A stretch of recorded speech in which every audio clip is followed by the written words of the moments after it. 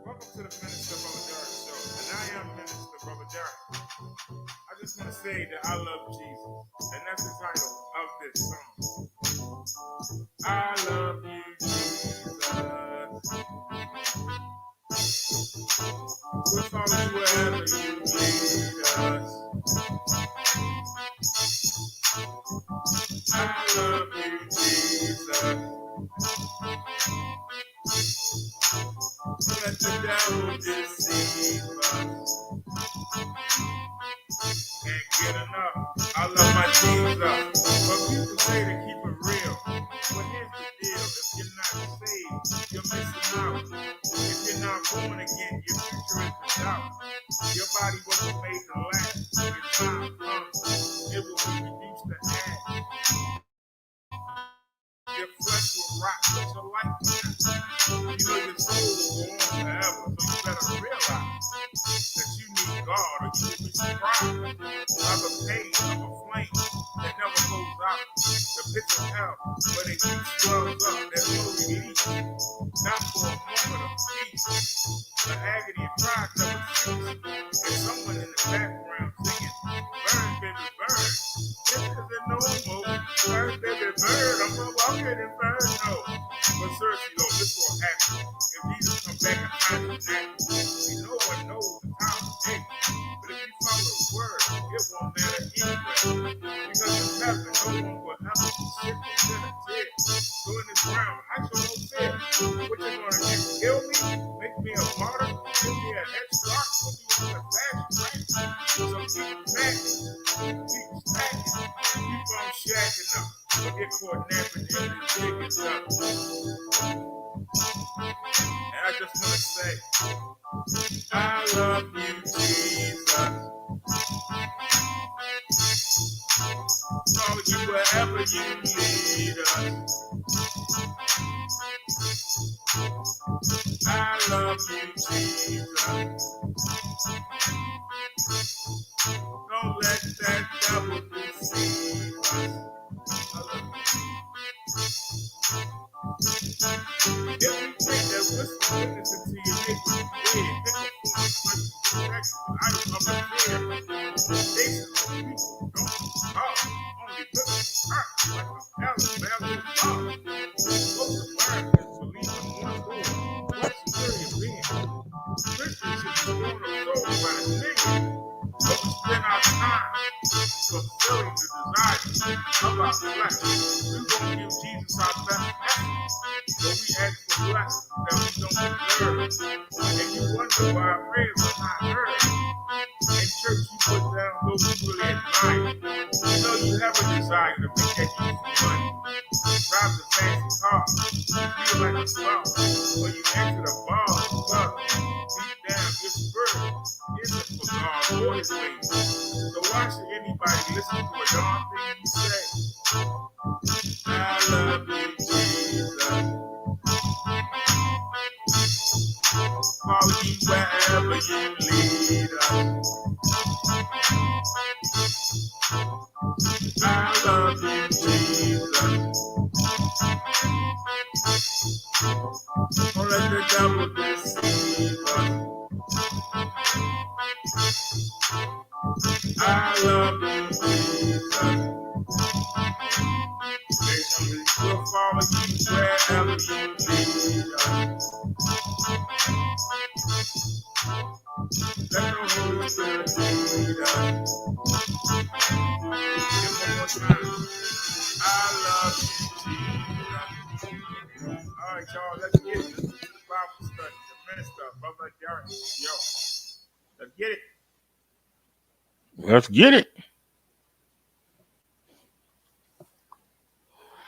Come here. Come here. Say hey to everybody. Say hello. Say hi to everybody. Say hello. Say how y'all doing. Let me move back some. Hey. Shh. Be still.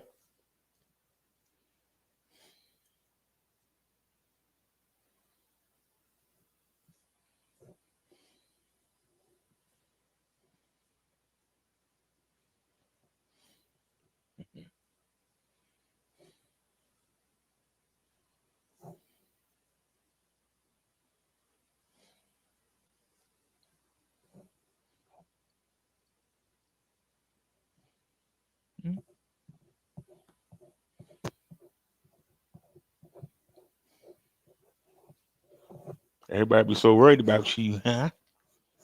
Everybody be so worried about you. Say hello. I'm getting my YouTube fame on. Say hello.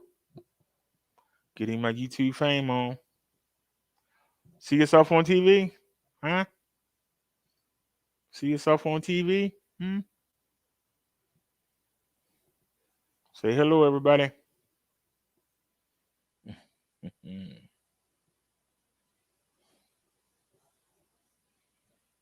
Say hey, everybody.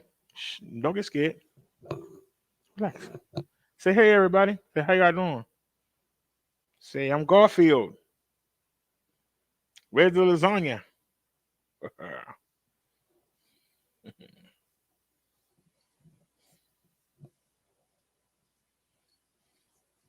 Shh, be still.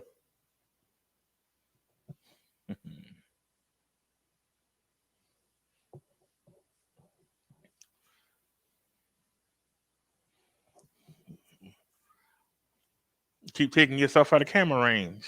Why is that? You shy? You don't want to be on camera? Hmm? You don't want to be on camera? Hmm? I see you messed my shirt up. Okay. Now I played with you, so go find something to do.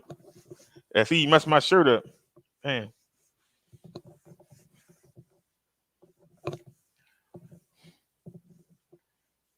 make her a channel. She don't do nothing.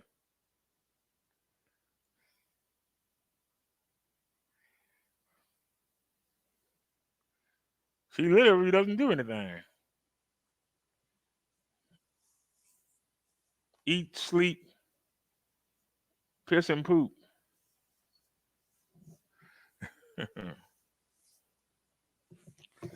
Chung Lee said, "Plet bulbs are popular." Well, all right. I'll take all her toys and put them in the center of her room and set a camera up. She ain't gonna do nothing but come follow me around. So worried I'm going somewhere. We'll see. We'll see. We shall see. Oh man, you know you wrong for that.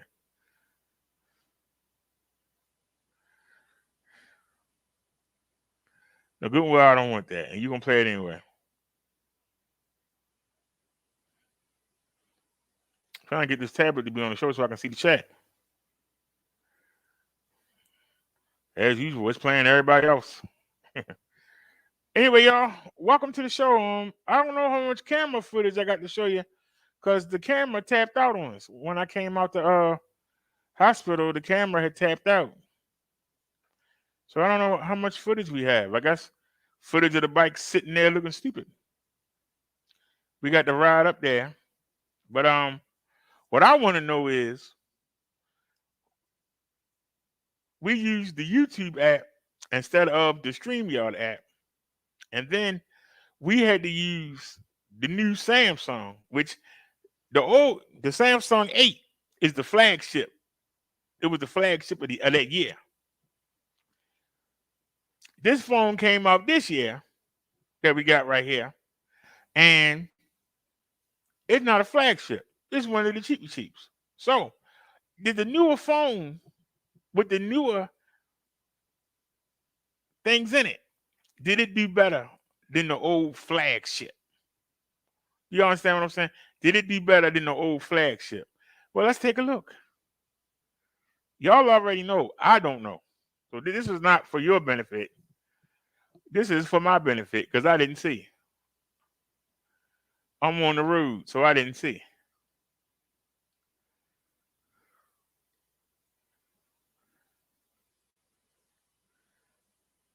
Everything moves so slow. I don't understand. Everything moves so slow when I want to show y'all something. Everything just seems to move slow. I do play with the Ava, but it's going on 4 years now, and she know when I do my show, she should find something else to do.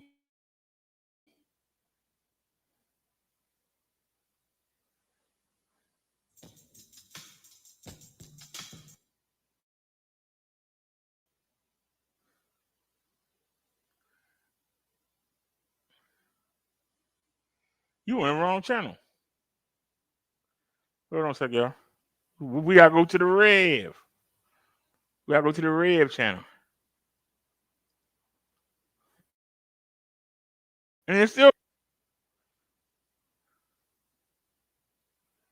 all right. Here we are. That's us right there. Oh, we got 9 people watching. Cool. I just want to see.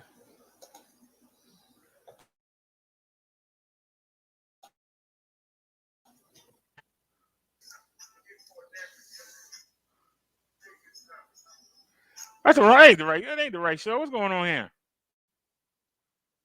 Where's the video we did today? I didn't do it on this channel. Uh-oh. Wait a minute. Where's the video we did today?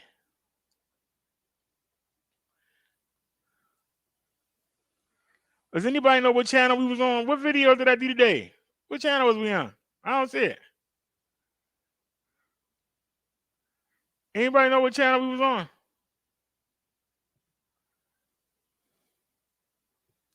Uh-oh.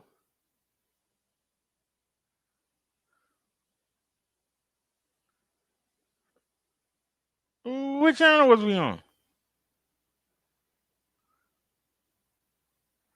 And that's not helping. Hold on.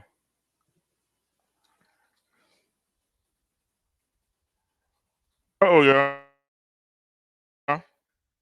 We did the show on the wrong channel.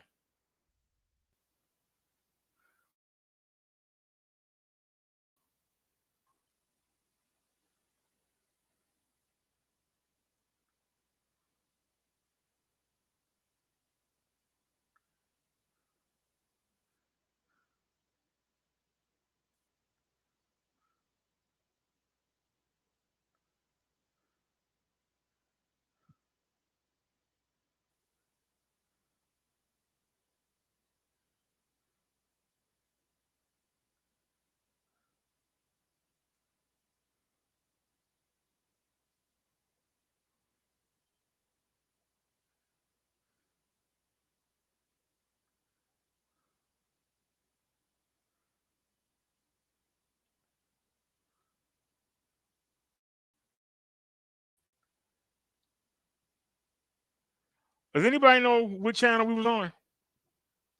And anybody know I put it on privacy. What? Hold on. Somebody said I put it on privacy. Why did I put it on privacy? Ain't it? How was y'all able to see the video if I put it on privacy?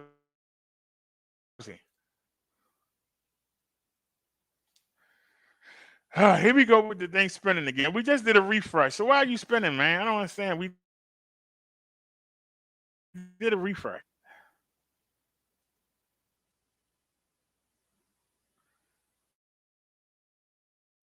What channel are we on? The Reverend. Live. It's not on here.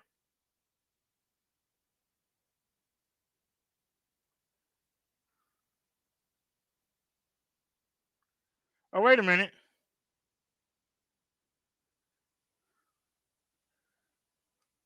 Wait a minute. Why are they on? Nia was right. Why are they on private?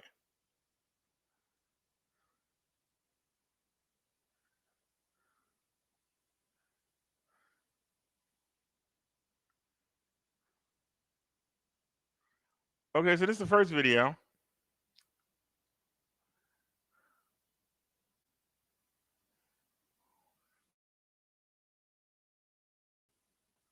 Real life. We late.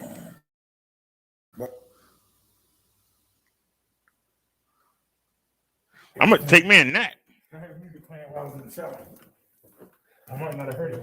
Now I forgot to turn the camera around, so y'all got the behind the head view.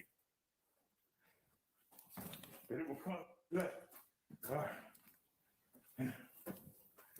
Where you go?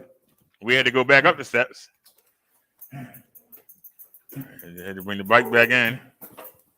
15 minutes.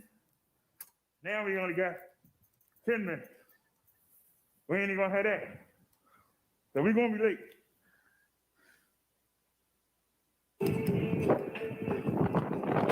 So it's actually showing behind me.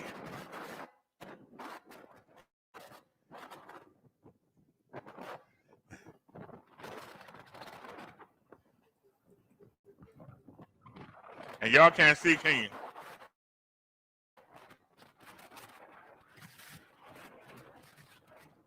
Today is windy as I don't know what.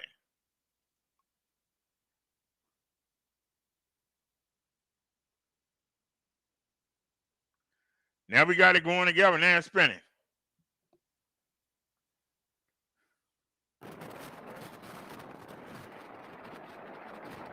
But y'all definitely got a different view, didn't you?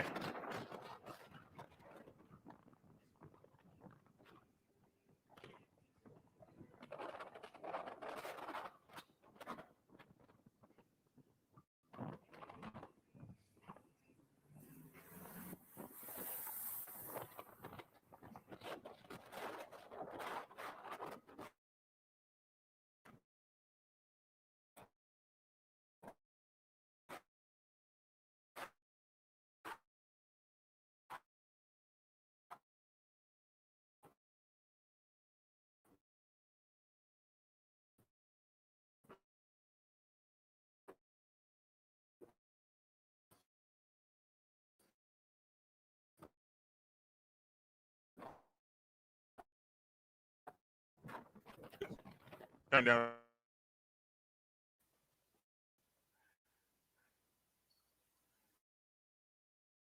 It's utterly ridiculous.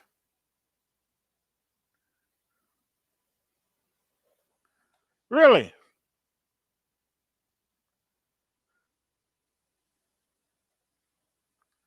Let me take a look at the network here. No, we on Brodero.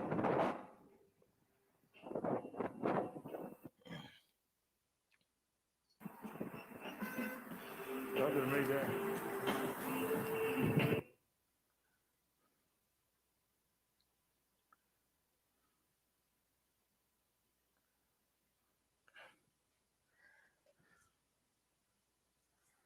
This is ridiculous.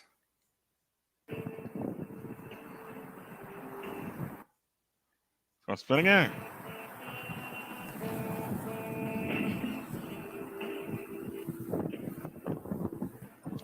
Do y'all see the BS going on?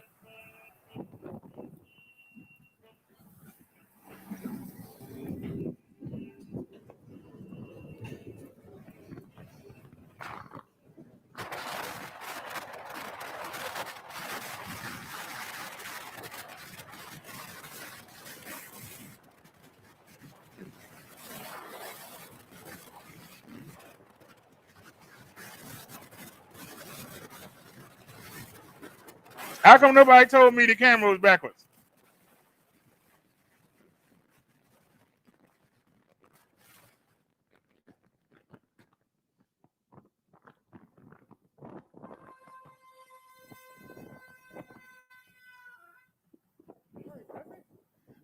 Nobody told me the camera was backwards. How was I supposed to know? Y'all gotta let me know these things.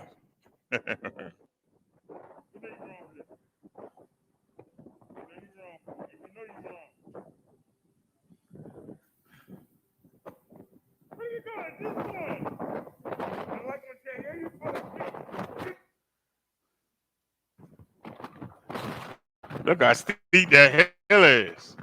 God darn.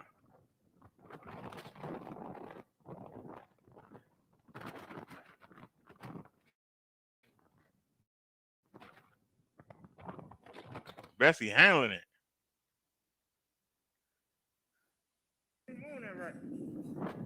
Yeah.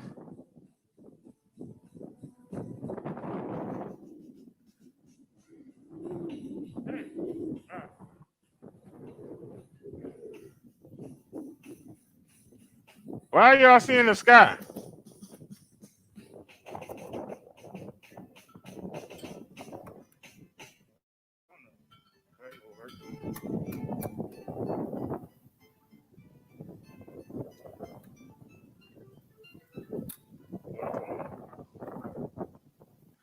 Was y'all able to see anything inside the hospital? Because I laid the phone face down so they couldn't see it was on.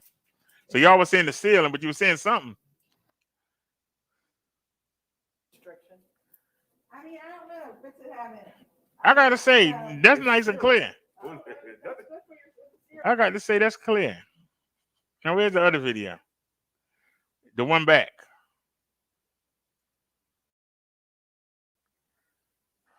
Where's the video? The one back.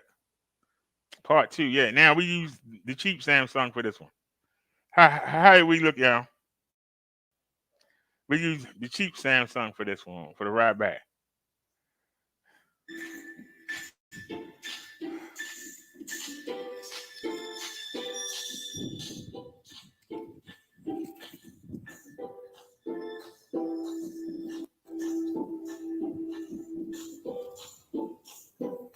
Let's get moving.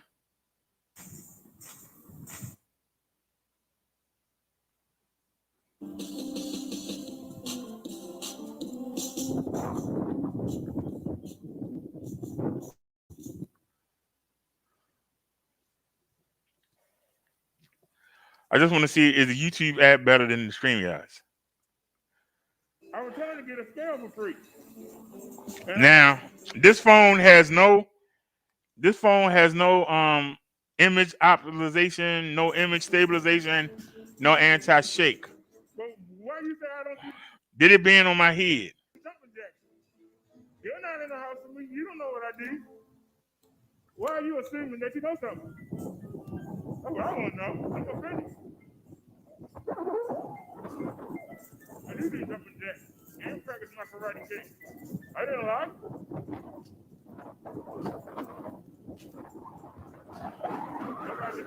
All right, so the helmet in the way.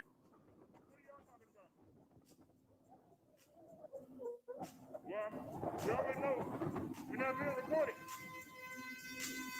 Okay. You got a green light.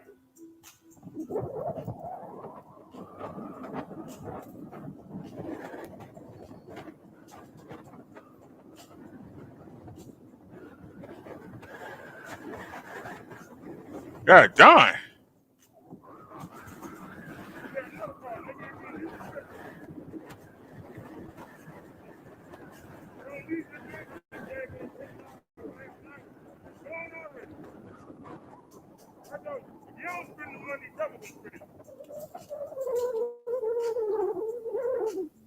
Money gone that damn quick.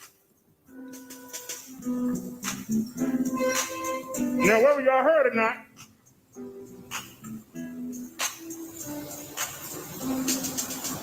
they said.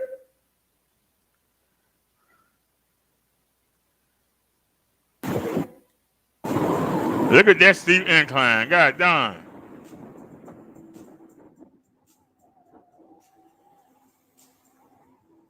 Nigga, how do I defend myself? Why do you think I'm not scared to go nowhere? Why do you say I'm very... So we're at the market. All right, let's break up the gloves. We're right inside the market. How we look? Oh, I'm home. Wait a minute.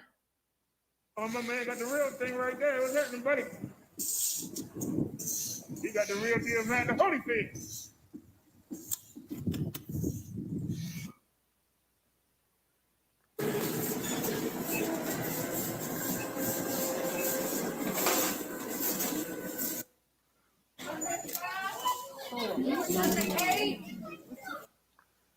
That's $8.49.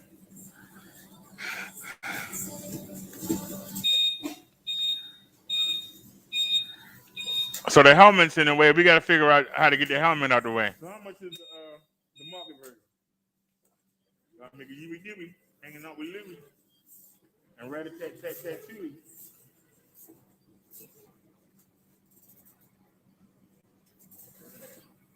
Wait a minute, do I got room for all that? That's the question. I got the skip. All right. I just wanted to see what the difference was.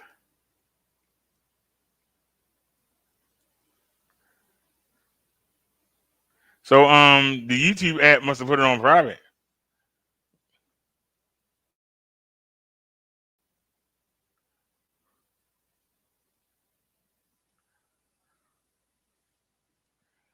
I see why we only got 15 views and 21 views, but it's okay. Putting this on private, huh?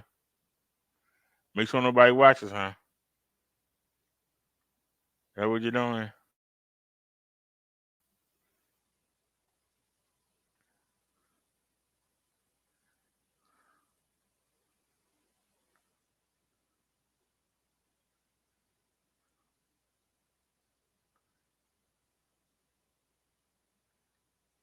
What? The New Jersey Attorney General, several videos of last month's deadly police shooting of a man in Vineland. The footage shows the suspect driving a stolen backhoe into homes and cars before police shot and killed him. Do we have a police officer in that car? Yes, again. 6 negative. It's my vehicle. This was back December 18th at Penn Lincoln Mobile Home Park. Vineland police say they tried to stop 20-year-old Joshua Gonzalez of Millville for nearly 30 minutes, but the rampage just continued.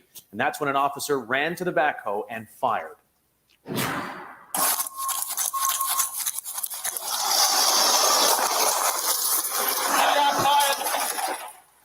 Gonzalez died at the scene. The Attorney General's office identifies the officer who shot. You can do public or unlisted.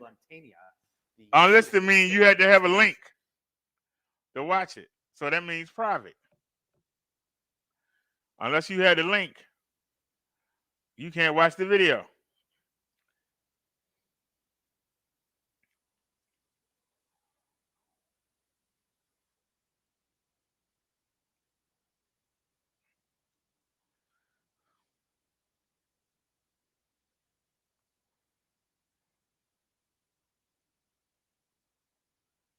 So you're right. You can't do private, but if nobody don't have a link, then it's private.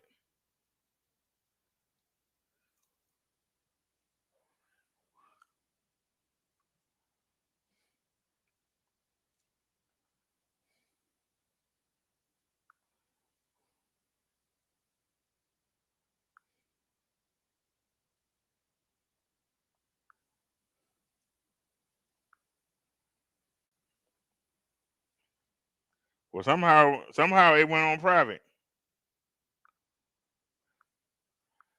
Ask the person that run this world. Somehow it went on private. Because I didn't put it there. What's the purpose of me inviting y'all along if we're going to put it on private?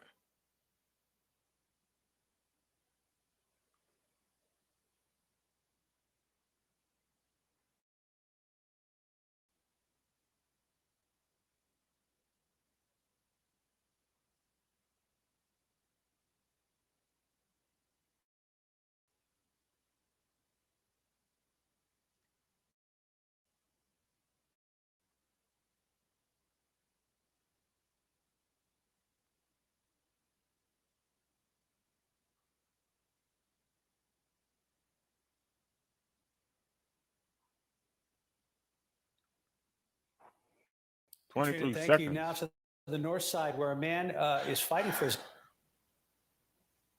life this morning after he was stabbed several times. Happened around 10 last night at the Indian Hollow Apartments on West Avenue near Wurzbach. That's where police tell us the man in his 40s was stabbed several times in the stomach by a woman in her 30s. Police say an argument between the two led up to the stabbing. The man was rushed to the hospital where he's now in critical condition.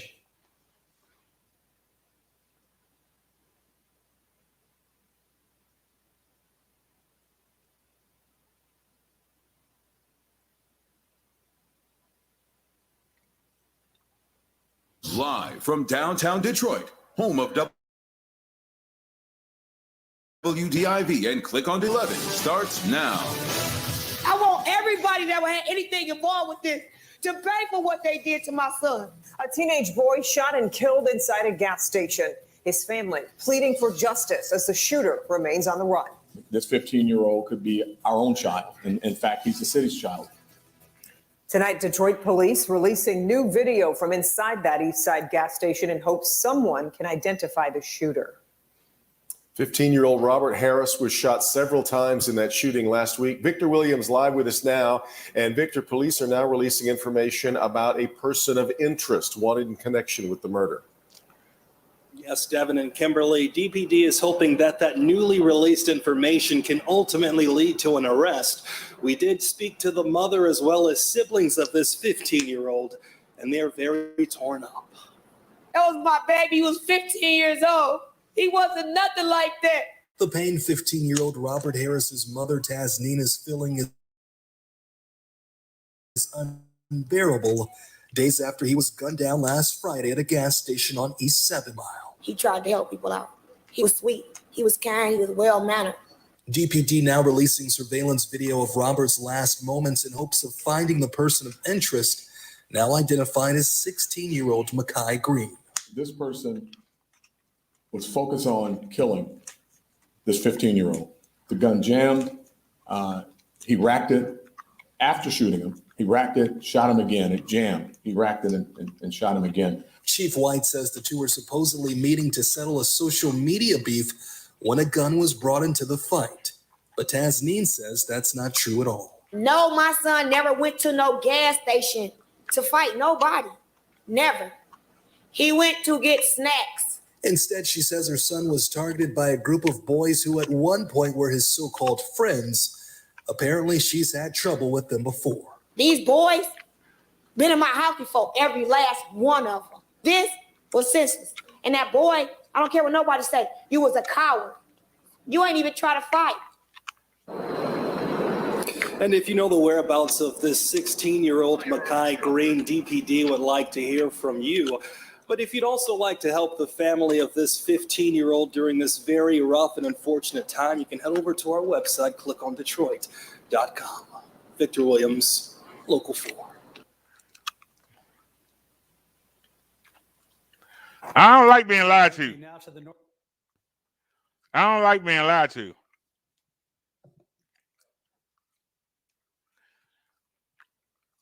Look at how desperate that young man was to shoot that other young man. This wasn't nothing random.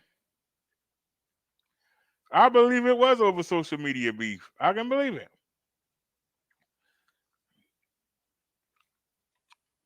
When he shot him the first time and the gun jammed, oh, well, I shot him. He shot him again after fiddling with the gun and then fiddling with the gun again. You're supposed to make it quick and go. You ain't got time to sit there and fiddling with the daggone gun. That let me know they had something personal. Whether it be gang related, whether it be beef. He wanted to make sure that young man did not get back up. That's not just people hanging around and he happened to go in the gas station.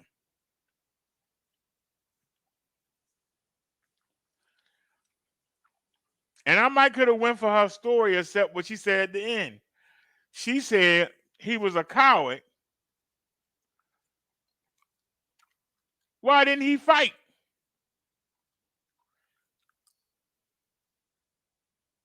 That backs up. That backs up what the people were saying about that it was some kind of social media beef. She said he went there to get snacks, not to fight. So why did she say that the boy with the gun was a coward? Because he didn't fight him. You just admitted that he was going there to fight.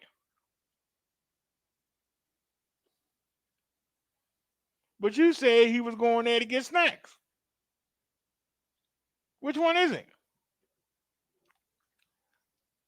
I'm asking y'all. Y'all watch the same video that I just watched.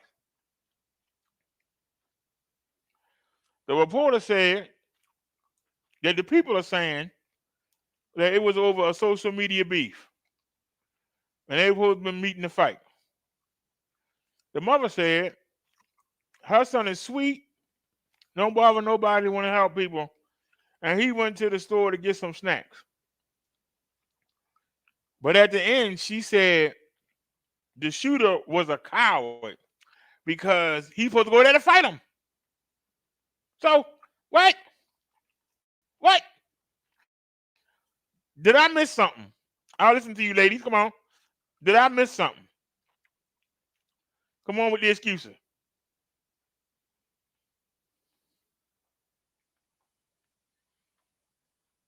Because I missed something there. She said her son went there to get some snacks. But she called the shooter a coward for not fighting him. That tells us he went there to fight. Or else, why would she say that? So if he's so innocent, why is he going to the store to fight somebody?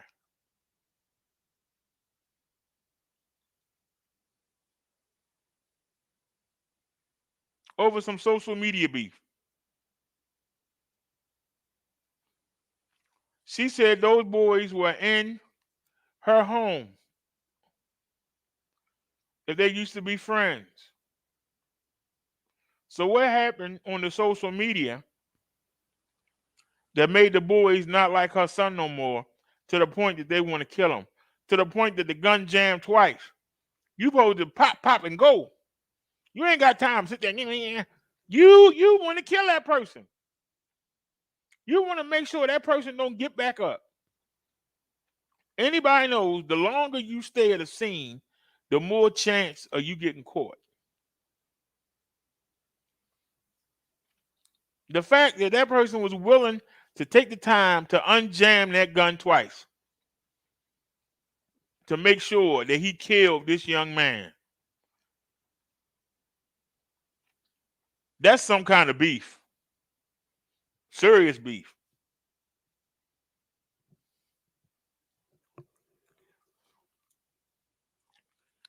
Right, I'm asking y'all because I know y'all gonna come. Oh, you know what you talking about, brother dad. So come on with it. Let's have some conversation. Tell me what y'all opinions are. What do y'all think happened? I told y'all what I thought. But what do y'all think?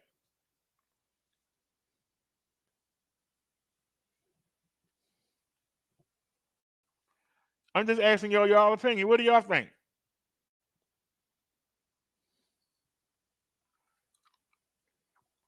The mother look hard as I don't know what.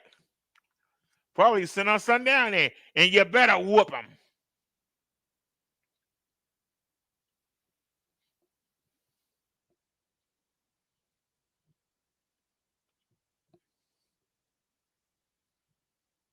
Am I wrong? Could what I said not be the truth? That's all I'm asking.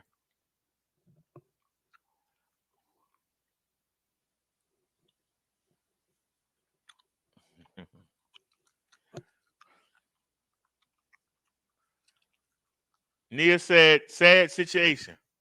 Okay, that was your thought. Sad situation. Okay.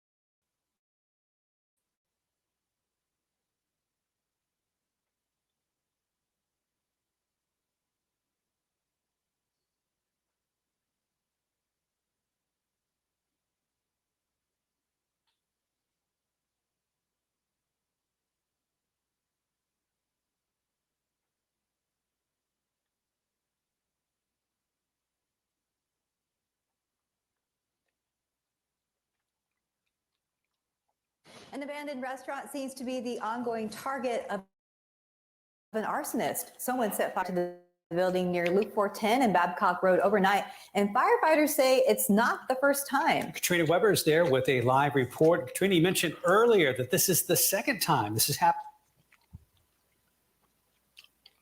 If I see evidence and I tell you what I see, and I ask you what your opinion is, instead of me giving your opinion, you rather just attack what I said, but you won't give me no facts of why you attacking what I said, or you don't say nothing at all. Which one is it? You haven't told me what I said couldn't happen for this reason.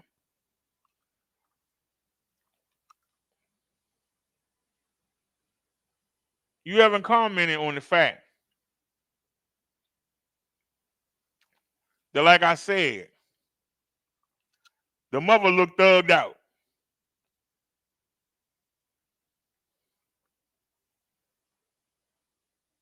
And what I said was possible.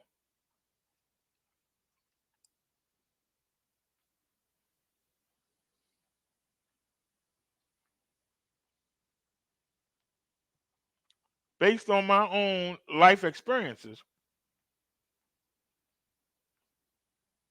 I've seen mothers like that.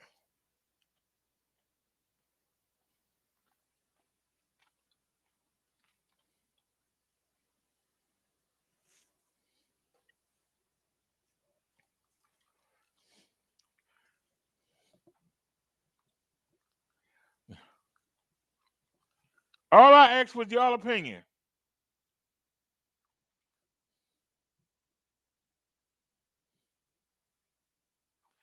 You said only the person that was there is the only ones to know.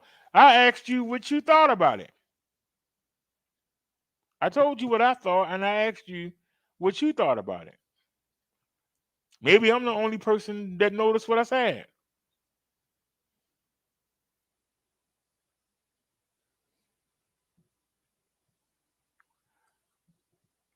That's why we have a chat. And we can chat on what we're looking at together. I'm just trying to pull y'all in.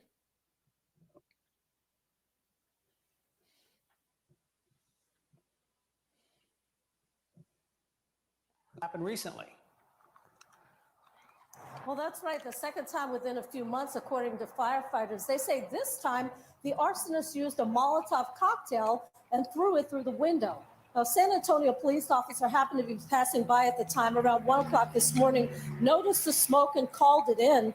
Firefighters then arrived and found fire inside, but they say the sprinkler system had activated and put out most of the flames. This building on Loop 410 used to be Joe's Crab Shack. It was closed and boarded up some time ago, so there was no one working here at the time. Hey, Liz, happy Friday. Through the propped open doors on the side, we were able to see that there are several inches of water inside from the sprinkler system, but we cannot see any actual damage. And so far, it doesn't appear that any arrests have been made in connection who with cares? the fire. Reporting live. All right, we going to my city now. We are continuing to follow new developments. We can't keep no female mayor. We ain't lost 3 in a row. Now they got a young boy in there. We can't keep no female head prosecutors. What is going on with the black women in the city? Why are they so corrupt and crooked? Well, we got another one here. Miss Mosby. In the indictment against Marilyn Mosby. We were the first to tell you about it yesterday. The Baltimore State's attorney fighting back now today against the federal government in her first public comments addressing the serious charges she faces. WJZ investigator Mike Helgren is live at Mosby's office with what she has to say about the case. Mike? Denise, Marilyn Mosby says this investigation and indictment is purely political, and she made it clear she will not be forced from office. She did decline to answer any questions from reporters. I'm here before you today to state unequivocally that I am innocent. Baltimore's top prosecutor, Marilyn Mosby, vows to beat the 4 felony charges the federal government brought against her following their lengthy investigation into her personal finances. We are now 5 months from our next election, and this indictment is merely a political ploy by my political adversaries to unseat me. A grand jury indicted Mosby on charges of perjury and making false statements. Federal prosecutors say she lied about suffering COVID-19 hardships to withdraw money without penalty from her retirement account and falsified information on loan applications for a Florida vacation home. I did not defraud anyone to take my money from my retirement savings, and I did not lie on any mortgage application. In her almost 10-minute long prepared statement, Mosby said she's gotten death threats. She mentioned disagreements with former President Trump and Governor Larry Hogan And she claimed the indictment is backlash for her progressive policies. You see, ever since I walked down the steps of the War Memorial on May 1st, 2015, announced charges against 6 police officers in the killing of Freddie Gray, I have had a target on my back. I did not expect for an investigation into my professional travel, which I asked for, to somehow snowball into state ethics and state election board inquiries, federal investigations, and ultimately a federal indictment. Is not commenting, but Mosby was sharply critical of them and the lead prosecutor in her case having made donations to her political opponents. Reporting live downtown, Mike Helgren, WJZ.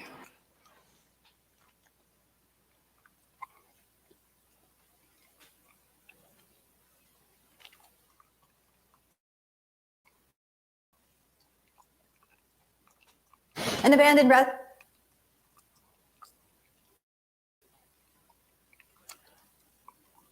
So in this time, when we got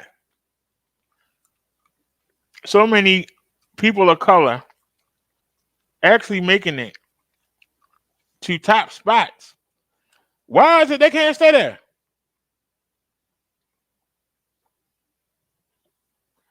It's more or less, hey, I'm letting you. And we just gonna sit back and wait for you to mess up.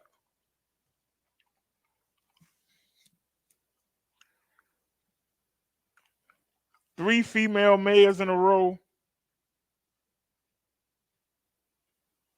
A senator, Larry Young. City council, I don't know the person's name. All down in a 5-year period. Something not right.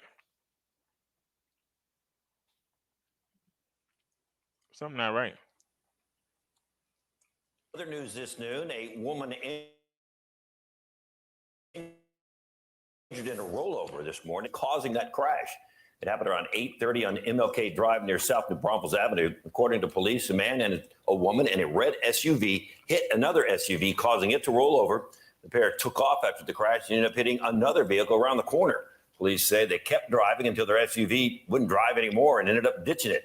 At last check, the man and woman hadn't been caught.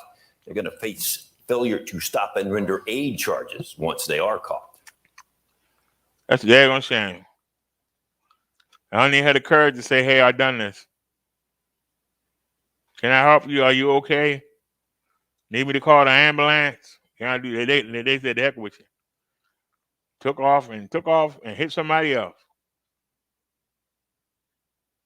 Anything to get away.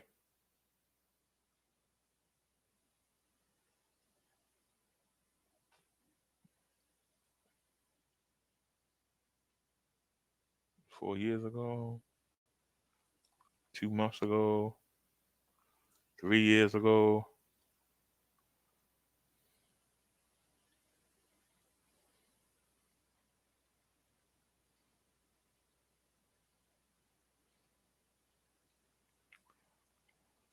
It's something relevant.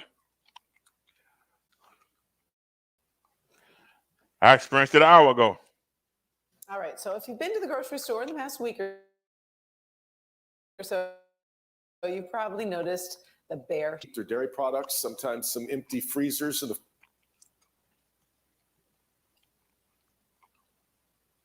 oh, come on. Food section.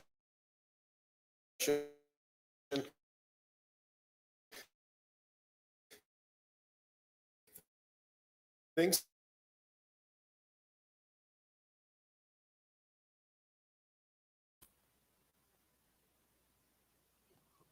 Progress has been made to ease the supply chain problems. Sean Lay live with more on this, and you've been checking out grocery stores all over town, Sean. We certainly have, all over town. Also called an food industry insider who says this is all about COVID. He says, take meat production. Go look at your meat case. He says fewer people are working in meat production because of COVID. Go to the frozen food section for vegetables. He says fewer people are working in the frozen food industry with vegetables as well. All that stuff has to go to a warehouse all over the country. Well, warehouses, fewer people are working there because of COVID. That stuff has to be trucked out to your store. Fewer trucks on the road because of COVID. And at your store, fewer employees because of COVID. And here's what it all looks like. Local 4 viewers, you told us where you shop and where you're seeing empty store shelves all over. I ain't the only one that videotape the market. Eric 12 and Mound to the Hazel Park Kroger. This is what it looks like at Kroger in Bloomfield Township. And there are many empty meat cases, dairy coolers, and empty frozen food shelves at this Kroger in Birmingham. And then Brittany Jones can tell us how bad this problem is downriver. She's in stores nearly every day as a Shipt shopper. Brittany, what are you seeing right now in the stores? I know a lot with frozen.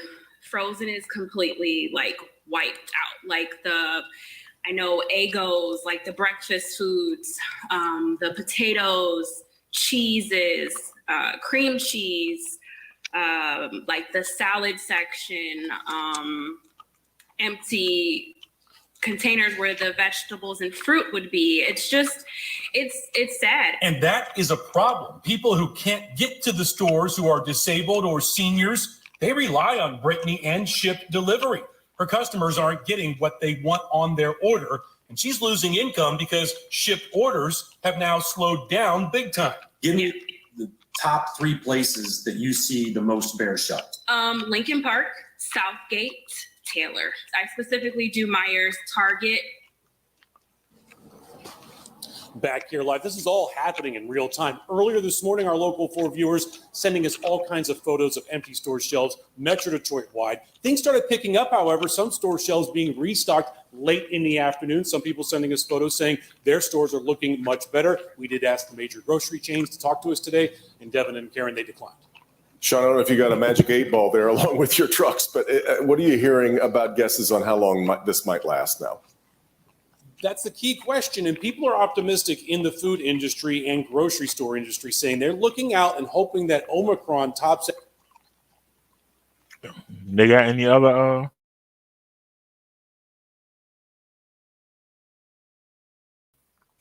good story?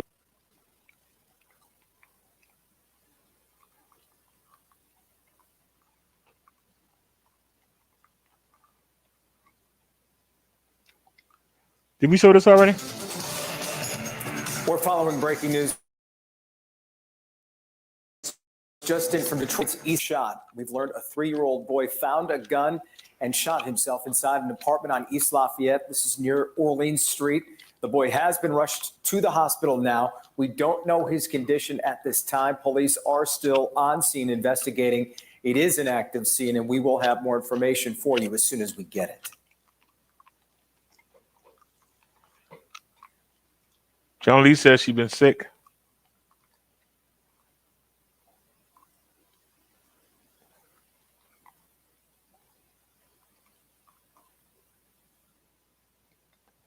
Any other news out of Detroit while we're here?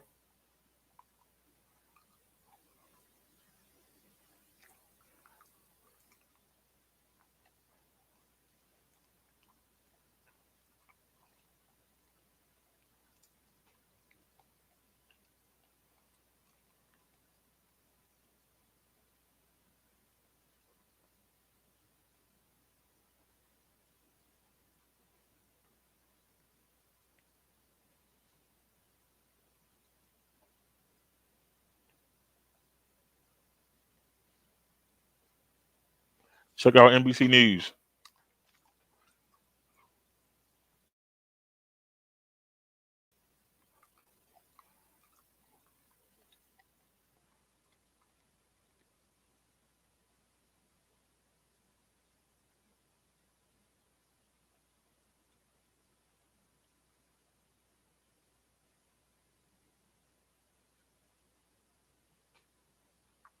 News is terrible today.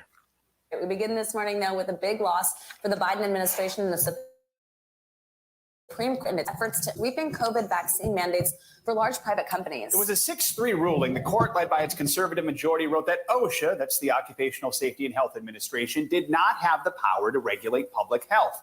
In a statement, the Biden administration said it was disappointed by the ruling, arguing that if his administration had not put vaccination requirements in place, quote, we would be now experiencing a higher death toll from COVID-19 and even more hospitalizations. Here to help us break down the ruling and what it means moving forward, we've got NBC News legal analyst Danny Ceballos and Dr. Bob Lahita. He's a professor at the Hackensack Meridian Medical School and the director of autoimmune and rheumatic diseases at St. Joseph Health. He's also the author of Immunity Strong. Good morning to both of you. Danny, we'll start with you.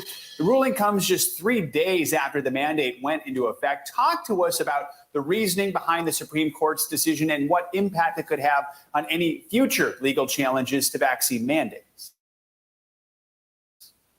The court concluded that OSHA overstepped its bounds. No surprise when you consider a justice like Gorsuch's history.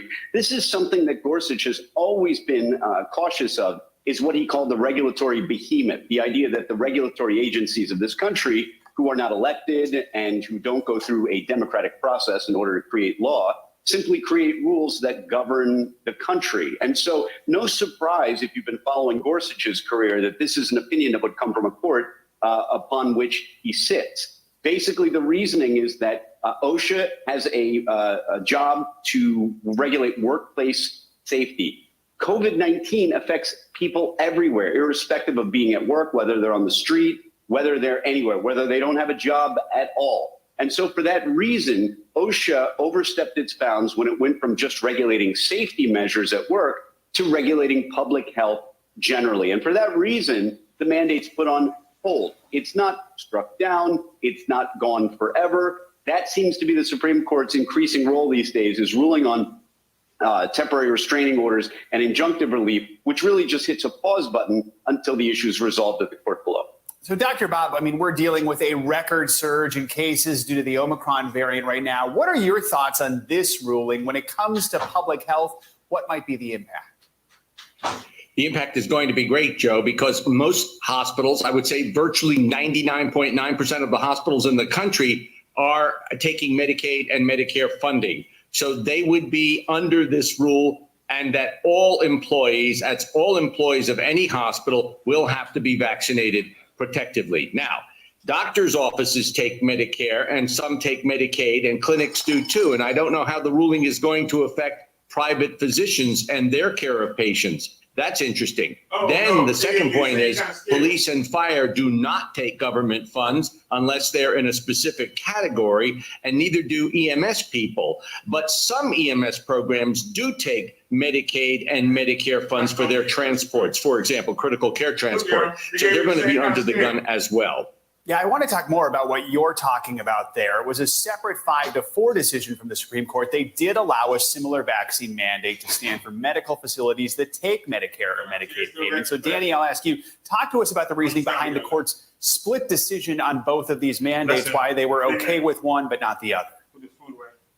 The power of the spending power. It's nothing like the Commerce Clause power, but quietly the federal government can regulate what a lot of people do in the states using the power of the purse. And this is no exception. The court is essentially saying that facilities that accept money from the federal government in the form of Medicare or Medicaid do have to comply with vaccine mandates. And that, of course, is a separate issue than simply OSHA broadly saying that thou shalt have either testing or be vaccinated. It's a separate analysis, but basically the court is saying that as long as these facilities are willing to accept the money, then they have to comply with the rules that come along with that money. So not a big surprise there. The court, at least in the last decade or so, has been increasingly accepting of the spending power and actually giving it a pretty broad interpretation. So, Dr. Bob, let's talk more about that decision. It's going to cover 17 million healthcare workers in 76,000 medical facilities.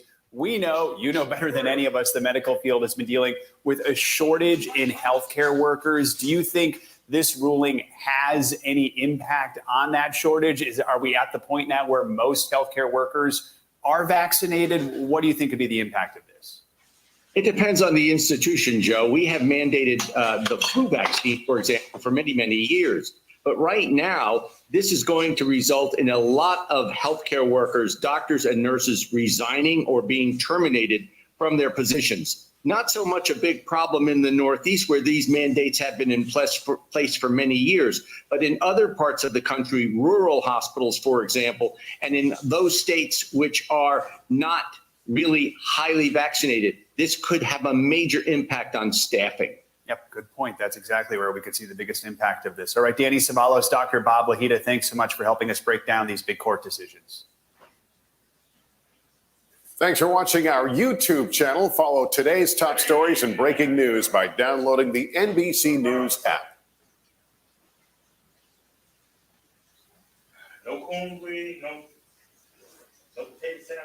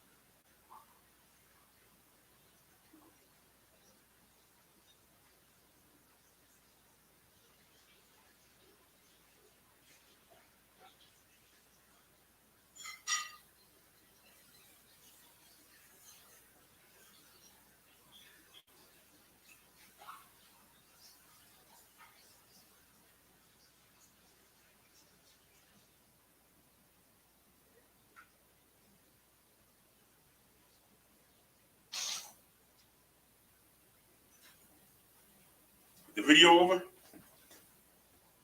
Hey, you couldn't give me no second.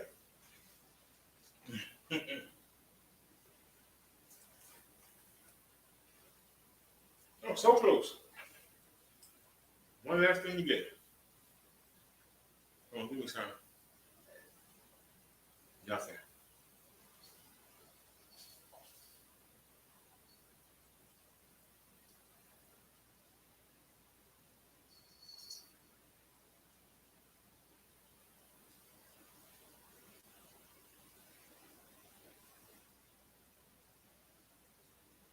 Nothing.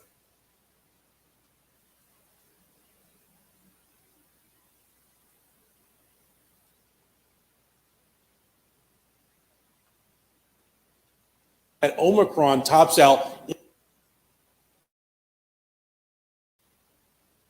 me a refresh. David, you go sit down. What you walk on that floor? Here, you want? Yeah. There you go. There you go.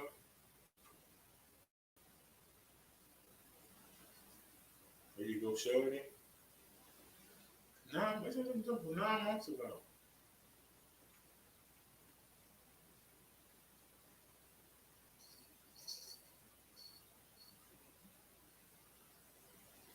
One hour ago, breaking news.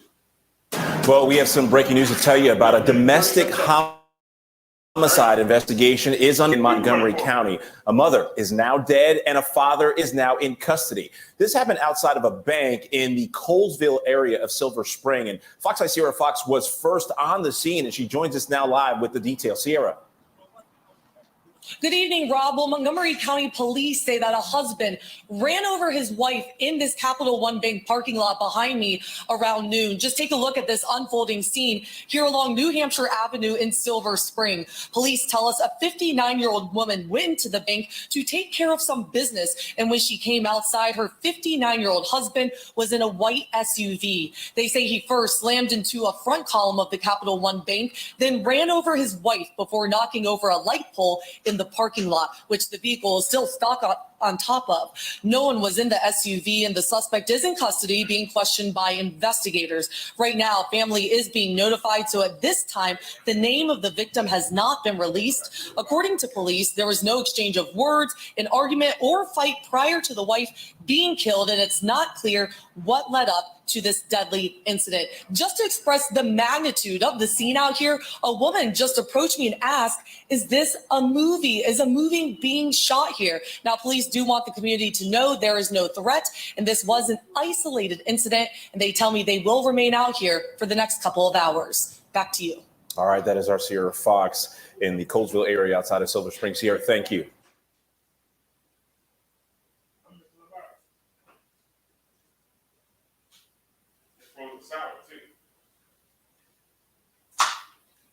Oh, it's right there. Okay. All right, here I go. Water frozen sour.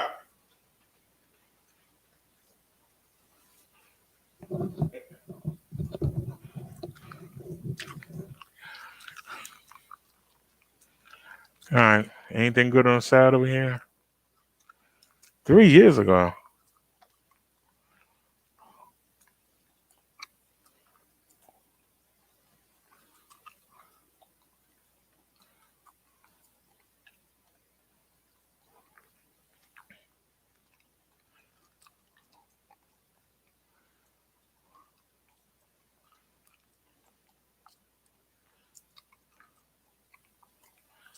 How flag that's in a second.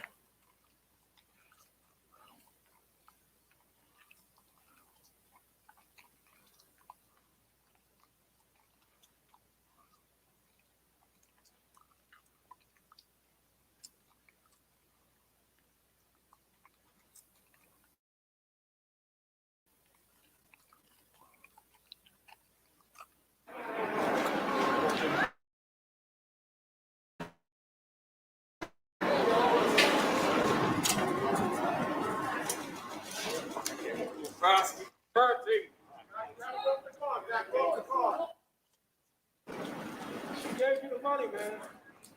What? Why'd you do it? Es basura. Why am I getting in the drug store? You wear that gadget, you know they charge me just one thing they do every day. Where's our preparation? I'm serious. Oh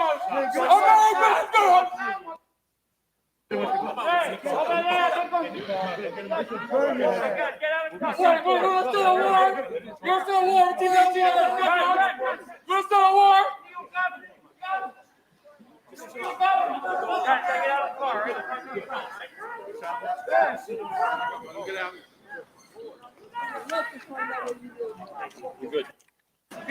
good.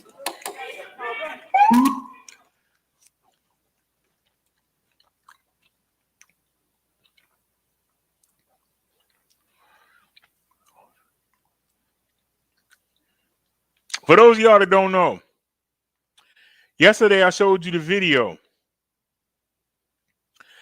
about somebody getting killed in the Burger King. Well, that was the shooter. And he was being walked out to be taken to jail. And people of the family and friends was out there. And they were going at it with him.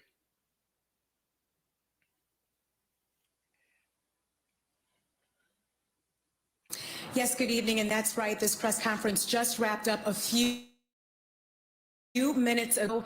Prosecutors are charging 3 alleged gang members and an associate with federal charges. And that's because Sheriff Alex Villanueva says he did not want local district attorney George Gascon prosecuting this case because he says Gascon was not planning to add gang enhancements. Now take a look. We want to show you the names of these suspects. The suspects are identified as 29-year-old Luis Alfredo de la Rosa Rios, 22-year-old Ernesto Cisneros, 34-year-old Jesse Contreras, and 18-year-old Haley Grisham, who is the girlfriend of one of the alleged gang members. And at a federal level, they're charged with violent crime and aid of racketeering, which carries a potential death penalty and minimum life sentence in federal prison with no parole. And Sheriff Villanueva says they did not want District Attorney Gascon prosecuting this case. Take a listen. If the district attorney, that's their prosecutorial stance, we have the freedom and the ability to apply and look for other sources of prosecution. Is this a rebuke to Georgievska? I think it speaks for itself, really. Police say Officer Arroyos and his girlfriend were looking at a home on East 87th Street when a black pickup truck with the 4 suspects pulled up. 2 of the suspects allegedly confronted Arroyos and his girlfriend, pointing guns and robbing them, including taking Arroyos' chains. And after taking the chains, police say Arroyos and the suspects started shooting at each other, and Arroyos died from his injuries. Now, he was off duty when the shooting happened, and his devastated mother told us Wednesday Arroyos wanted to be an officer since he was a child. Take a listen. Somebody say my son is dying away. It's terrible for me. He say always, I want a police, I want a police. He go to Berkeley, he graduation for honors and everything. But he say always, I want a police, and he's police.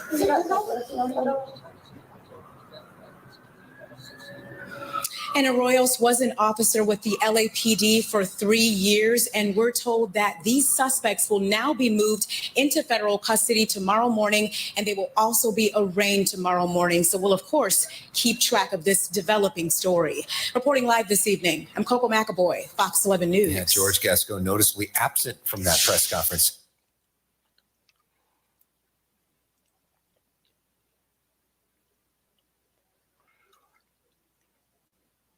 All right, let's do a follow-up. All right, we've got some breaking news now. Police have made an arrest in the murder of Crystal Von Nieves. The 19-year-old was working at a Burger King in East Harlem when police say the suspect robbed the fast food restaurant, then shot and killed her. Linda Schmidt is live outside the 25th precinct in East Harlem with more. Linda. Yeah, hi there, Chris. Well, first, let me say this. You can run and hide from the NYPD and detectives, but eventually they're going to get you. And they did last night in Brooklyn. Sources telling me that the suspect was picked up in Brooklyn last night, and his name is Winston Glenn. Now, he has been charged today with the killing of 19-year-old Crystal Barron Nieves. She was working the overnight shift at that Burger King on East 116th Street on Sunday. Police saying that's when Glenn came in with a gun at about 1:45 in the morning. She gave him the money, and he shot her anyway. Now, police told the family about it last night, and the victim's aunt shared that information with news reporters last night that police had told them they had picked up the man that they believed was the shooter. Well, he was charged with that crime today. A community activist also reacting today to the arrest this morning. Here's what they both had to say. Pain is not going to go away. The damage is done, and I don't think nothing could change that. But at least it's a little relief that justice is going to be coming. This is another child, and today we can say justice for Crystal, and that's what I mean. And like, I have children, and so this is not just justice for her, but it's justice for the entire community.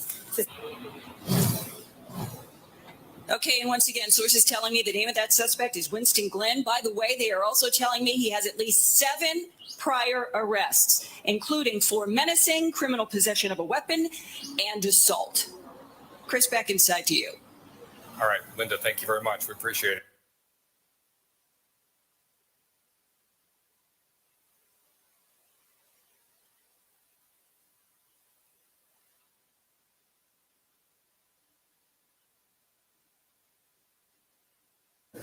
So people go to Rikers Island accused of breaking the law, but what's making headlines now is the lawlessness that exists inside the jail. Here we go again. In an exclusive interview with Pix 11's Ayana Harry from his hospital bed at the Bellevue prison ward, inmate Tyreef Kelly says he was beaten within an inch of his life, claims correctional officers did nothing to protect him. Take a listen. I'm seeing the walls closing on me. I understand that Mr. Kelly was tortured for roughly 3 days. He was taken, beaten in all kinds of ways, and is broken in just about every part of his body. The crisis on Rikers Island surged during the pandemic and prompted 200 inmates to stage a hunger strike, which is now in its 7th day. New York Times investigative reporter Jan Ransom has been following the developments on Rikers Island closely, and she joins us this morning with a look at what exactly is going on inside the jail complex. Good to see you, Jan. Thanks for coming back. Thank you for having me. Really, really important reporting that you did this week in the New York Times. And Tyrese Kelly, just one of the cases of inmates getting brutalized in Rikers Island, right? So many. You've uncovered even more evidence of gang members running parts of the jail, releasing some of the videos in your article that are just astonishing to see what's happening inside. Tell us about it. Sure. So in addition to obtaining videos, I also interviewed a young man who was directly impacted by being housed in an area that's predominantly run by gangs. Some of these gang members have been, controlling whether or not people eat, get water, recreation, who gets to live with them. But perhaps among the most disturbing things we found was in this particular housing area, a gang leader was forcing other detainees to fight one another, resulting in some of them being seriously injured. Yeah, and the scary thing is, it's so bad that a Manhattan Supreme Court judge ordered the release of an inmate who was seriously injured in that Fight Club match. So gang leaders pitting inmates against each other. Has a ruling like this ever happened before? I can't say it's never happened, but it is really rare. In fact, the judge found that the Department of Correction was incapable of keeping this young man safe. And so, this ruling could have broader implications for other detainees who, make similar claims. Yeah, I've covered Rikers for quite some time when I was a reporter on the streets, and we've seen the fights inside the jail. And the question is always, where are the correction officers during this, right? Specifically, these Fight Club matches in the videos that you've obtained, where are the correction officers and should they be held accountable here? Totally. So, in the video, you can see a correction officer literally watching what is happening. The officer does not intervene. She does not call for backup. In addition to her, there's an officer in what's called a control station. This is an officer who can oversee the housing area as well. That person does not intervene either. In fact, the person I interviewed who was forced to participate in this Fight Club said that at times the officers would flick the lights on and off to either warn that supervisors were in the area or that they were too loud and needed to calm it down. In this video, though, is she overrun? What's happening here? So in this video, the detainee is about to be attacked by a group of other detainees with knives. This officer is by herself, and that's something that we've been seeing a lot of now, especially since the start of pandemic, where there's been high rates of officer absenteeism. This is something that should not be happening. This officer should not be alone. And it takes entirely too long, as you can see, for an officer to open the gate and allow this guard and the detainee to go to safety. This is not something that should have been happening. But can you blame the lack of having security there just based on COVID? Just the fact that the people aren't even there to do their jobs? And I don't think you can really just blame it on that. Or is this happening long before? Right, and I'm glad you asked that. We found that a lot of the problems are rooted in the way that the Department of Correction has been deploying people on Rikers Island for decades. And so once COVID hit, we just saw all of that just sort of blow up and cause the problems that we're seeing, where we have housing units that are either completely unmanned or understaffed. Yeah, so this has been decades in the making. Yeah, it has been decades in the making. And I actually feel for that sole correction officer who's there by herself in that one instance, because that must have been a terrifying experience.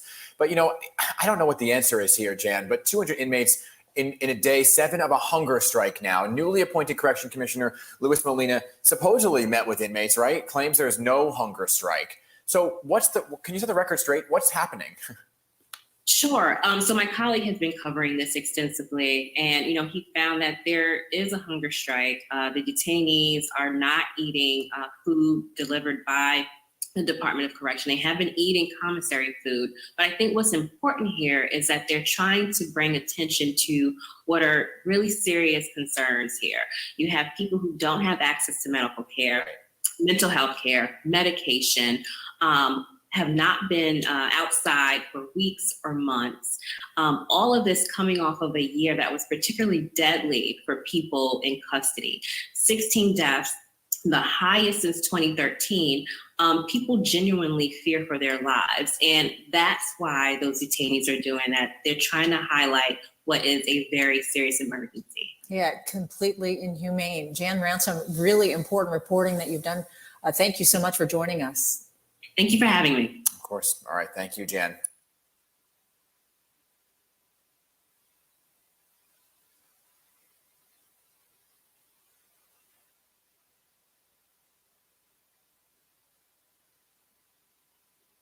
All right, we've got some breaking news. Yes, good evening, and that's right. This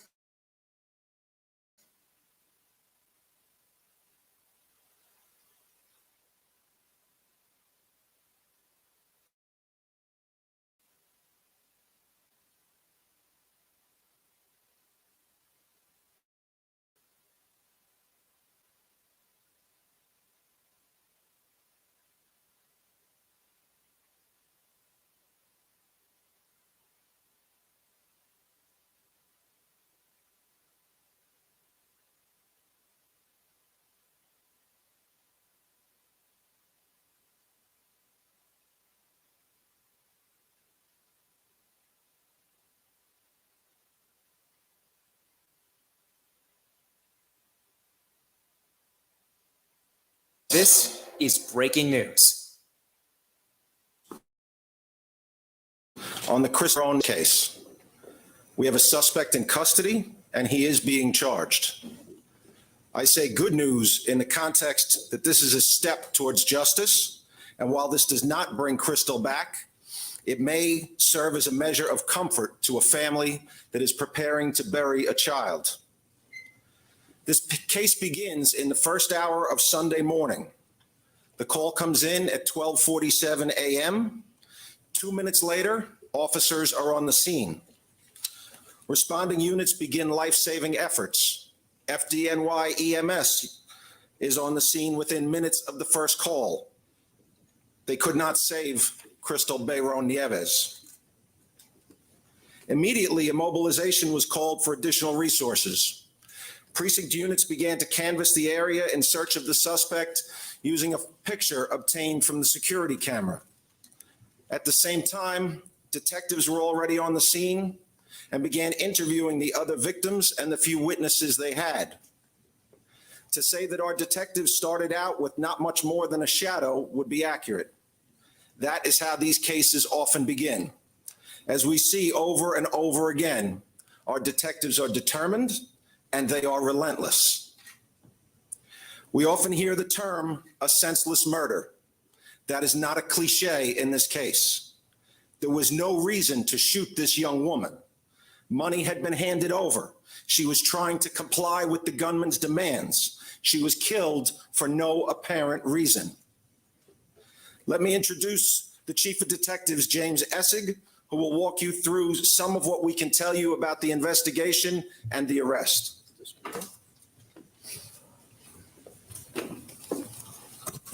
Good afternoon, everybody. Mr. Mayor, First Deputy Commissioner Caban, Chief of Department.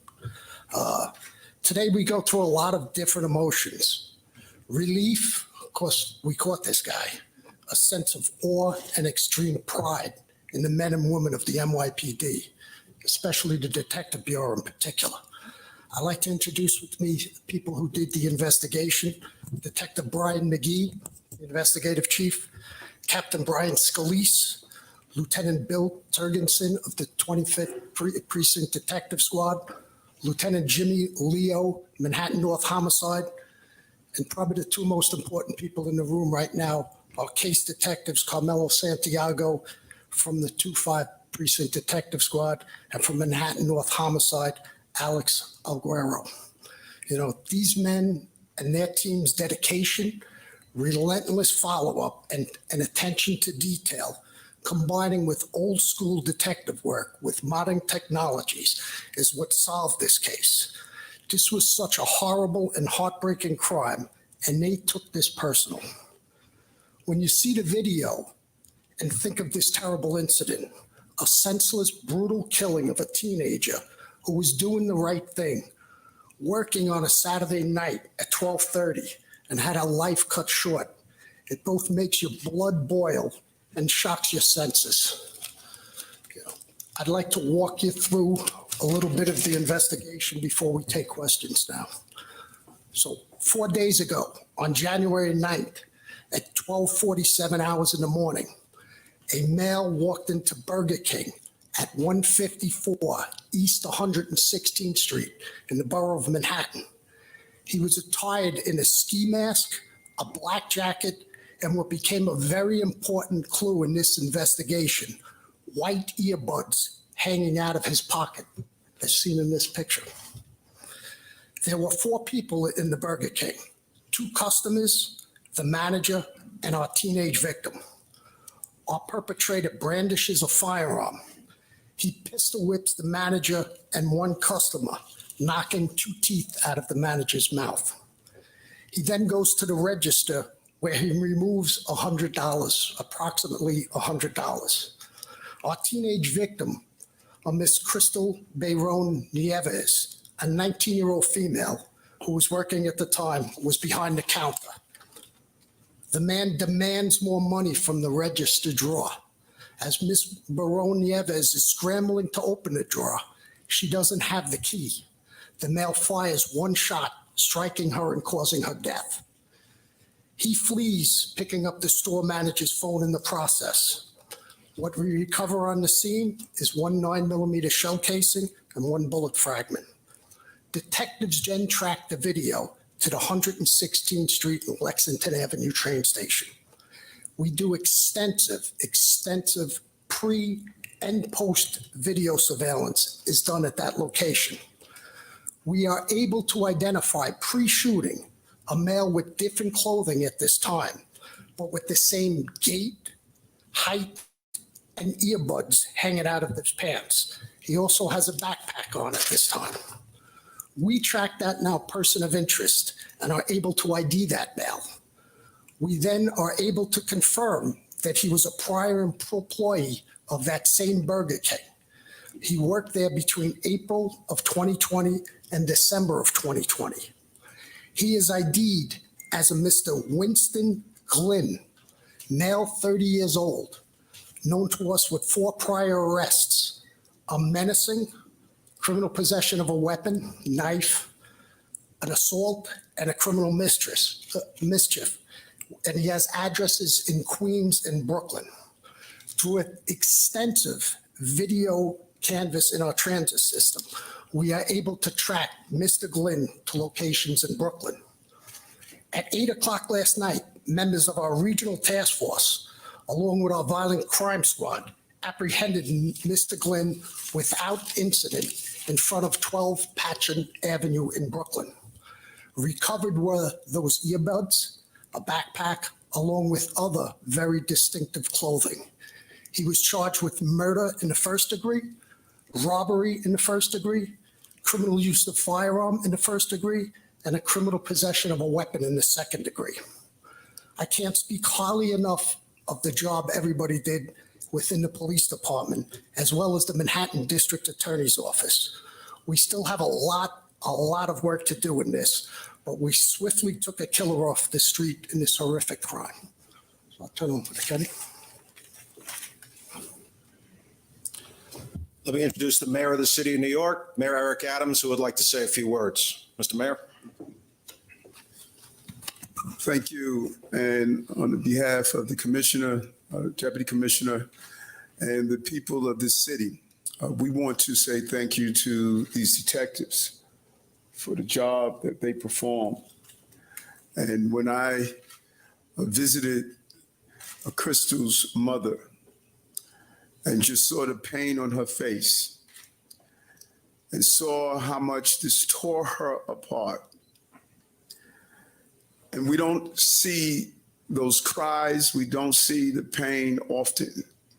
Sometimes we report these incidents as just mere numbers.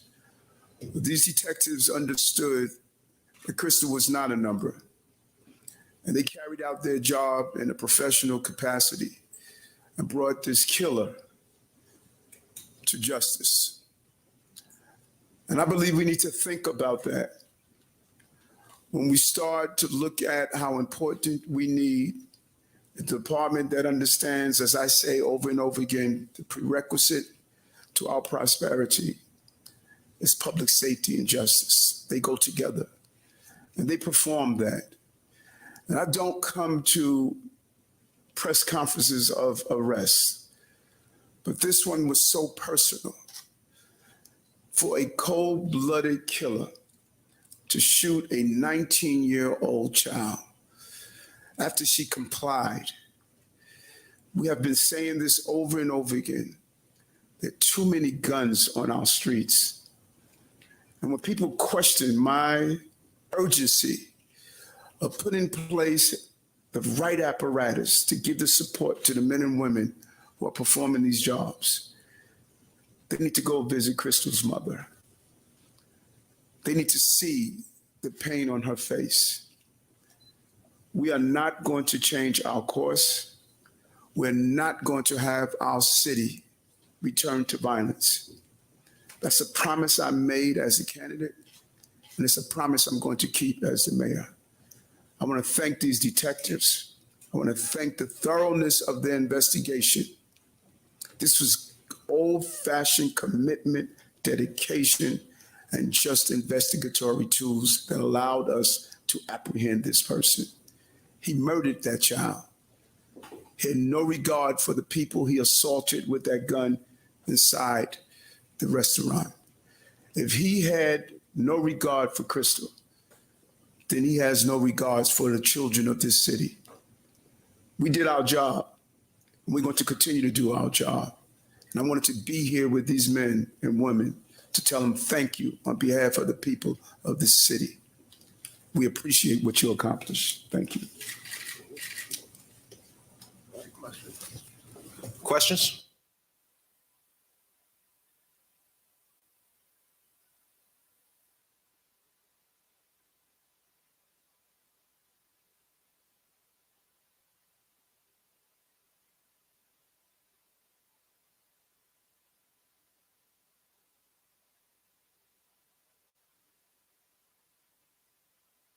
Milwaukee man is charged with murder after prosecutors allege he robbery to the death of a 16-year-old Burger King employee 2 weeks ago. Police say 41-year-old Anthony Edwards reached through the drive-through window with a gun on January 2nd. Prosecutors say Edwards told police that he, his daughter, and the victim, Naisha Harris Brazel, planned to stage a robbery at that restaurant after it closed for the night. Court documents show the two teenage girls both worked at the Burger King and allegedly spoke with Edwards on the phone before he pulled up to the window to demand money from the cash register. That robbery was botched after prosecutors say employee Derek Ellis, who allegedly wasn't in on the plan, fired several rounds towards the drive-through window, striking Harris Brazel. Ellis faces a charge of possession of a firearm by an out-of-state felon. Edwards is expected to make his initial court appearance today. And up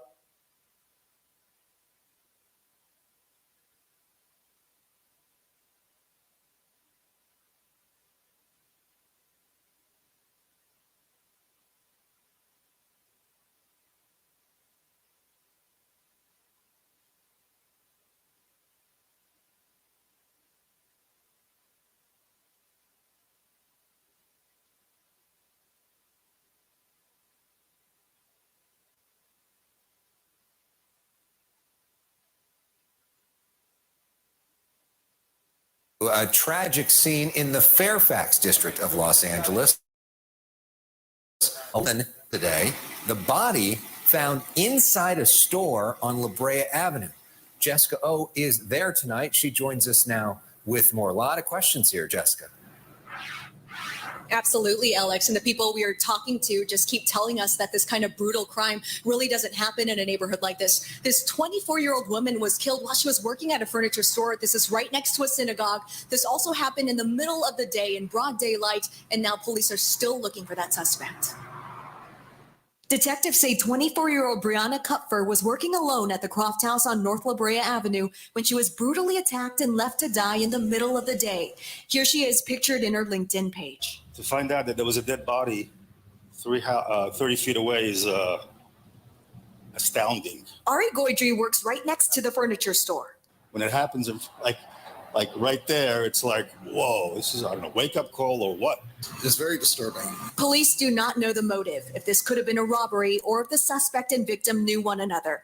But the people who live nearby are heartbroken for the young woman from Pacific Palisades, especially after learning what happened after she was killed. She was found by a customer that came into the store after the fact and discovered her on the ground. The suspect got away. Detectives say this is him wearing all black, walking through an alley after leaving the store.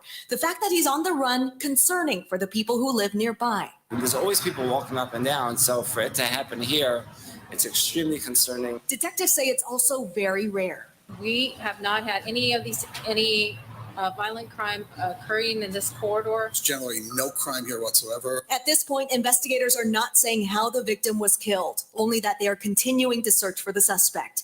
An unusual crime leaving neighbors with a shattered sense of safety. A lot of the residents are on edge right now. You feel like you can't walk outside even during the day.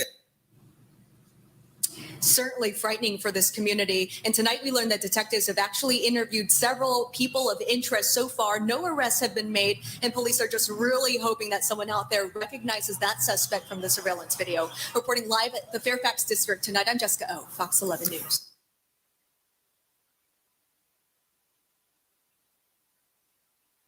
A tragic scene in the morning. The loss of a loved one, and Baltimore County Police are investigating after a woman was gunned down yesterday afternoon. It happened in the parking lot of the Catonsville Plaza right off of Baltimore National Pike. WMAR2 News' Brittany Werner went back today and she spoke with the people who saw what happened yesterday. Brittany. Yeah, people who work in the area told me the parking lot was very busy on Thursday afternoon, much like it is every day, but it's been a very somber mood since yesterday when they saw a young woman get shot down. It's just, we live in a crazy world right now. Thursday, just before 1 in the afternoon, Baltimore County Police responded to the 5400 block of Baltimore National Pike after they were told a woman had been shot several times. I just seen it happen now, yes.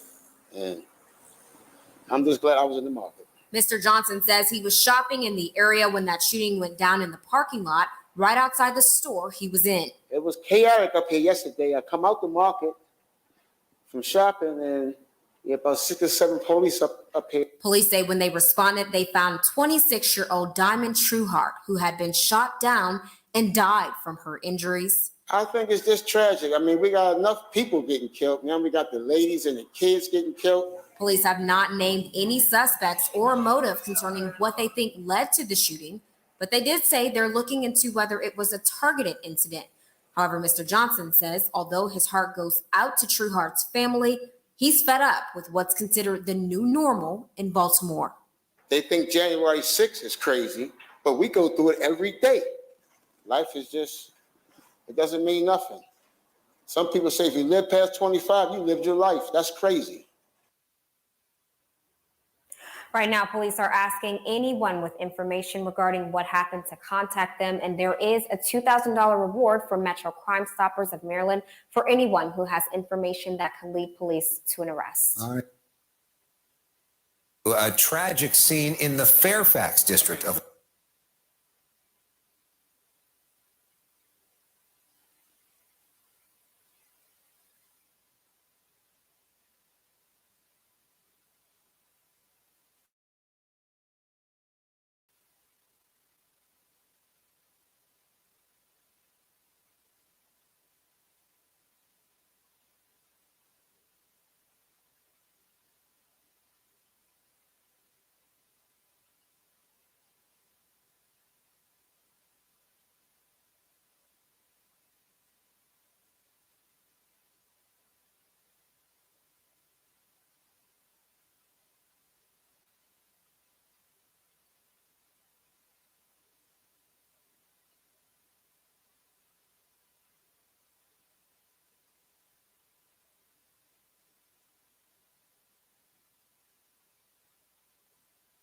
New this morning, police are investigating a deadly stabbing in Harlem. It happened at about 9:30 last night on West 132nd Street near Lenox Avenue.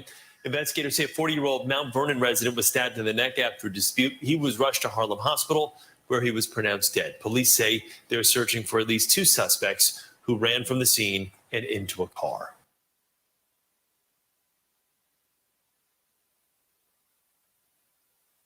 "30-year-old Winston Glenn is charged with 4 counts, including murder, of Crystal Bayron Nieves, senselessly shot to death during a robbery at the East Harlem Burger King early Sunday morning, gunned down even after she had given him money. The man demands more money from the register drawer. As Miss Baron Nieves is scrambling to open the drawer, she doesn't have the key. The male fires one shot, striking her and causing her death. Police say on surveillance video, he was wearing a black ski mask, black jacket with a pair of white earbuds hanging from his pocket. Those earbuds became a very important clue in tracking him down, first at the 116th Street subway station. We do extensive pre and post video surveillance is done at that location.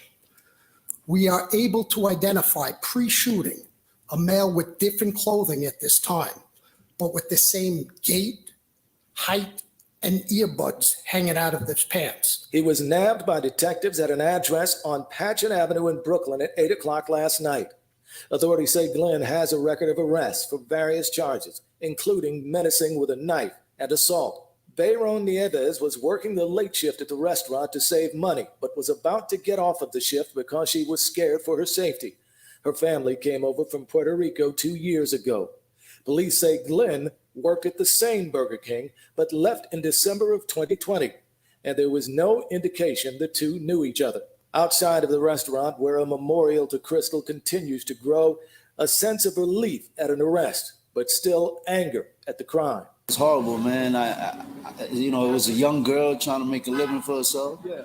And somebody to just come blatantly and do that, that's cold-hearted. Horrible. She's a young girl. I have kids a little older than her, but around her age, and to die for $100, it wasn't even worth it. Back at police headquarters, Mayor Adams commending detectives on a job well done. Sometimes we report these incidents as just mere numbers.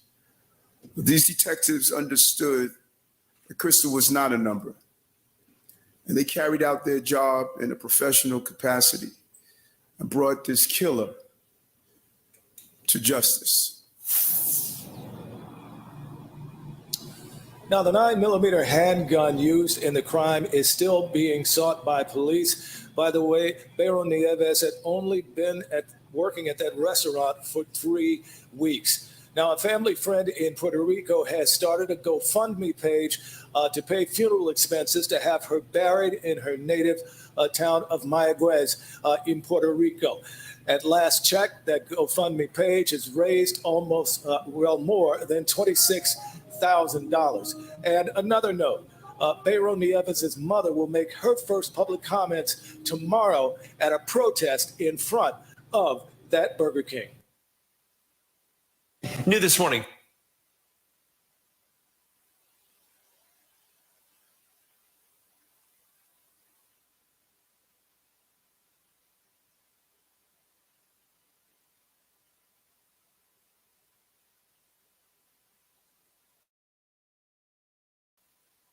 Jobs like these, that's dangerous. $100. He shot that woman for nothing. I think he should get the death penalty. What do y'all think? He shot that young lady for nothing. And the fact that he used to work there, so he know what it's like. The fact that he used to work there and he know what it's like. For him to kill that woman, that young lady, for nothing.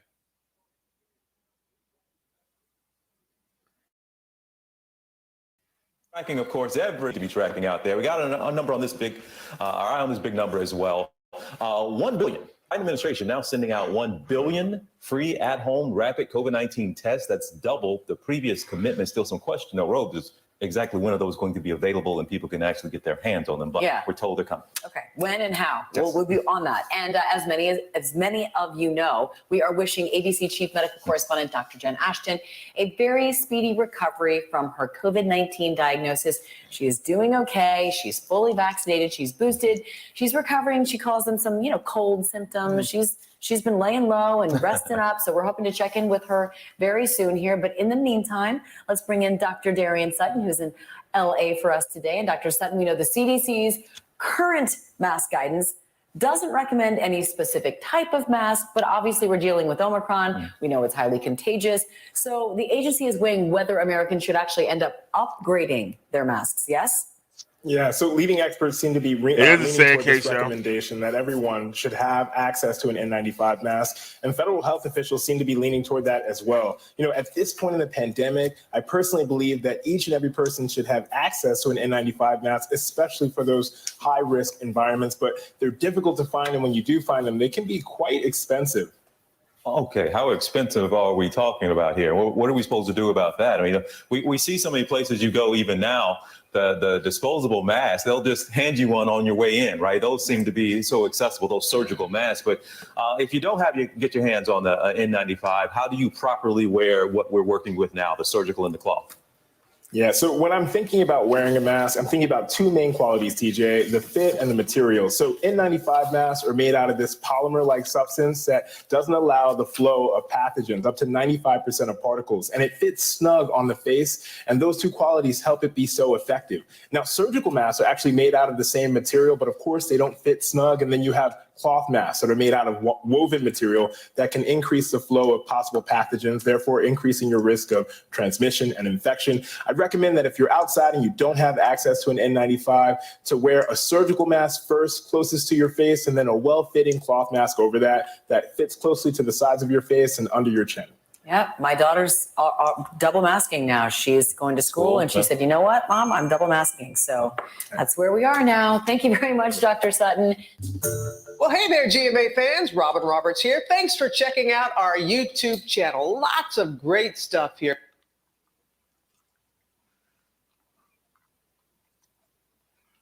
Well, since we're talking about masks,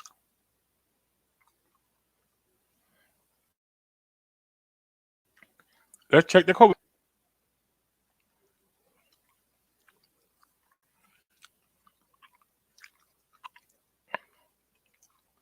All right, it's 7 in the afternoon, so a lot of places to check then. All right. Y'all see this on y'all screen?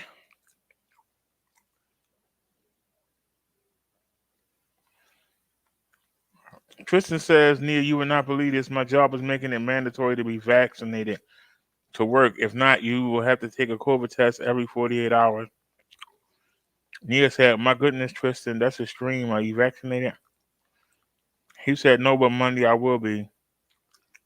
Nia said, I always double my mask. It's uncomfortable. Well, I'm going to start wearing my N95. It has a habit of poking me. This is the one with the vent. The other one is in one of the backpacks. Let me see here.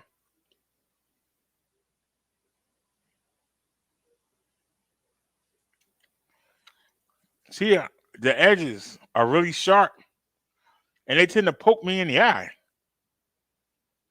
And I'll get, a little bit of swelling on the eyelid, and some people will think, you got the pink eye or something. So that's why I haven't been wearing them. But also, with the ones like these, they go over your head, and they're a little harder to slide up and down. It's really hard to slide it up and down. But if y'all look, y'all can see.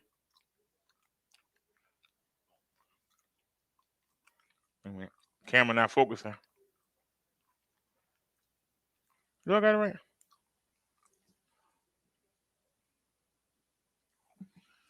Let me see.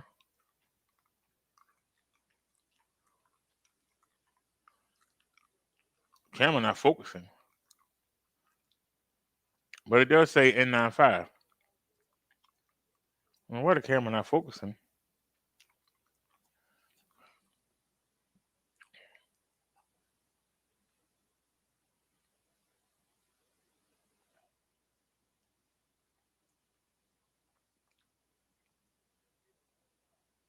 I don't know if y'all can see that, but it does say N95.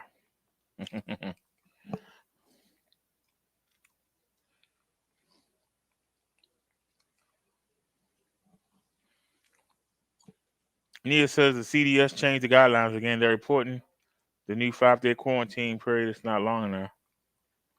I'm about to say just nuke the plan and let's start over. Huh. No, we need to do what I said. You can go look at the videos. I've been saying lock the country down since last month. I've been calling for it. And they won't do it. I've been calling for it. They won't do it. People are too selfish.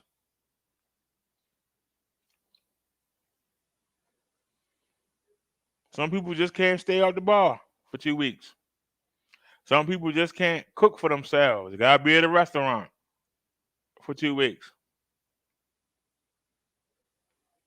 They gotta be at the ball game. Gotta be at the wrestling match. Gotta be at the concert. 2 weeks. 2 weeks.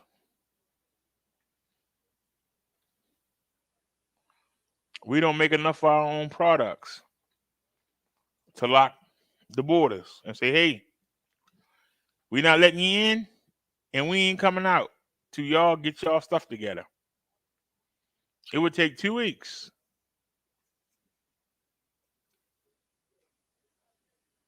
No more coronavirus. After the 2 weeks, start building.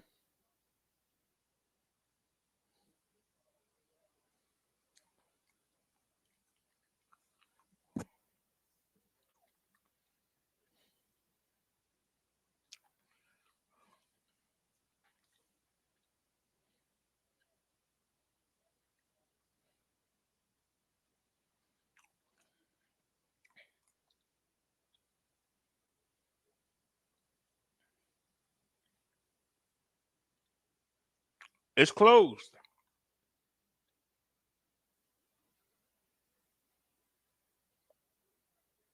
The vent is closed. If you look in there, you see the vent is closed.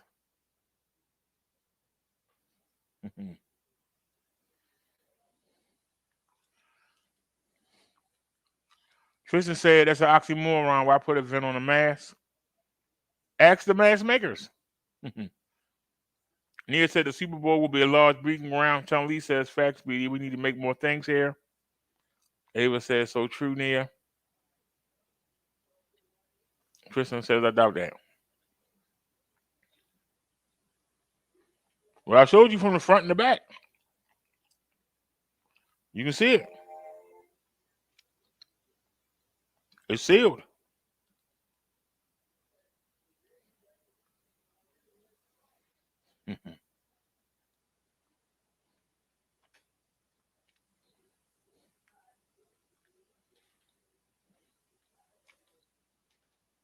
Well, I say if we all get locked down for 2 weeks, there won't be none.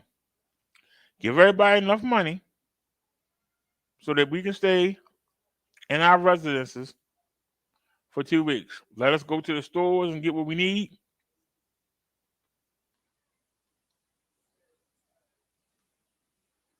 If you got somebody that wanted to make a man cave, perfect time to do it. Give everybody $4,000 or $5,000. Men can start making their man caves. The women can start making their rooms for bridge games and have y'all book readings or whatever.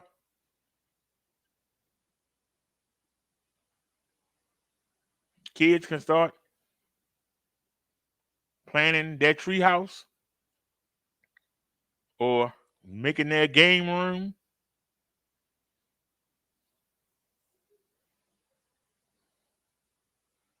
Two weeks won't kill us, but they won't do it. Neil says that people converge upon the markets, there'll be mayhem. The manufacturers, Charlie says she caves. The manufacturers and the producers that's holding back, they're going to go ahead and release everything. I think stuff being held back. They're going to release everything to get their money. Because no money going to be coming in. There we go, Sam. Over 2 weeks. So they're going to have to. If we lock it down and don't let nobody in and nobody get out, why won't it? We tell every news correspondent, we tell every agent of the government that's working overseas, if you want to come home, you better come now. If not, stay where you at. Because we locking down. You better come home.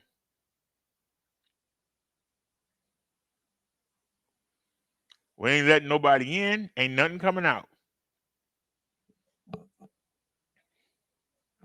Somebody gonna say, what about jobs? Well, if ain't nothing coming in, we got to start making it.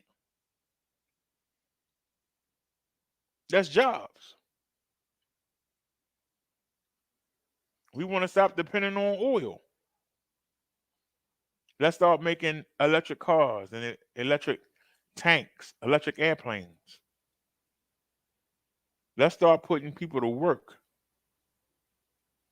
Stop outsourcing everything to other countries because it's cheaper. Let's start using gas.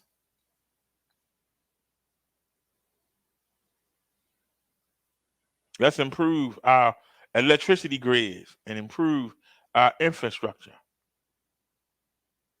so that we can support ourselves. Because if the other countries don't fall in line, they're not going to get no money from us. So they're going to have to do what they had to do, or they're just going to starve. But in the meantime, we ain't dying.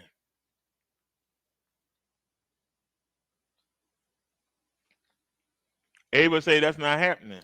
I know it ain't happening. Just because it ain't happening don't mean it ain't right. Tonight's Friday night. How many people gonna be at the club and at the bar and gonna wind up having one stance tonight? They know they ain't right, but they're gonna do it anyway, right? They know they ain't supposed to be out there, but they're gonna do it anyway. Right?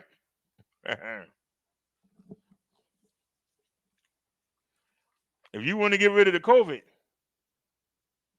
we gotta start producing our own stuff and hunker down till the rest of the world get their act together. Because it don't make sense for us to quarantine and they not. And as soon as somebody get off the plane or one of our residents get off the plane, like with this Omicron came from Africa. Somebody went to Africa, came back here. Somebody from California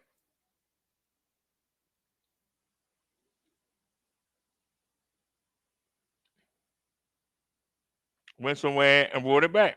Somebody from New York came through the New York airports, bringing it back.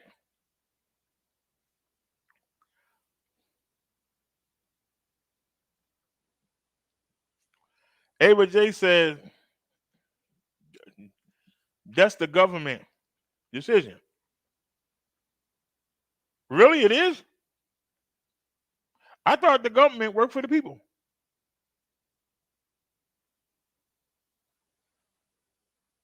If we get enough people to say something, the government got to relent.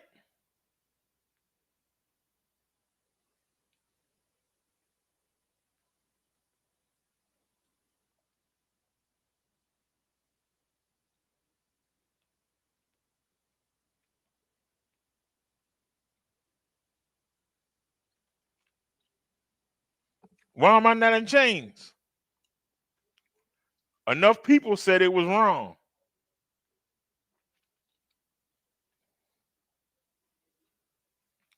When the people that wanted it got small enough, the people that didn't want it, and the change came. Right now, people more worried about getting their freak on, hanging out at the bars and partying. When they start seeing their relatives and loved ones drop, when enough of them go through that, they're going to start waking up. We ain't got there yet.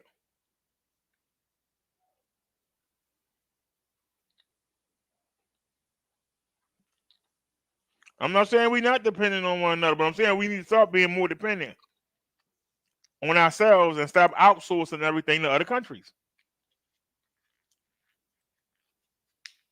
Are we here in the United States retarded? We can't make a TV. We can't make an electric car. We can't make drywall. We can't make steel. We can't make things out of plastic. We have to get these from other places, you're saying. They have to do it because we're inept. We can't do it. But that's what you just said, Tristan.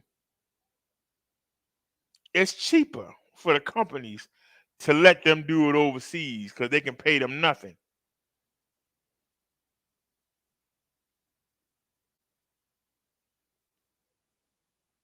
When people get tired of saying the death toll, because right now the death toll is only about 2,000 a day. What happens when the death toll hits like 40,000 a day? You think people still going to say, well, you know, I'm going to miss you, Uncle Johnny, but I got to get my shake on. I'm going to miss you, Aunt Ruth, but I got to get my freak on. Cousin Jackie, I love you. But, you know, you got to fall by the wayside because I got to go to the amusement park. I got to take a cruise. Tristan says I'm missing the point. The point is, if you really want to get rid of the COVID, that's what you got to do. The thing is, are you going to do it? We do religion here 2 times a week. How many people you think actually follow what need to be done? Who hear it, know it, and say, well, you know, that sounds good, but, you know, I just can't do it. But, hey, more power to you.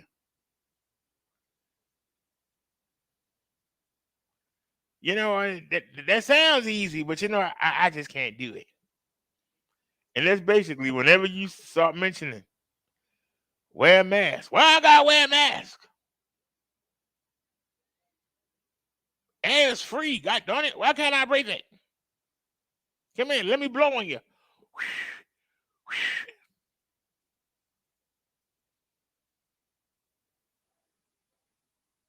It can be done. We just not willing to do it.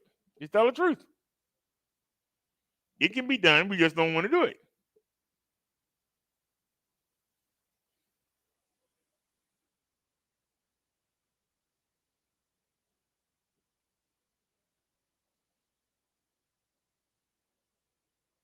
The weekend in tourist times, hotels and motels make the most money. If people stop freaking, people that run the hotels got to find something else to do. But as long as people are going to keep doing what they ain't supposed to be doing, they know they got a job. They know that's always going to be busy. So it's possible. We just don't want to do it. I ain't saying it's easy, but we don't want to do it. People don't want to do it.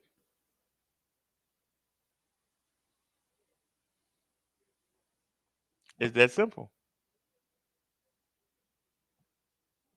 People don't want to do it.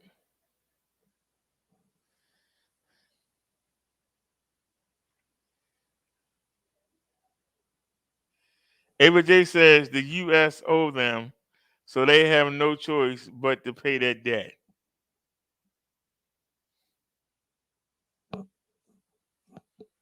We in the United States of America.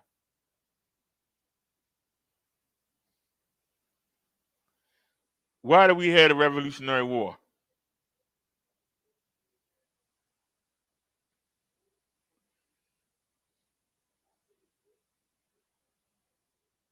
Now we know that we proven it.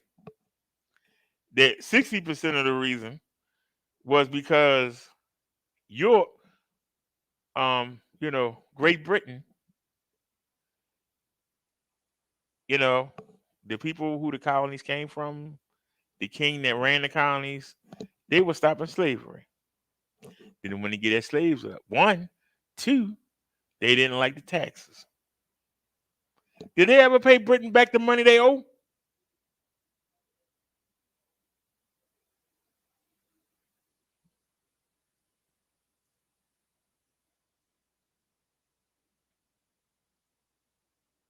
The Civil War. Mostly over slavery again. A lot of the wars happened in the eastern side of the country. Did the Southerners ever come pay them back for the damage done to their farms and houses and town? No, they didn't. So the United States is known for not paying their money back. So what's your point?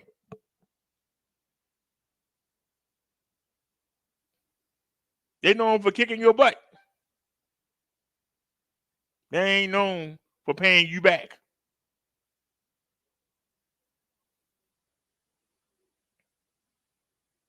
Have we got our reparations?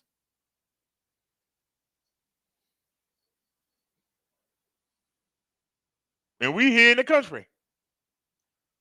You think somebody overseas getting something?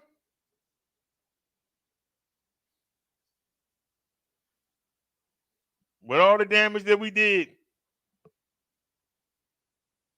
and all the places that we ever gone,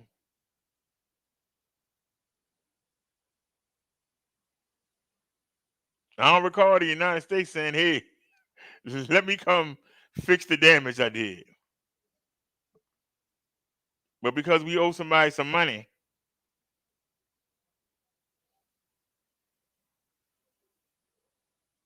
we should just sit here and die. That's what you just said.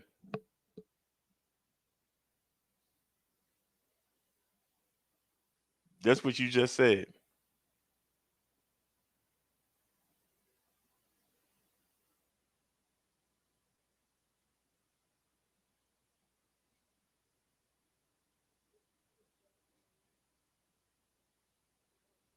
Tristan says, oh, by the way, Derek, nations do not owe money to each other. They deal in resources, not cash, like oil and the like.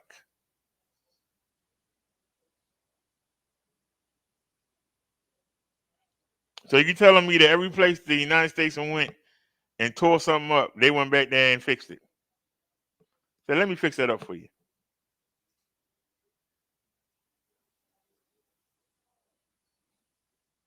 We dropped the bomb on Hiroshima. Hey, Japan, let me come back and fix it up for you.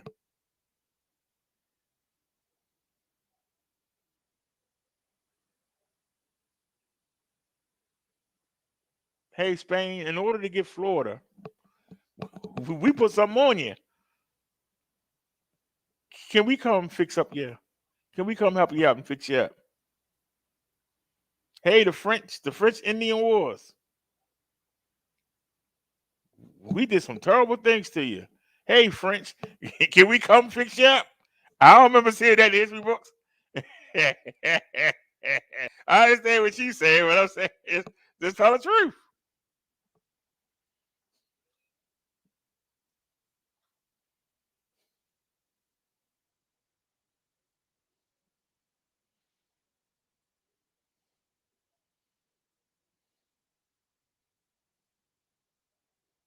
Yeah, Germany.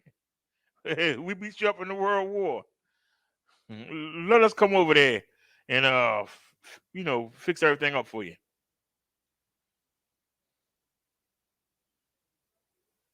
You notice the majority of our wars we fought in other people's countries. I think the biggest one that hit here was when the Japanese attacked in 1941, when they attacked the base. The Japanese come over here and say, hey, We bombed your base up in that sneak attack. You want us to come back and fix everything? The families that died, you want us to give the families, the widows, some money? I'm just asking the question. If it gets to the point that 50,000 people start dying a day, you really think people are going to say, well, I'm not going to stop denying because we owe China some money? I'm going to keep letting 50,000 people a day die because we owe Japan some money. I think people are going to start picking up something. And when they come over here and try and collect, I think they got something waiting on them. Because that's what the United States do. They come over here thinking they're going to get something. They're going to get beat the hell back wherever they came from. So I know what you talking about, Tristan. And that's our history.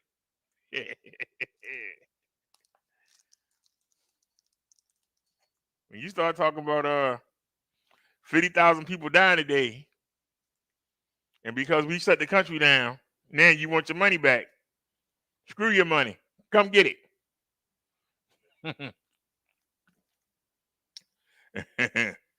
Come get it. I said 60% of it. In the declaration of the war from the Confederacy to the United States government. Don't quote me, but the word slavery is in that petition either 60 or 600 times. I can't remember which one it was. Either 60 or 600 times. It was either 60 or 600 times. If anybody want to Google it, you're welcome to. So don't give me that. They turned on the British for it. Even in our even in our national anthem, it says in there, because the British had offered any slave that came to fight for the British, they give them that freedom. They mentioned in the daggone anthem, yeah, and to you who decide to go over there, may God get you. But it wasn't over slavery. Whatever. Sorry, Tristan, you're not gonna win that one, sir. You're not gonna win that one.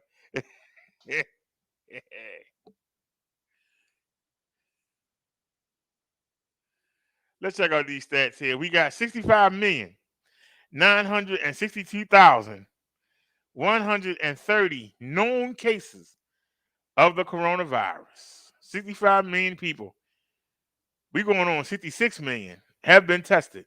By this time next week, it'll be 66 million. That's just been tested.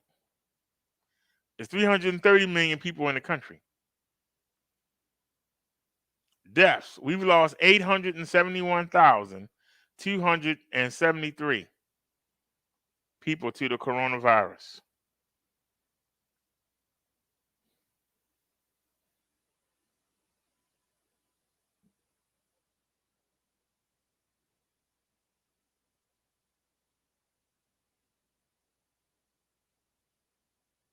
Let's look at our stats for the day so far. It's 7:50 p.m. So let's check out. We know that California knows how to party in the city of LA. San Francisco, half. The girls and guys are gay. Hey, we talking about California.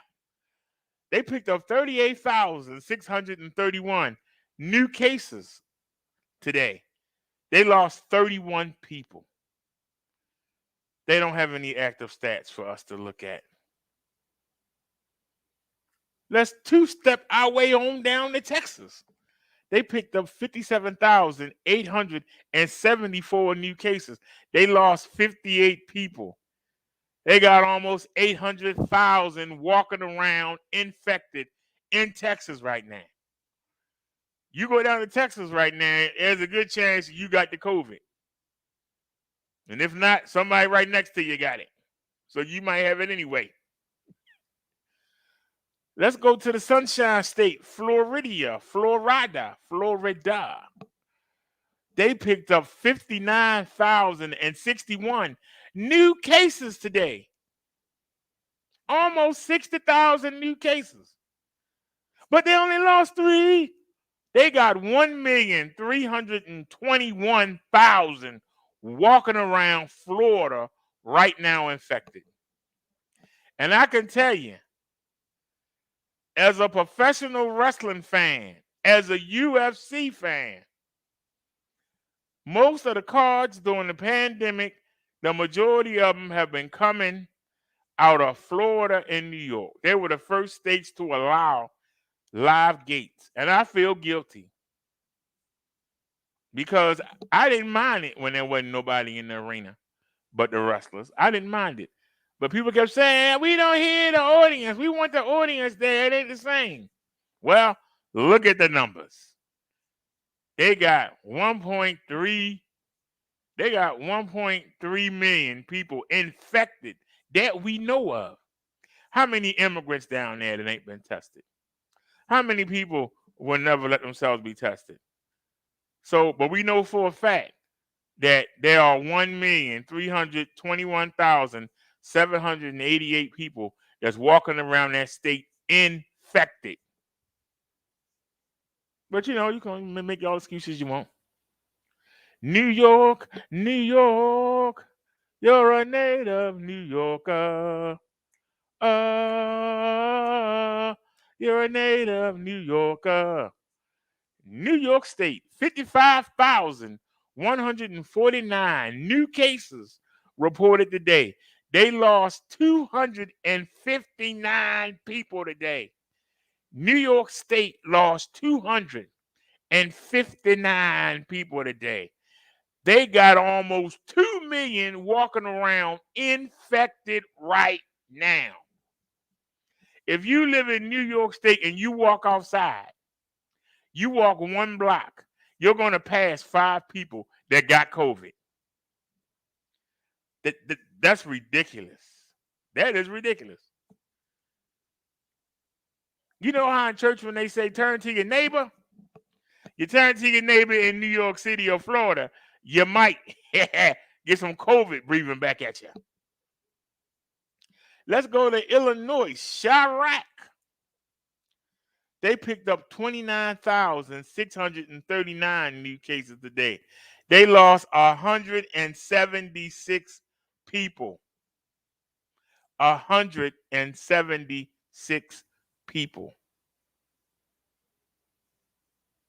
They got 693,500 walking around infected. Let's go to Pennsylvania. They got 26,610 new cases. They lost 173 people today. No active stats.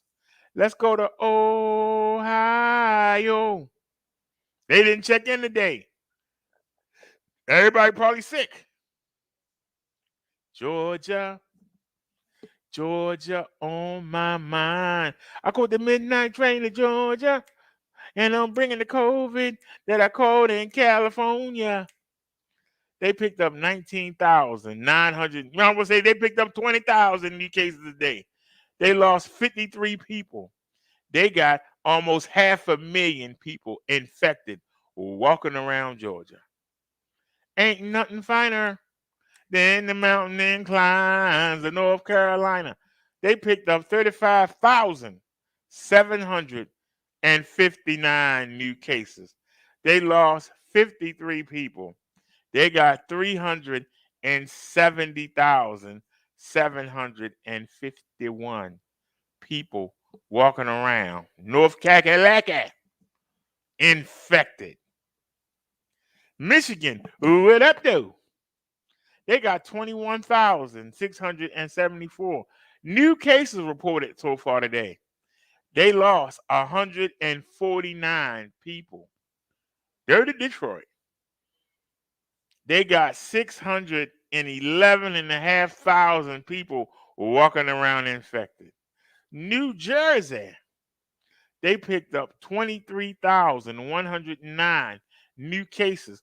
They lost 106 people. They got 730,500 infected. Tennessee, Tennessee, they ain't checked in yet. Arizona, they picked up 20,257 new cases. In the desert today, they lost 66 people. They got 232,500 infected. I remember the governor saying we doing great things in Arizona to stop this virus. Yeah? Well, great things didn't work. Massachusetts, they picked up 14,670 new cases. They lost 67 people today. No active stats. Indiana, ooh-wee, they picked up 15,856 new cases. They lost 103 people today. They got 252,000 infected walking around Indiana. Virginia, they picked up 17,219 new cases. They lost 18 people. No active stats. Wisconsin, they picked up 27,713 new cases. They lost 58 people. No active stats. Missouri, or should I say Missouri? How do you pronounce it? They picked up 9,904 new cases today. And give them a hand, because they lost none. But they got 312,000 walking around infected. Ain't nothing finer than the coastal lines of South Carolina. They picked up 20,300 new cases of the coronavirus today. They lost 34 people.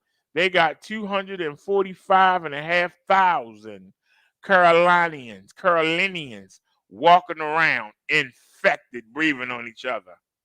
Minnesota, they picked up 8,326 new cases. They lost 32 people today.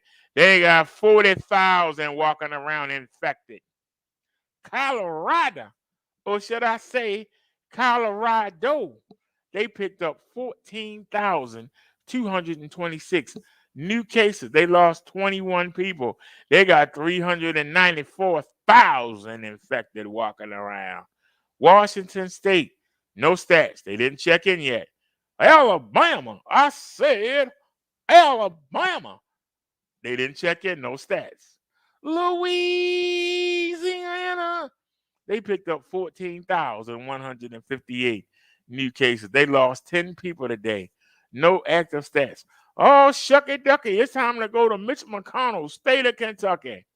They picked up 13,339 new cases. They lost 34 people. No active stats. Time to go to my state. Ain't nobody caroling in my state of Maryland. I said, ain't nobody caroling in my state of Maryland. We picked up 9,900. You might as say we picked up 10,000 new cases so far today. We lost 71 citizens. No active stats. Oklahoma, they picked up 11,315 new cases today. Give them a hand, because they lost none. No active stats. Quick draw McGraw. Let's go to Utah. They picked up 11,128 new cases. They lost 8 people today. They got 125,500 people walking around infected. Iowa. Iowa.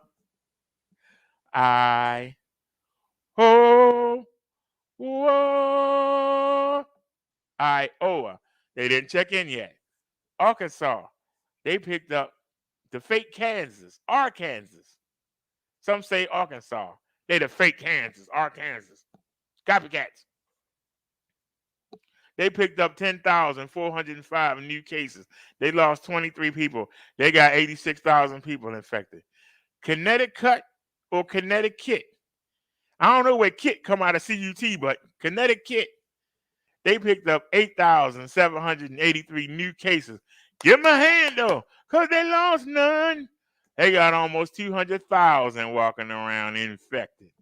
I guess money don't help, do it?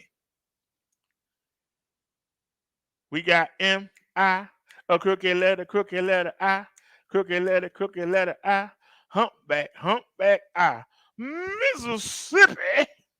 They picked up 9,300 new cases today. They lost 19 people. They got 106,000 walking around infected. Uh-oh, time to go to the real Kansas. We got sneeze on down the road. Come on, we sneeze on down the road. When you got that COVID-19, you can carry a load. Come on, let's sneeze on down the road. Kansas, where's Dorothy and Toto at? They picked up 9,707 new cases. They lost 11 people today. They got 135,000 infected. Where's the Tin Man at? And the Wicked Witch of the West. Where they at? Nevada, they picked up 6,858 new cases today, but they only lost one. They got 104,500 infected. Oregon, they picked up 8,660 new cases. They lost 13 people. They got 123,000 infected. New Mexico, I said New Mexico. They picked up 5,203 new cases. They lost 36 people today so far. They got 70,000 infected almost, just walking around, breathing on each other. Nebraska, they picked up 7,220 new cases. They lost 13 people today. No active stats. West Virginia, they picked up 5,061 new cases. They lost 13 people. They got 17,500 infected. Idaho. I said Idaho. I said Idaho. Idaho. I said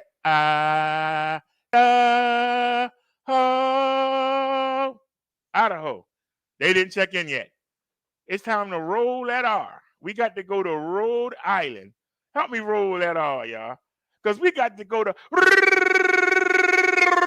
Rhode Island.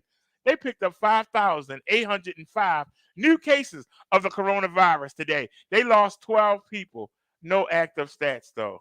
New Hampshire, 2,390 new cases. They lost 28 people. They got 21,500 infected. It's time to go to Delaware. I said Delaware. They picked up 3,225 new cases. They lost 16 people.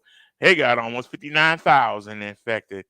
Time to go watch Tito Santana wrestle in that raggedy state of Montana. They picked up 2,178 new cases. They lost 10 people. They got almost 12,000 walking around infected. South Dakota, they picked up 2,641 new cases. They lost 15 people. They got almost 27,000 infected. North Dakota, they picked up 2,095 new cases today, but they only lost 3. They got 8,500 infected, though. Alaska didn't check in. Uh-oh. Time to go to Hawaii.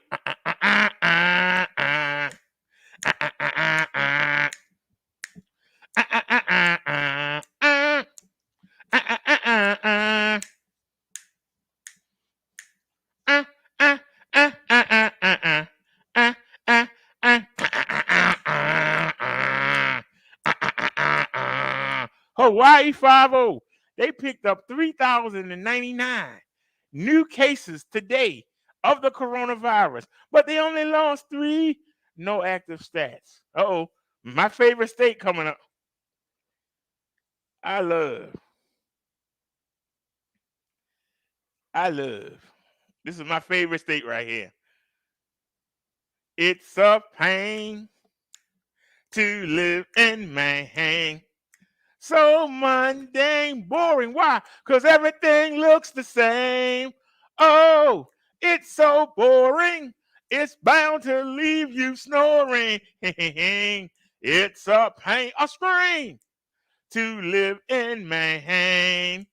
It's so boring, it's bound to leave you snoring. It's a pain to live in Maine.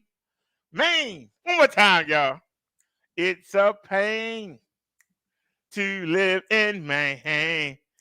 It's so plain, mundane. Why? Because everything looks the same. Oh, it's so boring.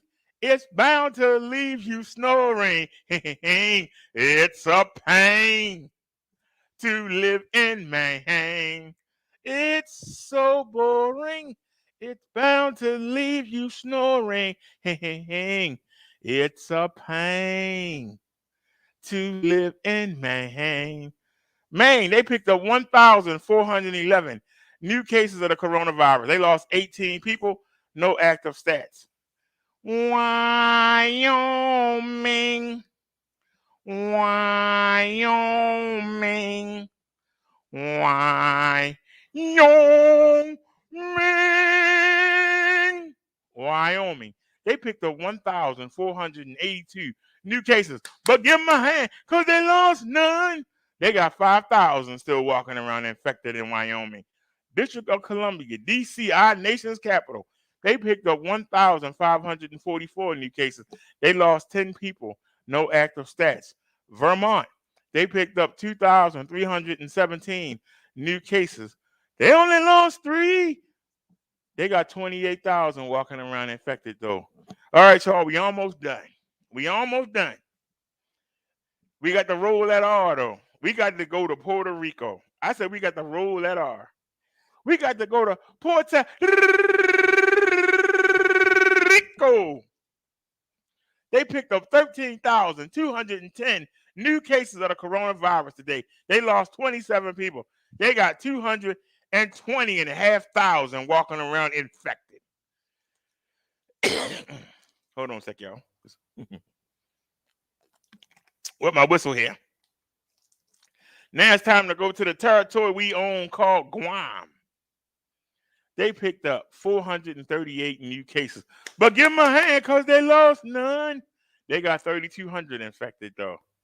United States Virgin Islands didn't check in yet. The Northern Mariana Islands, they picked up 66 new cases, but they only lost 1. They got 475 people infected on the islands. American Samoa, no stats. Our veterans, 5,230 new cases of the coronavirus reported today.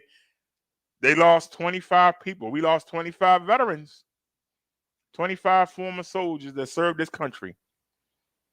Right now, it's 70,500 of them infected. No stats for the U.S. military, no stats for the federal prisons, and no stats for the Navajo Nation. They haven't checked in yet. Let's look at our totals. Think of all the states that didn't check in. But right now, we have 65,962. I'm sorry, 65,962,130 cases that we know of in these here United States. New cases reported today. And keep in mind all the states that ain't checked in yet. We still wound up with 694,274. With us having 3 vaccines and 2 boosters, we still picked up almost 700,000 new cases today. How many people have died so far that we know of in the pandemic? 871,273. How many people that we know died so far? And remember, about 10 states ain't checked in yet. So far today, as of 8:11 p.m., we've lost 1,883 United States citizens to the coronavirus that died today. Keep in mind, 10 states didn't check in yet. But of the 40 that did, 1,883, there are 1,800, almost 1,900 families planning a funeral right now as we speak. How many people are walking around the country infected? How many people are walking around that we know of in these here United States that are infected? 22,118,517. So, with us having 3 vaccines, 2 boosters, you telling me we still got 22 million Americans walking around this country right now infected? 22 million infected.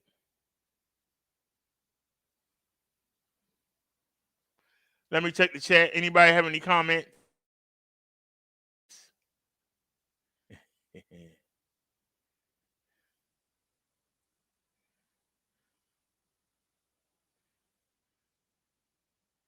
So what were y'all talking about while I was performing for y'all? Y'all talking about Andy Griffin.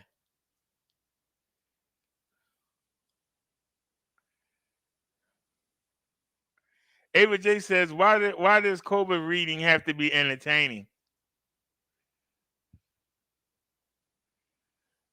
Thank you, Nia.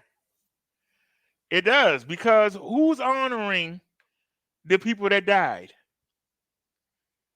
Almost 1,900 people died, not counting the states that didn't check in. I think it was between 8 to 10 of them that didn't check in. Who's honoring them people? Who even mentions them? We don't know their names, but at least we give notice and honor and bring attention. But we do it so it don't become mundane and boring. You just read stats out. I want y'all to remember. So that's why we do it that way. It's to bring attention to the people. You know, it's an old saying. Any kind of press is good press. Just spell my name right. Y'all ever heard that before? Well, nobody talks about the people dying. You hear people saying, well, I don't want to wear a mask. But nobody don't think about the people that's dying. Nobody thinks about the people that's infected right now. Just because you don't have it right now, don't mean you can't walk out the door and pick it up. You living in Florida or you living in New York City, and it's 1.6 and 1.9 million people walking around infected. Chances are, as soon as you come out the door and take a breath, you might be inhaling some COVID.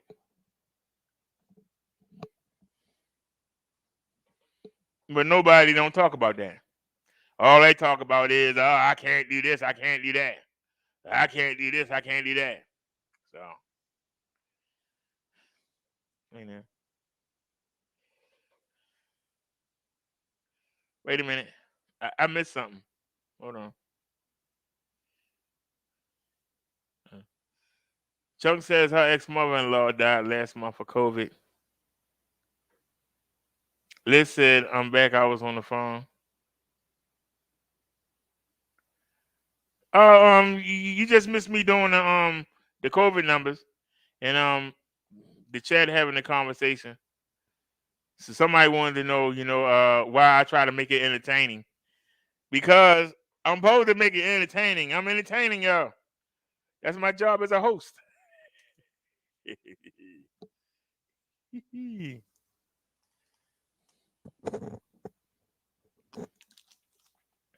It wouldn't surprise me if somebody that's in the bushes say, hey, I come here every day just to wait to hear you do the CV numbers. It wouldn't surprise me.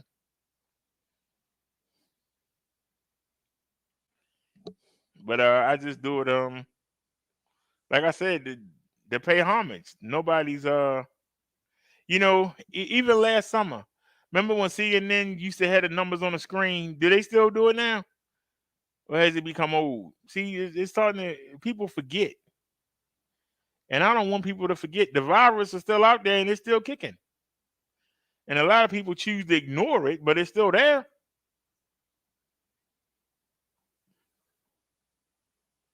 When you pretend something ain't there, it get bigger, and then one day it jump on you, and you can't handle it.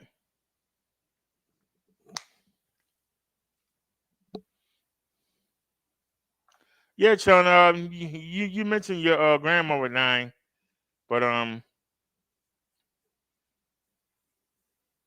remember you saying it, but then you went into something else, and it kind of like faded a little bit. I ain't gonna say what it was, because we having a good show. We don't want to bring no trolls over here. But yes, condolences, Chung. So but anybody have any comments? Anybody want to try to explain why is the virus worse today than it was at its height back in the summer of last year?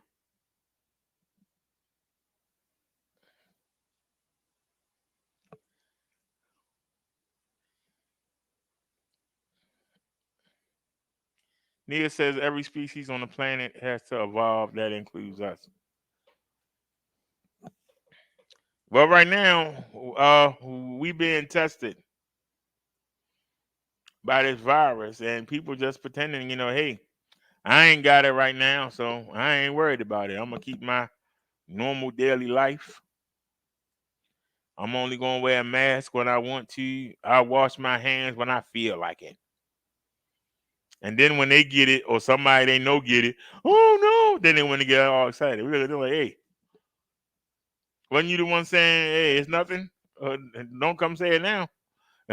You be like, we ain't trying to hear that.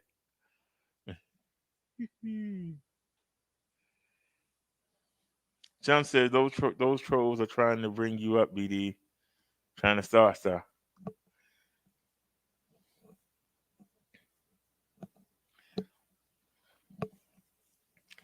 Chung, with everything going on, I got enough problems than to worry about some trolls.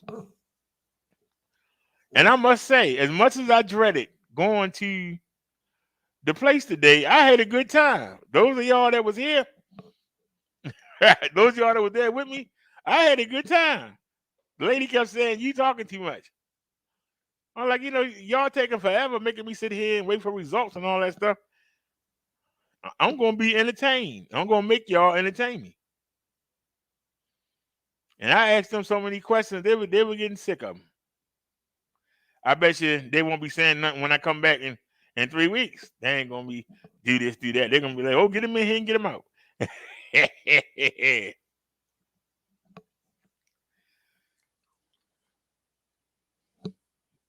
I just tried to use the strategy. Any of y'all who had kids, y'all know when y'all want them to take that bath at night, they don't want to go. They got a million reasons not to get in that bathtub. So you put the rubber duckies in there and the toy battleships or whatever, and then you put them in the tub. When you come back for them, they don't want to get out. It took you tooth and nail for them to get in there. But when you're ready for them to come out, they're like, hey, can I get 10 more minutes? Hey, I'm having a good time. Now you mad and you want to yank them out the tub. Yeah, Liz, I was at the doctor's today. We was at the heart clinic. When I was in the pharmacy, I don't know if I was still alive then because the phone tapped out. It went down to 0%. I don't know if we were still alive, but we was in the pharmacy today. I was surprised how many people was getting the same medicines that I take. I was surprised. You would be surprised how many people got the same thing you got, but worse. There was a man in there with a cane. He was getting the same medicine that I got. He got a big old bag of medicine. I was like, damn. I was complaining about how much medicine I had. He had a big old bag full of medicine. I was like, God darn. He told me to hang in there. I said, sir, you're an inspiration. If I can live to be your age, you're an inspiration. I hope I won't need a cane though, but he was an inspiration. I hope to make it to his age. He had about 22 on me. 22 years on me. But shoot. I told him though, I said, I know you and I would trade hearts with other people.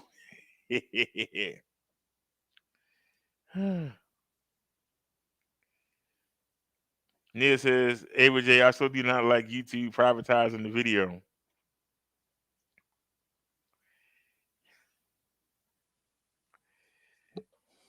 YouTube acting off the chain lately, but we just gonna keep doing what we doing. You know, like I said, if we had to move, I just hope y'all come with me. I hope the family don't break up. If we had to move, we had to move to Twitch. If we had to move, I hope not. If we had to move to Facebook Live or Instagram Live or whatever, I hope y'all follow along. If I have to pay the money for the Wix, you know, you can live stream on Wix. It costs money though. But if it comes down to that, that's what we had to do, you know. So I don't worry about stuff like that, you know. Cause y'all know that that YouTube can flag me for just doing this.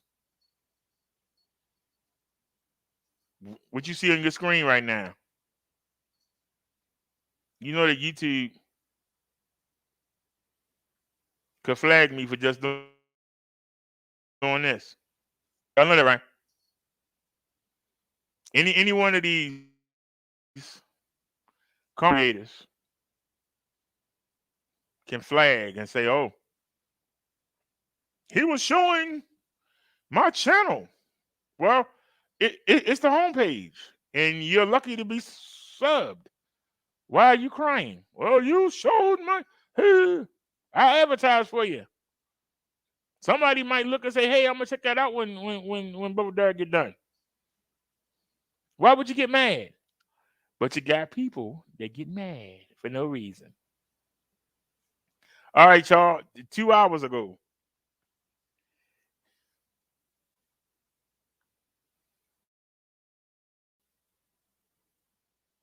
who? A Baltimore County mother gunned down in the parking lot of a very busy shop in Catonsville. Oh, we already saw Now the this. family is searching for answers. WJZ is It's an live update. at County Police Headquarters. Amy Kawada spoke with the victim's uncle. She joins us with what we're learning about this. Amy. Denise, police say the victim was 27-year-old Diamond Trueheart. The shooting happened at Catonsville Plaza, a busy. We and already saw this frequented story. shopping- Nia, the Minister channel is struck down because we were talking about what God said about child rearing. How much tamer can you get? How much tamer can you get? We didn't do nothing crazy in that show. Tell the truth. That show was about what God said about child rearing. They said that we bullied people, we harassed people, we threatened people. Where did we threaten somebody at? Who? Even the clone, the fake Chucky clone that came into the chat. We wasn't even mean to him.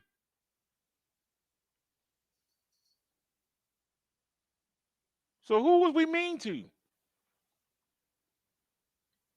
Somebody just quietly blocked him.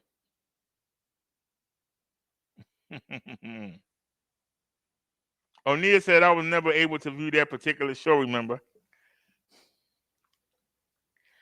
Well, the show was about what God said about raising children.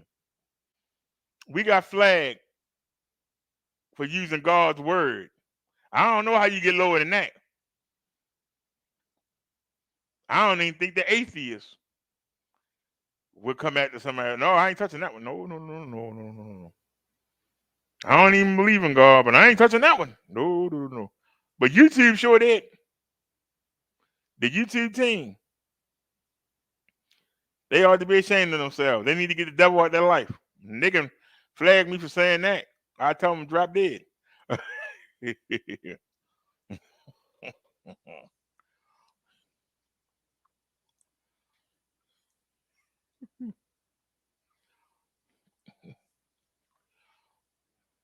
Yeah, Tristan, our channel got struck down.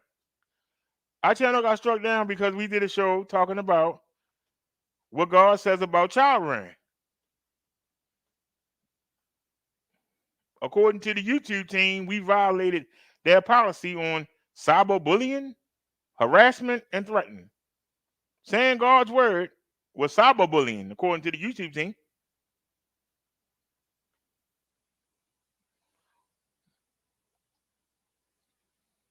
It's on another give me 1 second, I'll find it. I think I sent it. Wait a minute. We on the Brave browser. I don't see anything for Hangouts. I know I sent it to Chung Lee, and I think I sent it to the Snazzy and Liz. I should be able to find, because we on a different computer. The keyboard went up. The keyboard that the RE had got us for the bedroom, it went up. So me and Chung put together, and we got a new one. We haven't even opened it yet. So when I get out of here, I got a new keyboard to set up. It's a keyboard and mouse, wireless. So I got to go get it set up. Looking forward to it. But hold on, let me hit the Hangouts.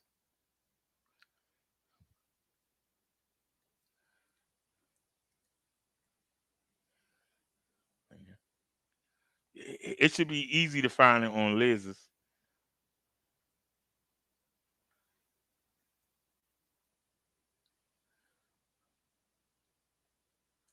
All right. Save image. Where you saving it to? New pick folder. Okay. That's one image.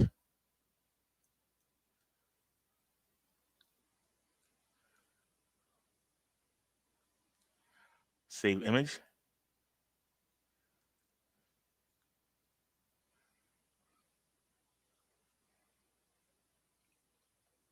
Save image. And I'm gonna tell y'all, I blasted YouTube. I know I hurt some of my feelings. I'm surprised they didn't strike more channels.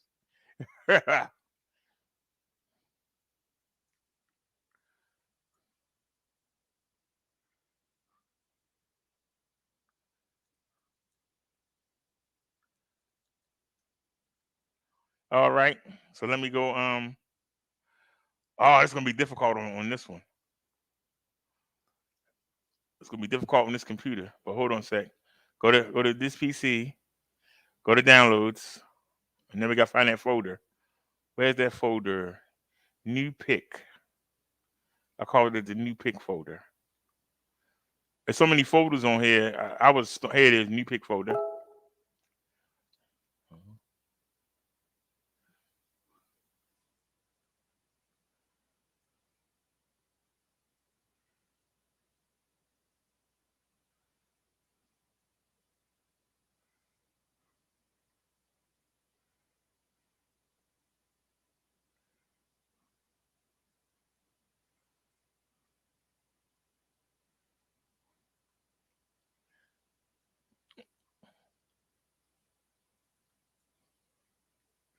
Why is somebody bringing that old stuff up?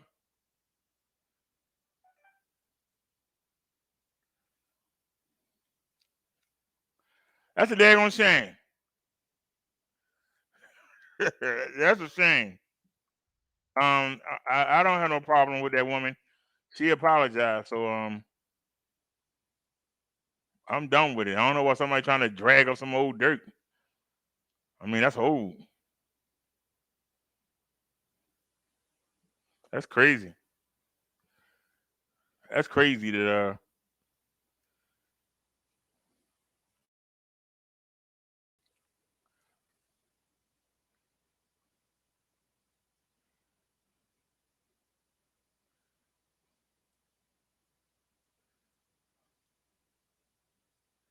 I'm not gonna entertain it. I'm gonna keep doing what I was doing.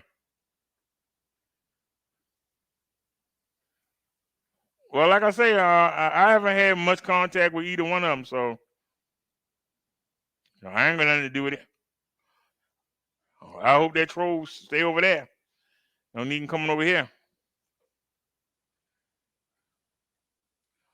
Please don't come over here and wake up Brodero. We don't need that.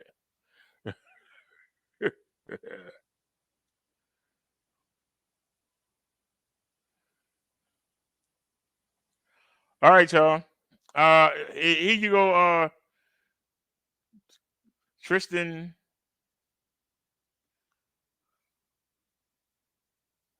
Can y'all see this on y'all screen?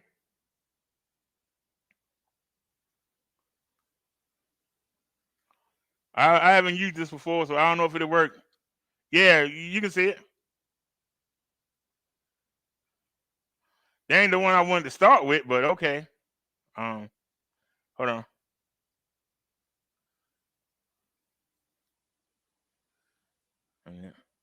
That's our thumbnail for the night. Let's start at the beginning. All right.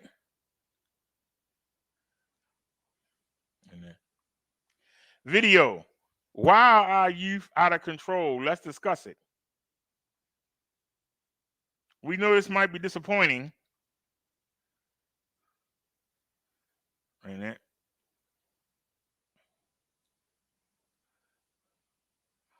It violates our harassment, threats, and cyberbullying policy. We remove the following content from YouTube. And this is the video. We know this might be disappointing. Content that includes erroneous insults based on personal attributes such as protected group status or physical traits is not allowed. How does talking about how God wants us to raise our children?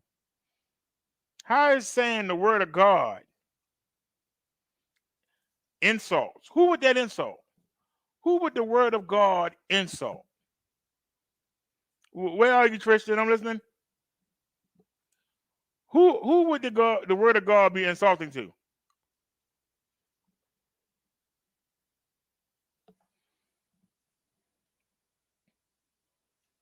We've never been flagged for any religious stuff before.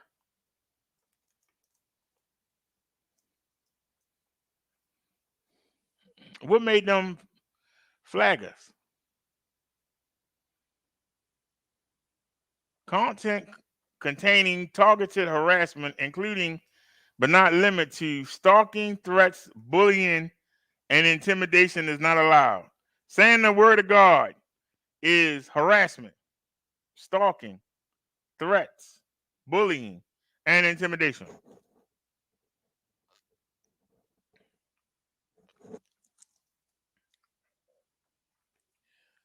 When have I ever bullied anybody with religion?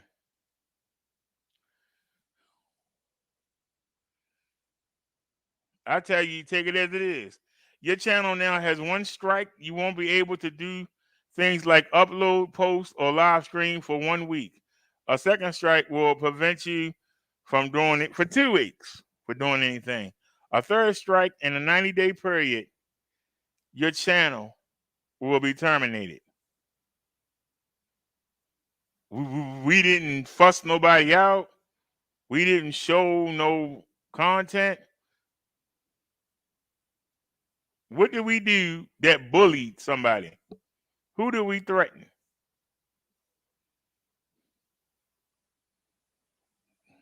Why was somebody in their feelings? Why would somebody be in their feelings about me saying what God said?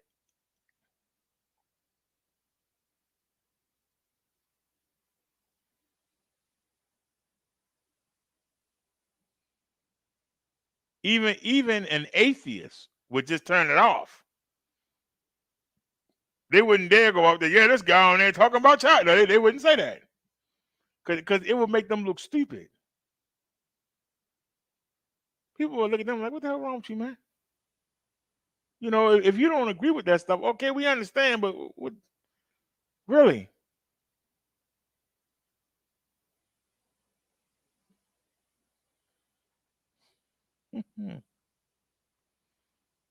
Nia says certain content regarding children can be mistaken as bullying.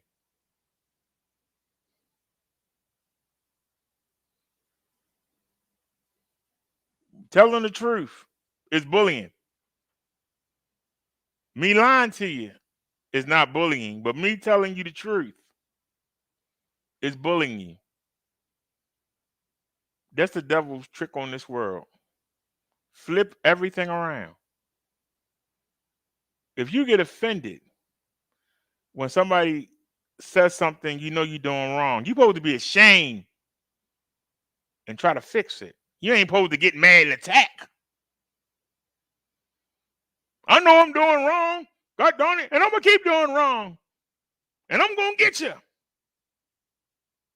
You don't tell me I'm doing wrong. I know it. If you know it, then try to fix it. Don't get mad. Well, you know, and you shouldn't be telling me what God said. I know what God said to you. You ain't got to tell me. I'm going to strike you down.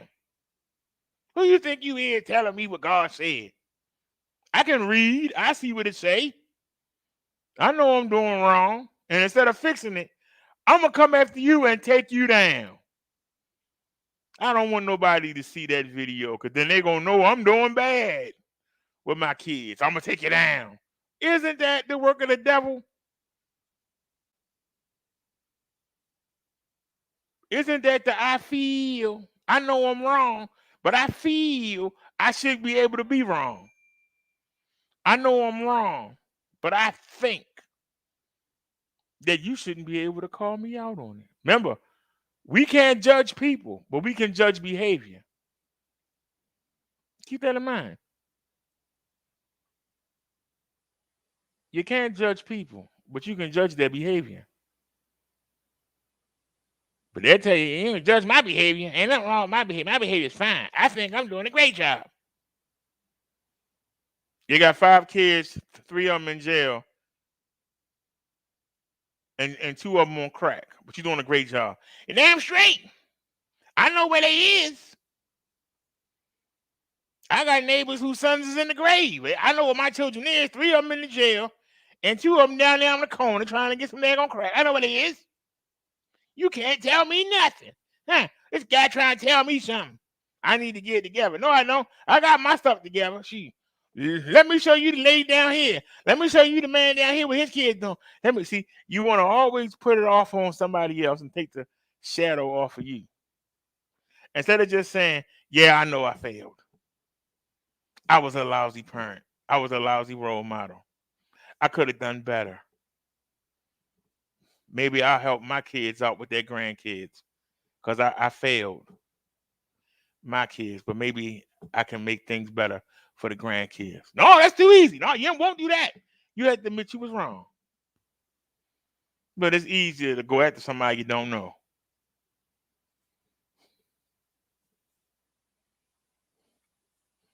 Ava said maybe it could be what you said about your mom whipping you with an extension cord. It's comedians that do stuff like that. Ain't nobody never came down on them. I have to be rich to say something?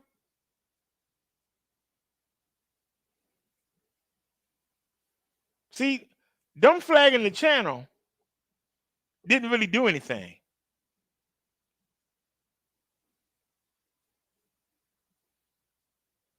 I'll be honest with you. We still sitting here. Are we not? Did we lose one beat?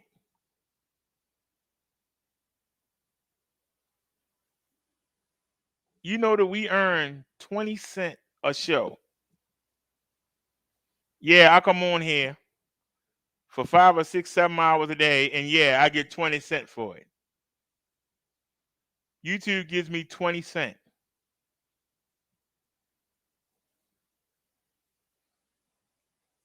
20 cents for every show. During that show, what was it the show after? You and Chung donated. It would take me 73 to 75 shows, 6 hours apiece, to make what y'all did in one day. Them taking the channel down didn't hurt me.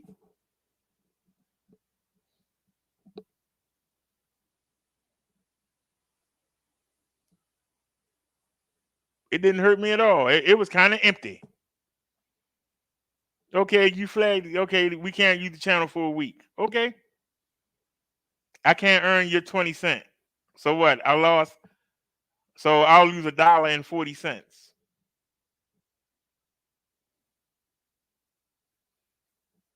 Those 7 days,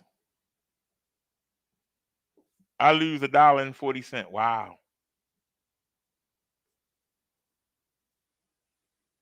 Because I tell you this, YouTube still took their membership payment on that channel they flagged down. They didn't hesitate to do that.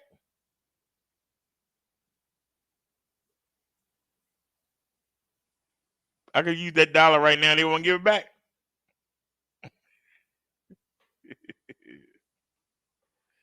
So it didn't hurt me. It didn't disrupt the family. Y'all were asking me, why were you streaming on 3 channels at the same time? It's splitting up your numbers and you don't get them bigger numbers. You never know when we have to go on one of them channels. If I keep going on them, it stays fresh in your mind. So when we do get knocked down, we can go to one of the other channels and y'all don't miss a beat. And that's what we've done. Don't miss a beat. We haven't lost any views by me live streaming on the channels. The only difference is some people didn't have wrenches. Is there anybody in here that don't have a wrench on this channel? It shouldn't be, because most of you already know this channel. Nia says you will not receive your payout.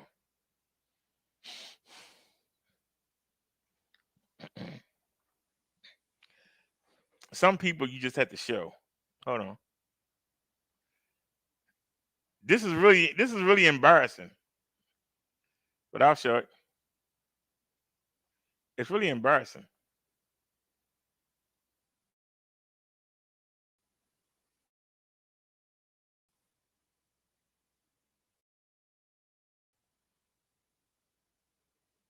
Well, that's doing that. Let me bring y'all in.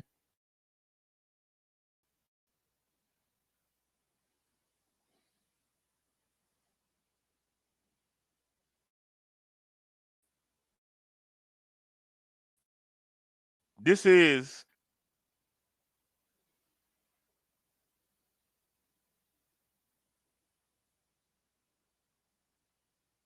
trim out segment. We still picking up copyrights, even though we're not even on the channel. Hold on a sec, y'all. Let me fix this copyright. No, Chung Lee, it's cool. I'll talk to you after the show. We'll talk about it.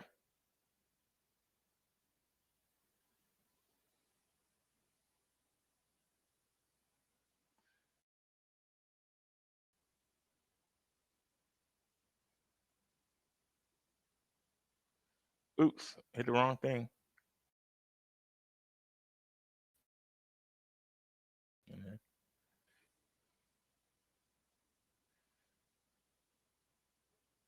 Oh, okay, I see what that is. This is the appeal. Thank you for your appeal. After review, we've determined your content why our kids out of control. So they rejected our appeal. Our appeal. I'm trying to clean some copyrights up. Trim out segment.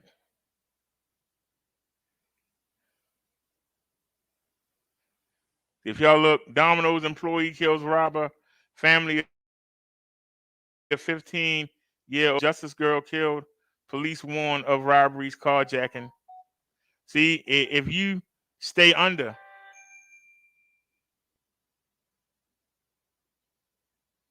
Thanks for the donation, Chung Lee.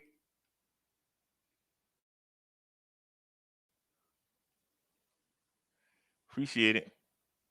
So y'all, we just cleaning up some of the copyrights. See, we got 34 of them. But let's go to analytics. Is that analytics? No. That analytics. There it is. Right here. Now, our estimated revenue is how much you need $100 to get a check. Our estimated revenue is how much, y'all? $4.86. $4.86. That's the last 28 days. The last 90 days. We done $21.19. So we need $79. We need $79 and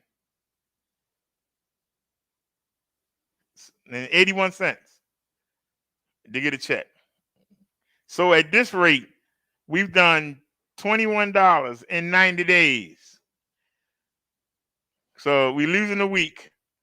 But you figure another 90 days, we'll be at 30 something. Another 90 days, we'll be at 50 something. Another 90 days, we'll be at 70 something. Another 90 days, we'll be at 90 something. Then we're trying to get checked. So we're going to leave this channel alone for 90 days. So 450 days from now, we should be getting the next check. Unless we get some members or if some people do some super chats, it's not going to be till this time next year, if I'm lucky. So that's why I say my feelings wasn't hurt. You know.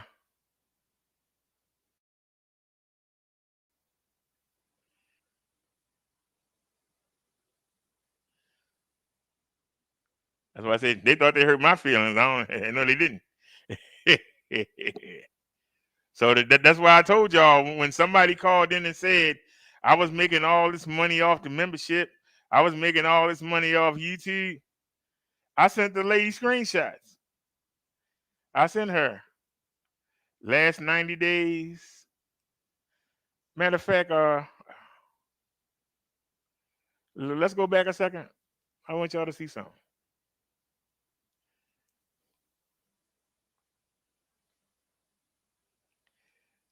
This is the one stat that made the lady say, I'm closing the case. Lifetime. Lifetime. Since September the 2nd, 2017 to January 13, 2022, how much money have we earned? $423.92.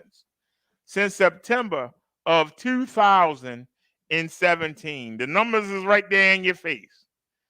So the people that was going and trying to call in, all I got to do is show them that. It shuts them up. That's lifetime. Since 2017, we've made $423.92. Lifetime. Lifetime. So don't make a fool of yourself. Or go ahead, because I don't mind sending it to them. Matter of fact, I got the stats on this computer that I sent the lady. I had to find them, but they in the downloads or the Amazon folder. I had to fish them out. But I got them, the screenshots that I actually sent the people. I said, here you go. I'm guilty. When they saw these numbers, they said, what the hell they call us for? That's not enough money for you to report. Since 2017, that's all you made. That's why I say when YouTube try to flex, I don't make no money. off you, man.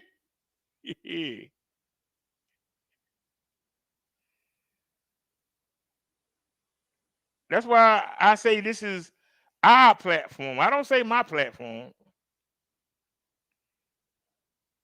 The donations help out. YouTube is, yeah. Live on YouTube, I be on homeless. Big development tonight in a robbery turned police chase turned deadly crash. The man accused of starting that chaotic chain of events is now in custody. And the suspect's name is Devontae Williams. A twist in this case, he's now facing federal charges. KPRC2's Joel Eisenbaum live at the Federal Detention Center in downtown. And Joel, this suspect has a criminal history. No, he sure does, Daniela. In fact, he's been getting in trouble with the law for at least a decade. And even before the terrible events of this week, he had 2 pending aggravated assault with a deadly weapon charges. And now the feds have a hold of him tonight, and they've charged him with robbery.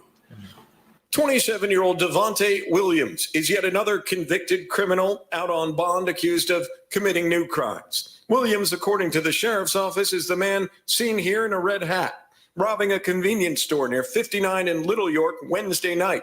A CVS was also targeted the same night. Those are the alleged crimes before the real chaos started. It was like a kaboom. The accident involving an HCSO cruiser early Thursday morning on Lockwood at Laura Copy was catastrophic. That pursuit began, we think, at around 10:49 p.m. and around 10:52, just a couple minutes later, the deputy's radio just went silent. The wreck killed an innocent 22-year-old mother, Autry Faith Simone Davis. Her 2- and 3-year-olds were in the car. They were injured, and so was the deputy that hit their vehicle. Then, Thursday night, outside this home in Northeast Houston, Williams was arrested, and this time he'll deal with the feds. Certainly a lot of moving parts to this story. Tonight, I'm told that the deputy who was involved in that horrific crash is expected to survive and is recovering. We're live downtown at the Federal Detention Center. I'm Joel Eisenbaum, KPRC 2 News. It's getting crazy out there, y'all. It's getting crazy out there. It almost make you not want to come out the house. As crazy as it's getting. Nia said, you must remember to include private donations via Cash App and PayPal. I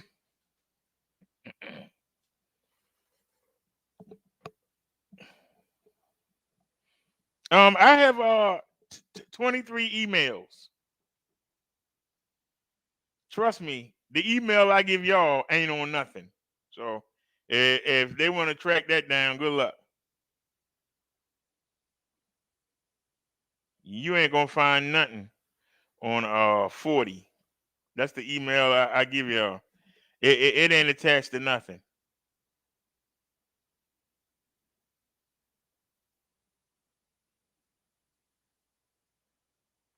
The benefit of having 25 channels is that I got 23 emails. So if somebody want to spend time trying to figure out what they are, good luck to you. I hope you have fun.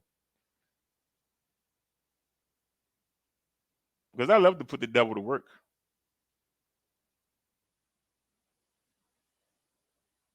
I love to make him work.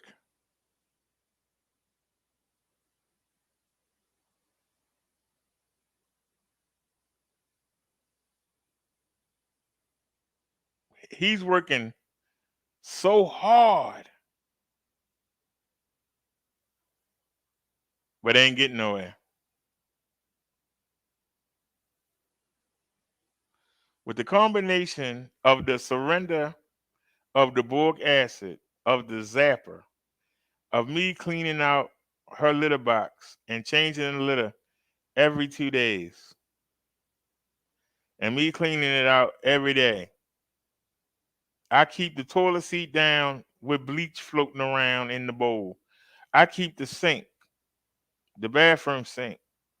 Every time I use it, I spray a little bit of bleach down the drain, and I close the drain, and I fill it with 1 inch of water, sometimes 2 inches of bleach water.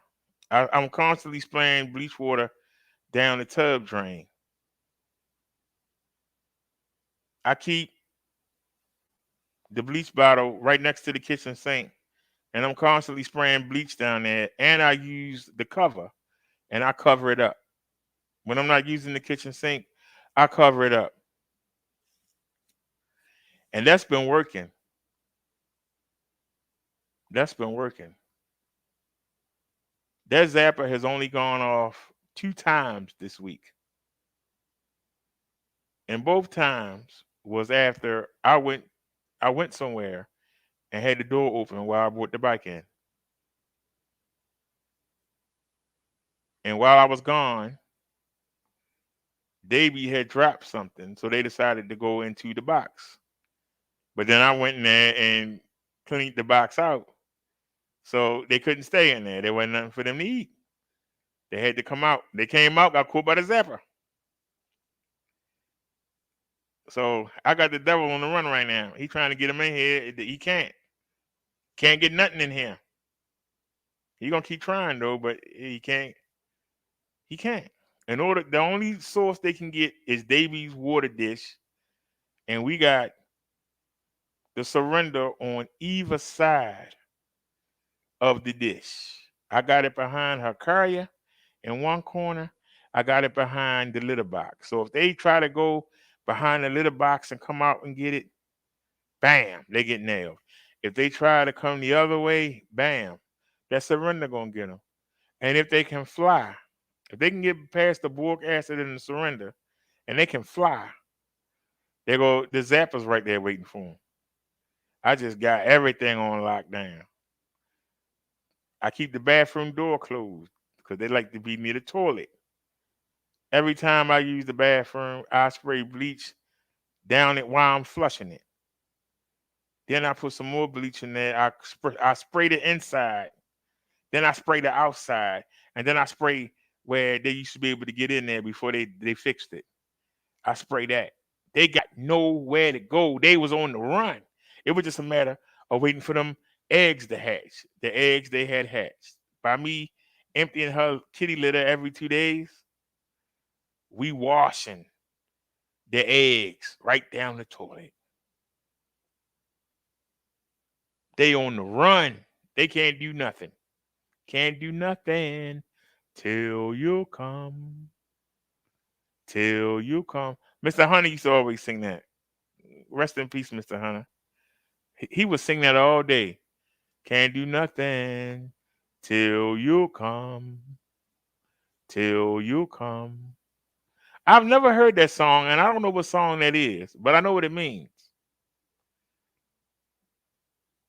And what he's saying is, Jesus, I can't do nothing until you come back. That's what he's saying. I can't do nothing till you come. Always remember that. And that's why I tell y'all, the devil can only work when you let him. When you believe what he say. Because see, all I got to do is slack off. All I got to do is not stay on top of that litter box. All I got to do is not stay on top of them drains. All I got to do is not making sure that it's surrendered down to kill anything that might wander in here. I got to slack off in order for him to succeed. I got to slack off. Why was I worried about going to see the doctor? Y'all remember I was sending y'all pictures of the readings every day.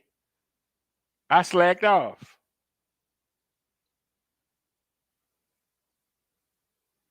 So then I had to be worried that they would ask this. I actually asked the lady, did you want to see the reading? She said, I don't care about that stuff. When we go next week, this man is. So now we got the scale. I got the paperwork so I can write everything down. And when we go Wednesday, we're going to have the readings from the night. We're going to have the readings from tomorrow and the weights. We're going to have the reading and weight, for Sunday, for Monday, for Tuesday, and for Wednesday before we go. We're going to have those. And then when we see them in 3 weeks, we go back to the same place we was at today. We're going to have the readings. When we go see the doctor on the 8th, we're going to have the reading. See, I have to not do what I'm supposed to do in order for the devil to do anything. As long as I do what I'm supposed to do, he got to do desperate things. And then you get to see it. Like the fall, that was desperate. That was desperate.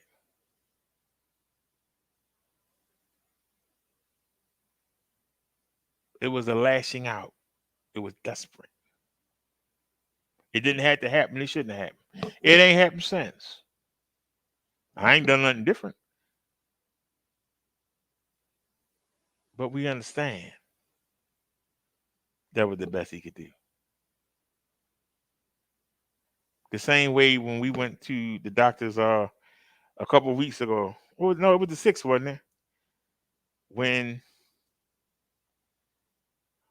When all of a sudden the people had said that we had an inspection back in September or August, and they said that you know, the shower head, it's supposed to be a silver plate that go to the wall. That silver plate wasn't there. That silver plate probably cost about 70 cents. They could have got that silver plate months ago. But he called me while we was about to leave the hospital, y'all remember, and he said, I'm sending somebody upstairs. And I'm thinking to myself, did I do everything to have that apartment together? Did I slip up on anything? Why is this guy out the blue saying that now, ever since August, they supposed to put that little piece up there. They want to do it now.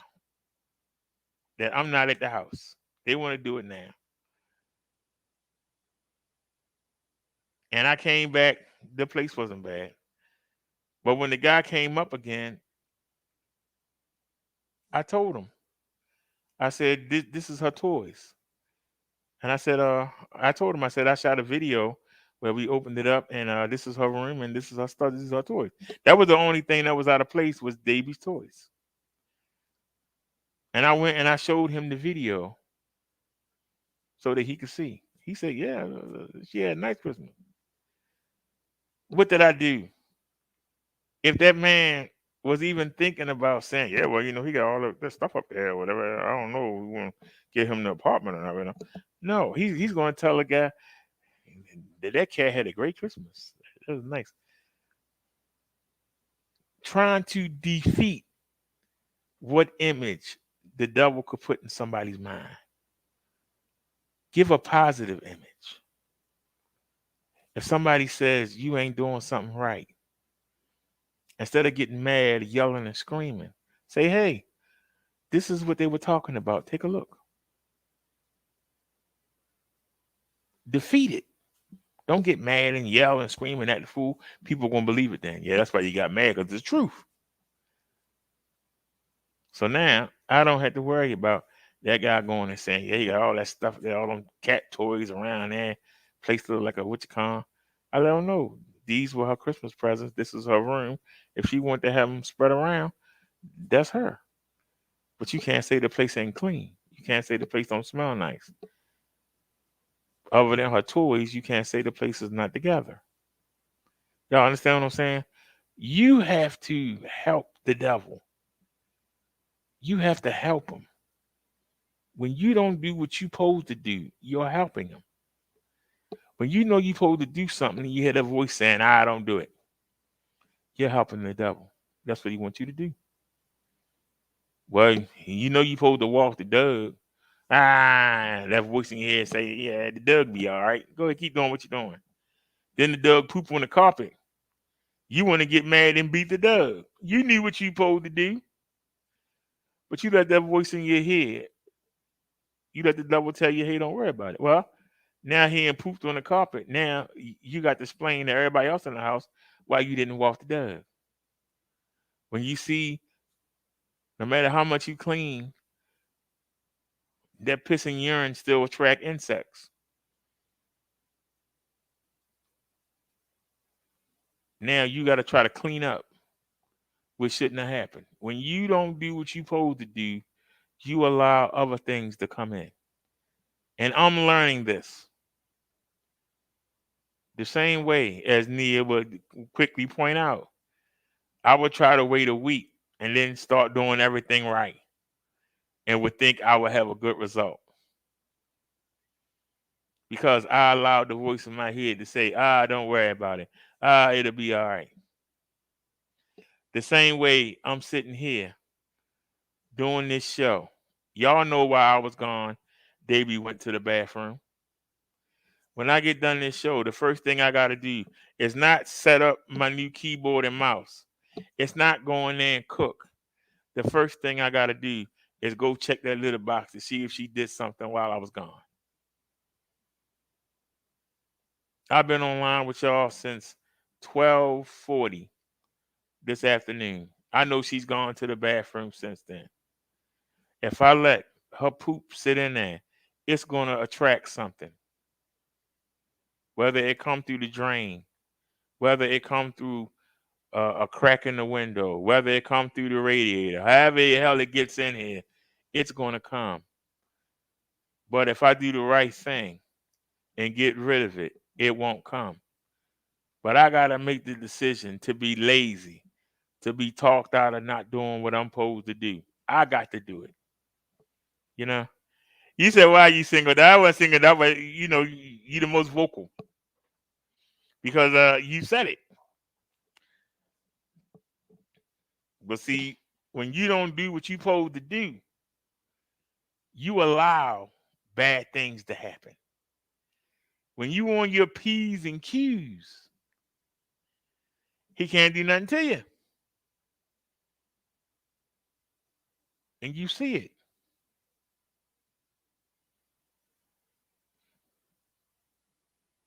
If you marry a man that has an overprotective mother, and she don't think that no woman can take care of her baby, and no woman can cook for him, no woman can clean the way she do,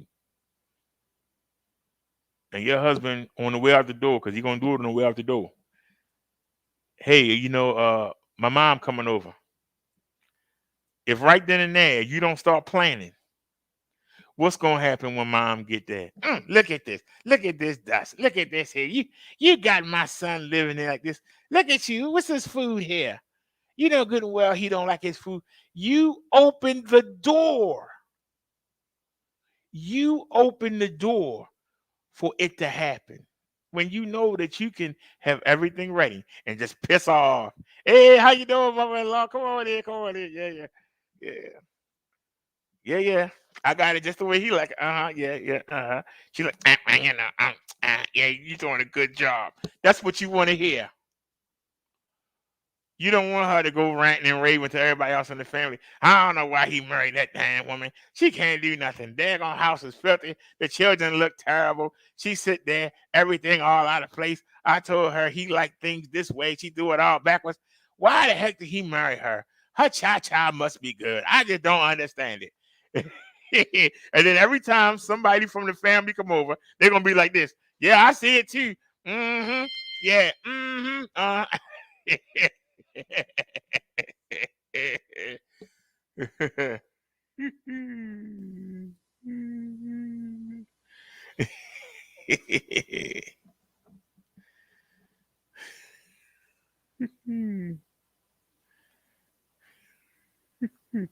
All right, Nia says fair enough. I didn't single you out. I just pointed out because you said it a couple times. And you were right.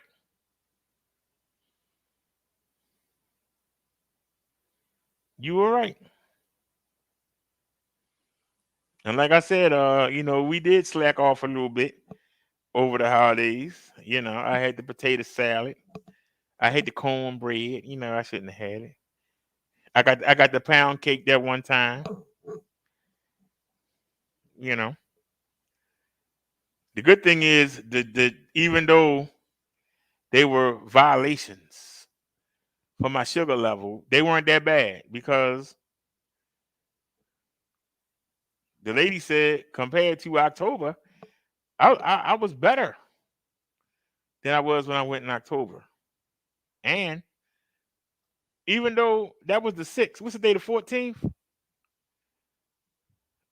we had better numbers than the what do you call it? We had better numbers than what we did when we went on the 6th and saw the cardiologist. We had better numbers. So, you know. Oh, she said, don't forget the donuts. Yeah. But like I said, the violations weren't, they were violations, but they weren't consistent enough to really do damage. They were there. But, you know, so like I said, and you know, I made sure that I pedaled a lot today, even when I didn't need to. I just wanted to get a head start. I wanted to get some exercise, and we did. And I did a lot of showing off today. I don't know if y'all could see it. Y'all was above my head. I did a lot of showing off today. But by it being colder, we not going out as much. So that means I'm sitting in the house more. When you sit in the house, you pick up weight. So I'm looking forward to the weather start changing in a couple months. But the gloves really help. The gloves really help, and they wasn't as good as I thought they was, but they came in handy, y'all. My fingers didn't get frostbitten, so I'm very happy about that. My fingers didn't get frostbitten today. My toes did, and we had ordered the socks, and I canceled the order. But I'm going to go back and look and get the socks. Now some would say, well, doggone it, you just got the donation, you're gonna spend it already. But it worries me being a diabetic. The lady even said at the hospital, she said I might need to talk to the endocrinologist Wednesday about is there vitamins I could take to help with the you know, with the fingertips and toe tips getting frostbitten. The worst thing you want is to get the gangrene in your legs because they got to come off. If they don't cut your legs off, the gangrene gonna go through your whole body and kill you. So they got to be cut off. So that's my greatest fear, to be an invalid. And if you can't walk, you're an invalid. And so I'm gonna go look at getting the socks. It's not even about being budget conscious or cheap. And that's what I got to realize. Sometimes you just gotta get what you need to get instead of worrying about how much it costs. So let's look at heated socks for men. Heated socks for men. And let's take a look.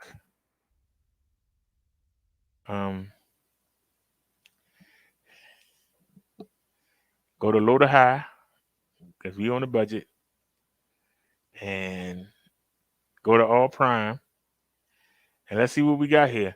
Since Prime took their money this morning, the Scuzzets, but they got thermal socks,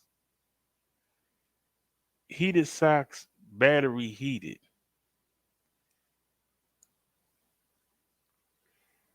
Do you really want? I don't remember paying that much. Hold on a second. They were $16.99. Hold on a sec. Where is it? Hold on. Go back up. Go to orders. Go to orders. And go to canceled orders. Canceled orders. Now, where are they? Yeah. It was 2 pairs. And what do we pay for it? See how Amazon always try and burn you? Look at that, y'all. $9.99. Oh, wait a minute. What color is that? That's antique black, and that's blue. Hold on. So they $8.99. Is it 2 pairs? No, it's 1 pair. 1 pair. So hold on. You get 2 pairs? Thermal socks. You get 1 pair, you get 2 pairs. Hey man. Hold on, sir.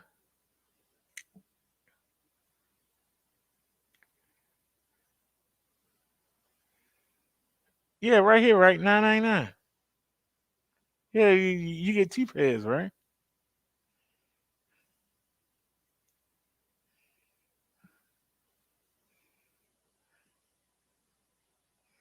Okay, they just thermal socks.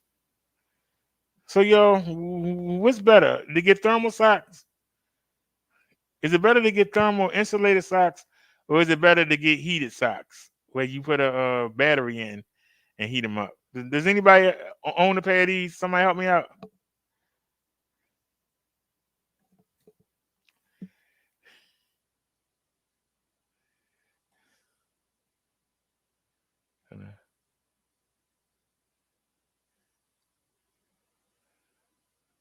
Nia says, "Left out loud, BDS. They are business. They must be paid." Well, like I said, when the lady said that I had a new prescription, I was wondering what was it going to cost.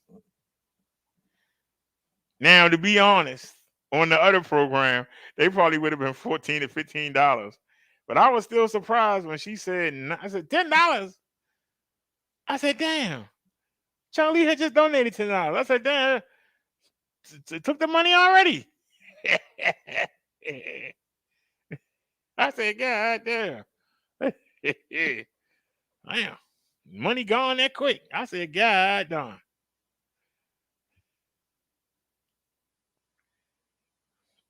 But if you can get so somebody tell me, is thermal better than, or should I get the heated?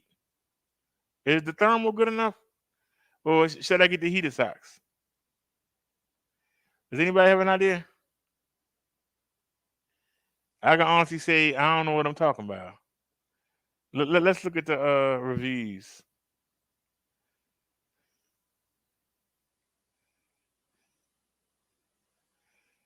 What's the material? Oh, wait a minute, but they shrunk a lot. Is this for 2 pair, 1 pair? You can select 2 pair or 4 pair. Well, these fit a 13, 14 foot. My husband wears a size 13 shoe, and these socks fit comfortably. However, I do not put them in the dryer after washing. I stretch and hang dry. These are very nice socks. I will order another pair. Okay, so let's check out the reviews. The cut is lower than the picture. They sit much lower on the leg, more like quarter cut than was pictured. Marvel at my disgusting legs. I wear size 13 shoes for reference. The inner material is nice and soft, so soft that I feel like I'm slipping as I walk. There was a few minor stitching imperfections that almost bothered me given the price. I attached the picture of the packaging. You can see washing instructions if you're interested. Cold normal sock was fine. Don't put them in the dryer. To be clear, they aren't heated like battery operated socks. It's just regular thermal socks with novelty patterns.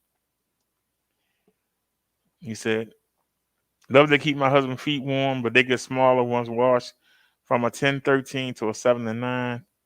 Definitely works in sub-zero weather. Got these for my husband on a multi-day trip in sub-zero temperatures. We camped in our car. We did a decent amount of hiking, sightseeing, just being outside in general for meals and gas. Husband said these socks kept him super comfy. Would definitely recommend.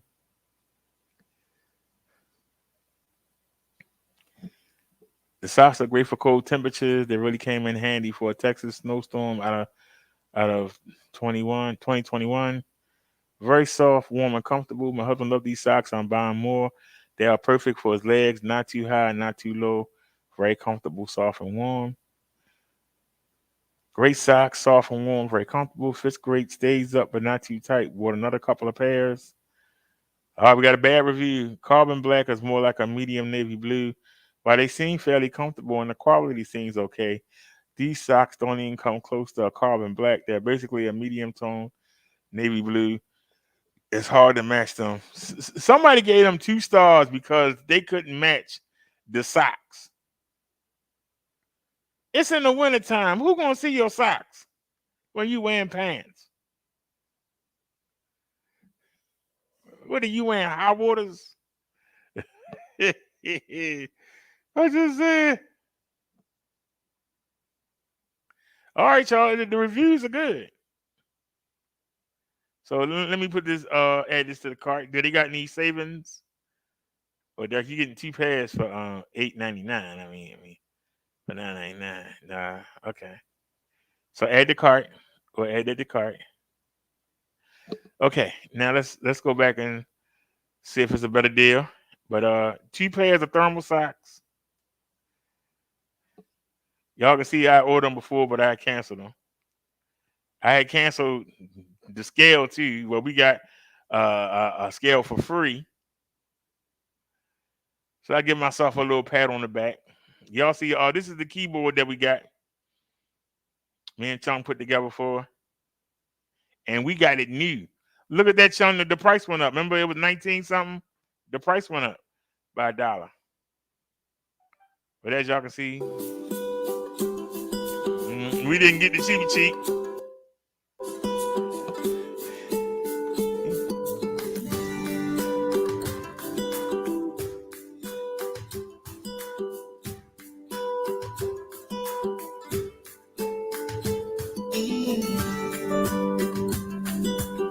We got rechargeable batteries. We ain't got to worry about battery power. Thanks to Chung.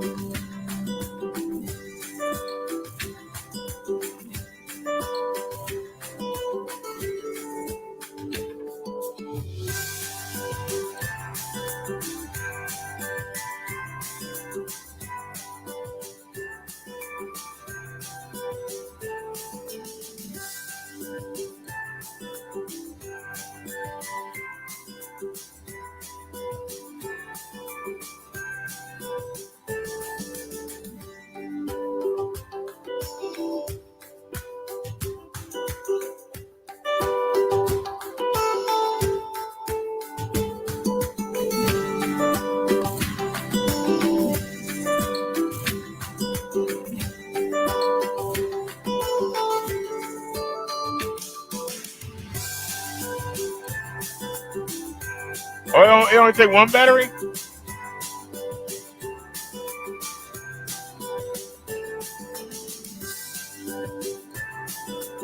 Yeah, I tried that with the other keyboard. It didn't work.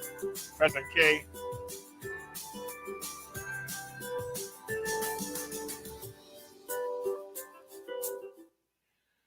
Yeah, I tried that.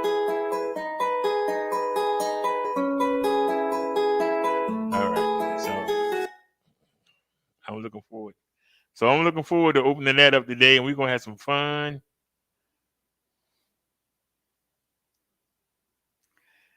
So let's get back here and see if we see a better deal. Right now, them socks in the running. Unless I see something better.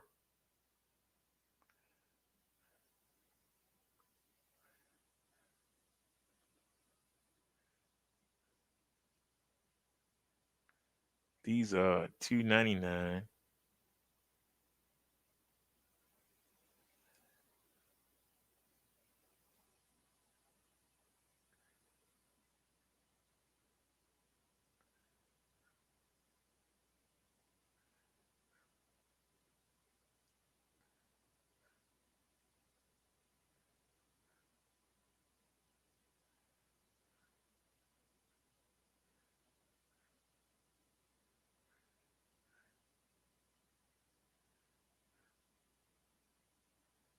Tuesday, January 25th. That's Prime? Oh, free Prime delivery. Oh, see, you messing up. Because, see, I could have got... It say Prime. Wait a minute. That say Prime. Prime is not no daggone week. Free Prime delivery. They lying. Wait a minute. Hold on a sec. Hold on. Who actually has Prime? Thursday, January 20th.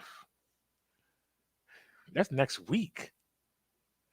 They're not going to be here in time for the January 25th. So, no, you're a failure. You are a failure. Go back. So, but that's strange, though, that they want $16.99 for that. And the ones that I found, they're not even showing up. Don't y'all find that strange that Amazon didn't even put them in the listing? Don't y'all find that strange? Amazon didn't put them in the listing. So we're gonna go with that. Go back here. What's the date? Tuesday, January the 18th. So we can get them.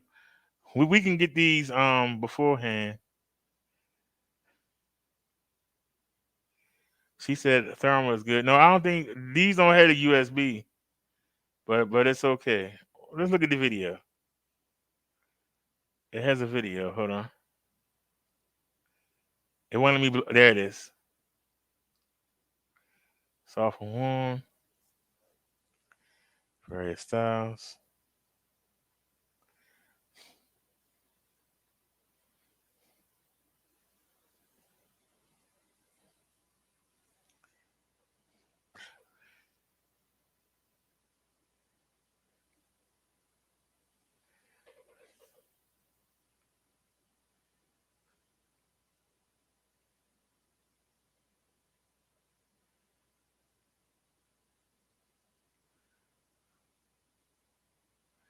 Okay, so right now that's in the lead. We're gonna try one more thing, and then I'm gonna call it a day.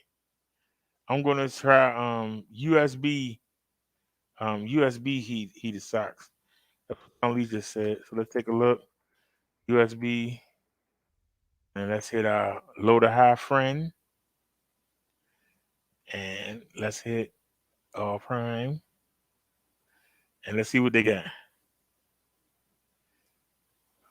They battery powered, but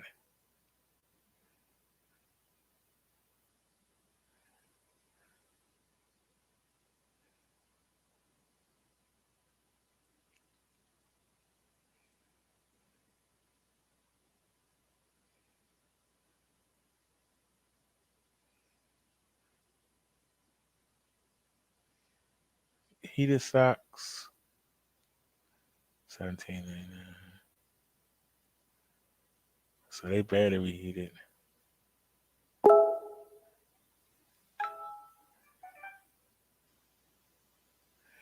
Oh, you talking about the mouse? Oh, wait a minute. That's a good point. Wait a minute, because I should have been. Wait a minute. Charlie just brought up a good point that I didn't even see. Hold on a sec. I don't even remember. Chong. Are they USB or they take batteries? I think these take batteries. Now this mouse right here is USB. See the thing right there? The mouse right here is USB. The one right here that I'm using in the studio. No, I think these take batteries. Yeah, they're battery powered. Yeah, I believe they take a single AA in the keyboard, and I think it's two of them in the keyboard and one of them in the what's-it-called. Yeah, 2 AAs for the mouse, 1 AAA for the keyboard. Yeah, so it take 3. The other ones I had.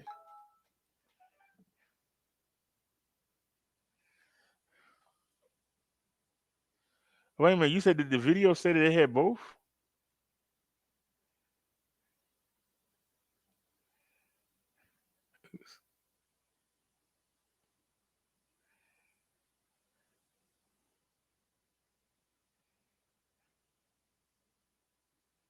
All right, so let's watch the video again. I think somebody must have made a mistake or something. Hold on. And then.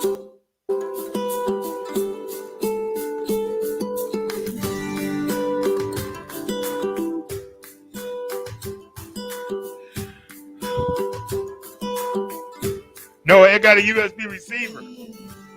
It take batteries. mishandling the way. Wait a minute. See right here? See that little USB dongle? That USB dongle, it connects to the keyboard and the mouse, and it lets you use it.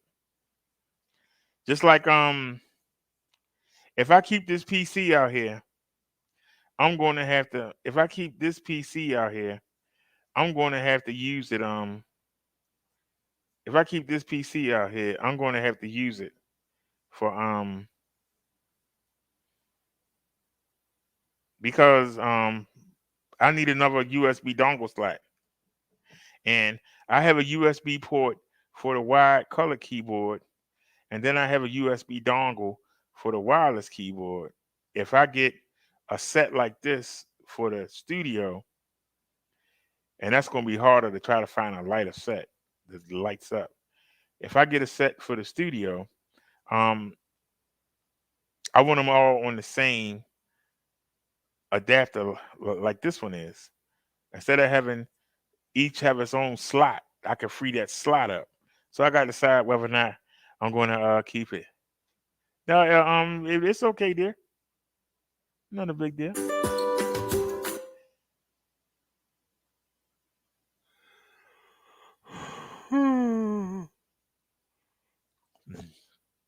So there's no heated ones for $10. Nobody got to use one. Nobody got to return. Then we're not gonna get the heated then, because nobody got to return. Really don't want to use somebody used, but I'll make a deal. Nah. No deals.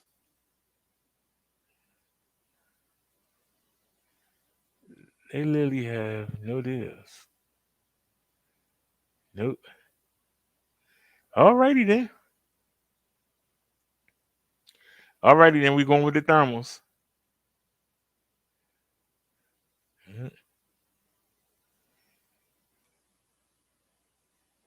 Let me see. Max. Max, $10. Go.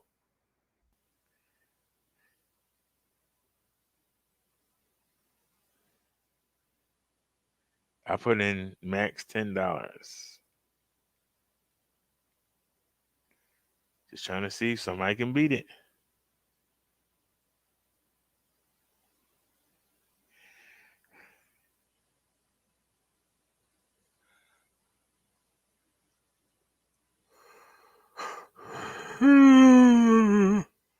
Excuse me.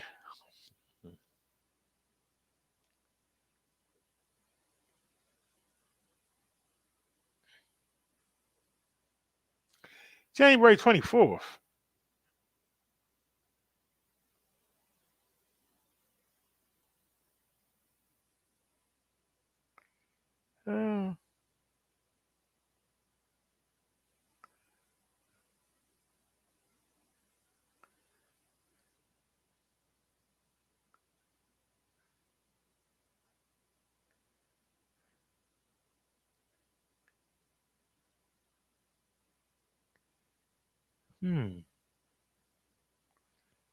All right. Cheap fabric polyester. Doesn't. All right. There you go. All right. I'm done. I look from the top. I look to the bottom. And we didn't see no deals. All right. We done.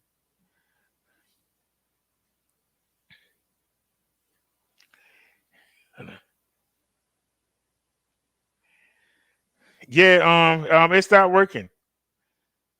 You know, it was a cheapy cheap, but it did the job, but it stopped working. And I had to switch PCs because this PC we're using now was in the bedroom. It requires a passcode. I couldn't get into the PC because it required a passcode.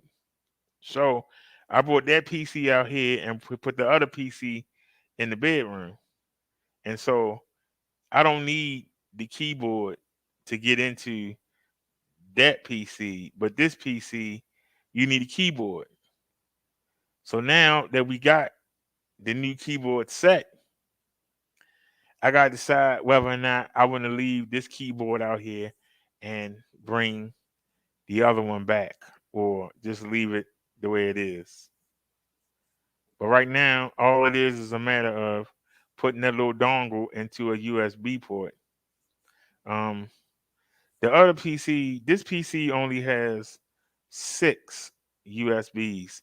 The other one, I think, has 12 USB slots. So that's the real hindrance of having this here. Liz says I'm going to have my own collection of electronics soon. Well, I'm out there, riding the bike, Liz. I got to be comfortable, dear. Got to be comfortable out there riding the old bikey wikey. So we're going to get that.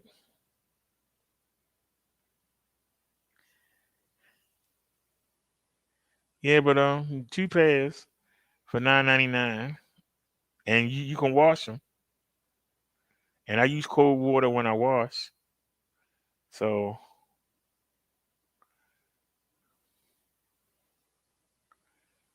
and that's good because you said most end up in the BDS cemetery. Well, like I said, I use it. I keep the keyboard and the mouse on the bed, and sometimes it slide down to the edge, and this cat keeps jumping up on the bed, and sometimes she land on the keyboard.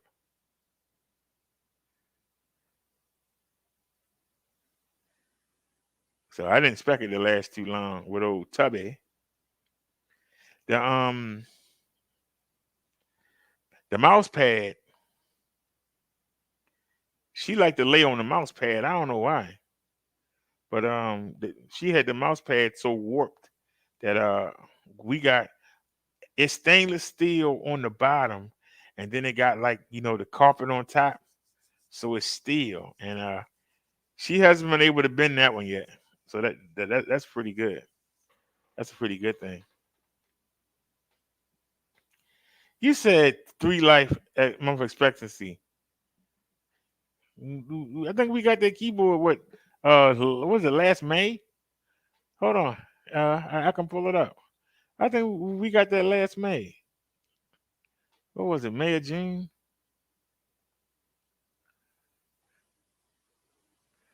Ain't it? 2021. Okay. You got to scroll back. Next.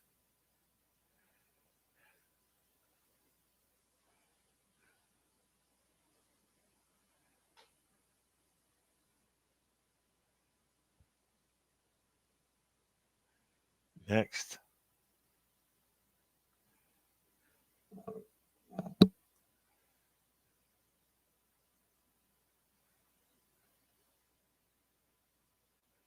No, that's August.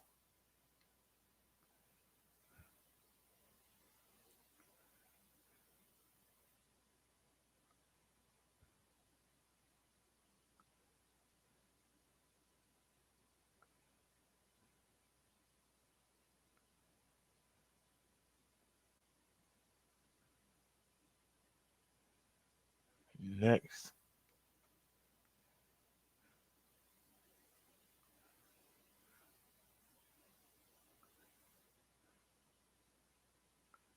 Next.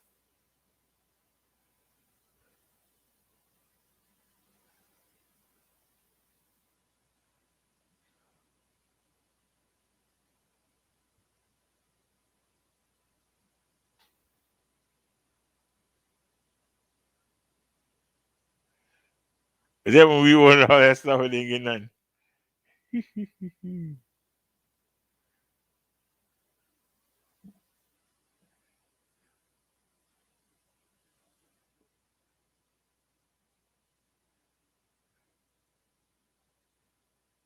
Here it is.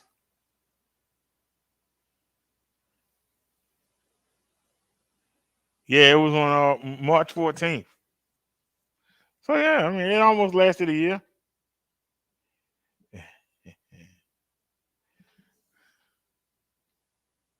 Well, we paid $13 for this one, and we paid 19 something for the other one. So,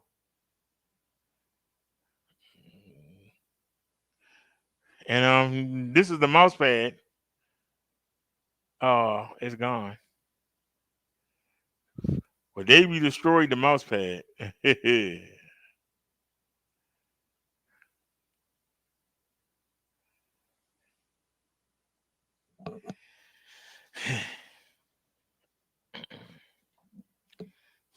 If I tell her to get off the bed, y'all gonna say I'm being mean to her.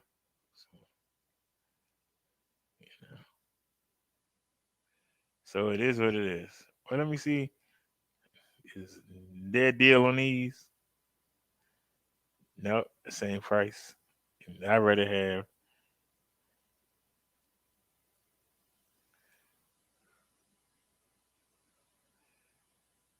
So wait a minute. What's the colors? So that's a gray and black. And what are these? These are blue.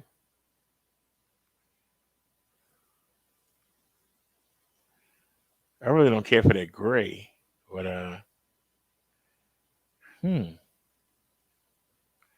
okay, what day they get here? If we do the blue ones, what day they get here? Tuesday the 18th, and then Tuesday the 18th, and when these come? Same date. Don't make a difference. Okay. All right, y'all. I'm gonna go ahead and order these. They say if you order within 2 hours and 16 minutes, they'll be here the day before I go to the doctor's. So that's great. It'll be nice to get them sooner. What's the day? No, they Friday. That's not bad. Friday, Saturday, Sunday, Monday, Tuesday. That's not bad. You never know. They might come early. So let me go ahead and go to cart.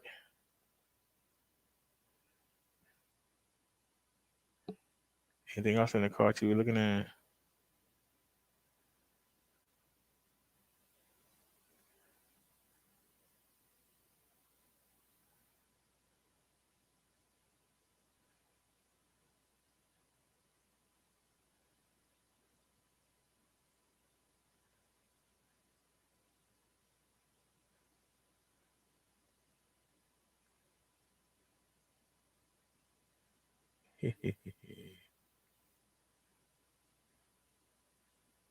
All right.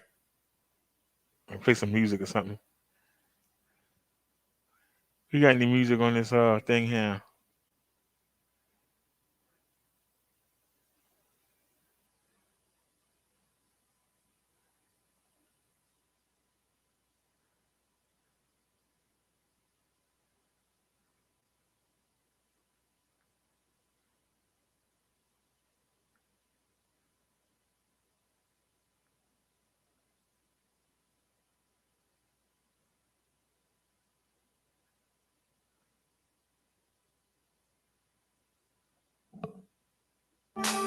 Yeah. I'm about ready to put it down. I know y'all can't stand to hear my sound. Well, you know, I had to go do with the donations that come in. Yeah, I know your Bible business. There ain't no If the donations are cheap, I got to give it cheap. This prank is hot. My name is Dark in case you forgot. I got to do them just too loud. Business picks up when I arrive. I'm clean cut. I don't get down and dirty. I don't look over my shoulder. You folks can't hurt me. In a battle, my town never deserts me. You left with the man going over in Afghanistan. That place was nasty. I just hope they don't draft me. A tremble level to live in infamy. I'm just glad I don't live in New York or DC. I ain't ever been on an airplane. And if you do, then you're insane. It's ain't for a boat. People do whatever they how do they cope. If you start babbling, they seem like I'm grabbing you. When it comes to music, I'm like a mad dog. God MC like a hog. Yo, I'm a glutton. When it comes to this, I'm pain. No matter who I'm mixed up with, the outcome's always the same. Me on top, my trash will never stop. There's too much nonsense in the game. if I don't make it. Let me go ahead and order that right now. One note, not one alert. Who cares whether or not you want to hear it? Something needs to be said. I'm saying it. In the toughest hoods, I'm playing it. It should be on everyone's playlist. You don't agree? Yo, mind your business. I don't go to clubs, mind your business. I don't do no drugs, mind your business. The gritty stuff you love, I want no part of. Yo, mind your business, mind your business. Yeah. I was up born this way different. Don't say I'm gifted, don't say I need to get with it. Hustle on the corner, put in work. Stay away from the church, you can time in jail. That's where you refine your rhymes. Get drunk, go smoke a blunt. Until people see me fight, they swear I'm a punk. Go-go's pull me over, let me go up a glance of grin. People are surprised that will pass out my pants. Why I gotta be ignorant to be respect? Why I got a pressure that goes around my neck? Yo, I don't need a fancy car to score. When I get in some drawers, I'll leave them sore. Hoes come back for more. I was raised to be conservative. I bother no one get every kick you as I did.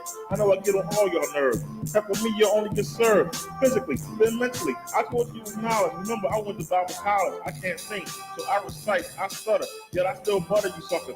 You won't admit it, but you still purchase made. If it wasn't for AIDS, I still all your hoes. I don't need those, as long as I got wheels to get around. A keyboard to create my sound. And a good woman to pound. Yo, I don't go to clubs, mind your business. I don't do no drugs, mind your business. The gritty stuff you love, I want a part of. Yo, mind your business, mind your business.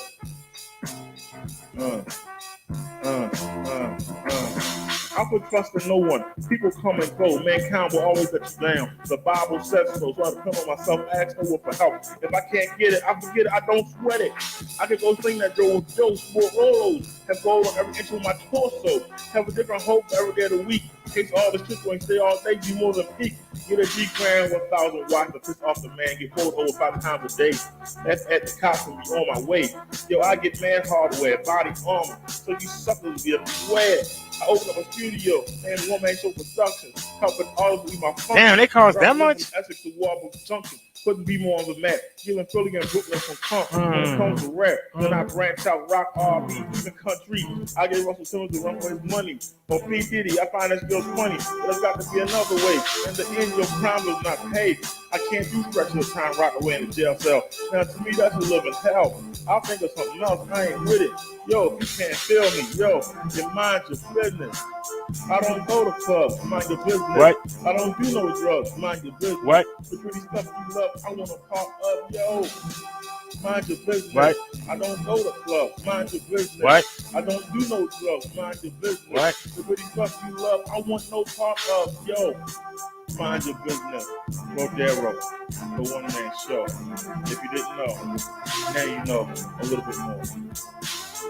I'm out. And I'm just on crack. One-man show production. Yeah. I'm about ready to put it down. I know y'all can't stand to hear my sound, and that's why I keep doing. Yo. This is Rodero. Yeah, you can't deal with it. Hold on a second, y'all. I'm afraid to. I had to move the Bluetooth speaker. I'm looking for a mount to hold it.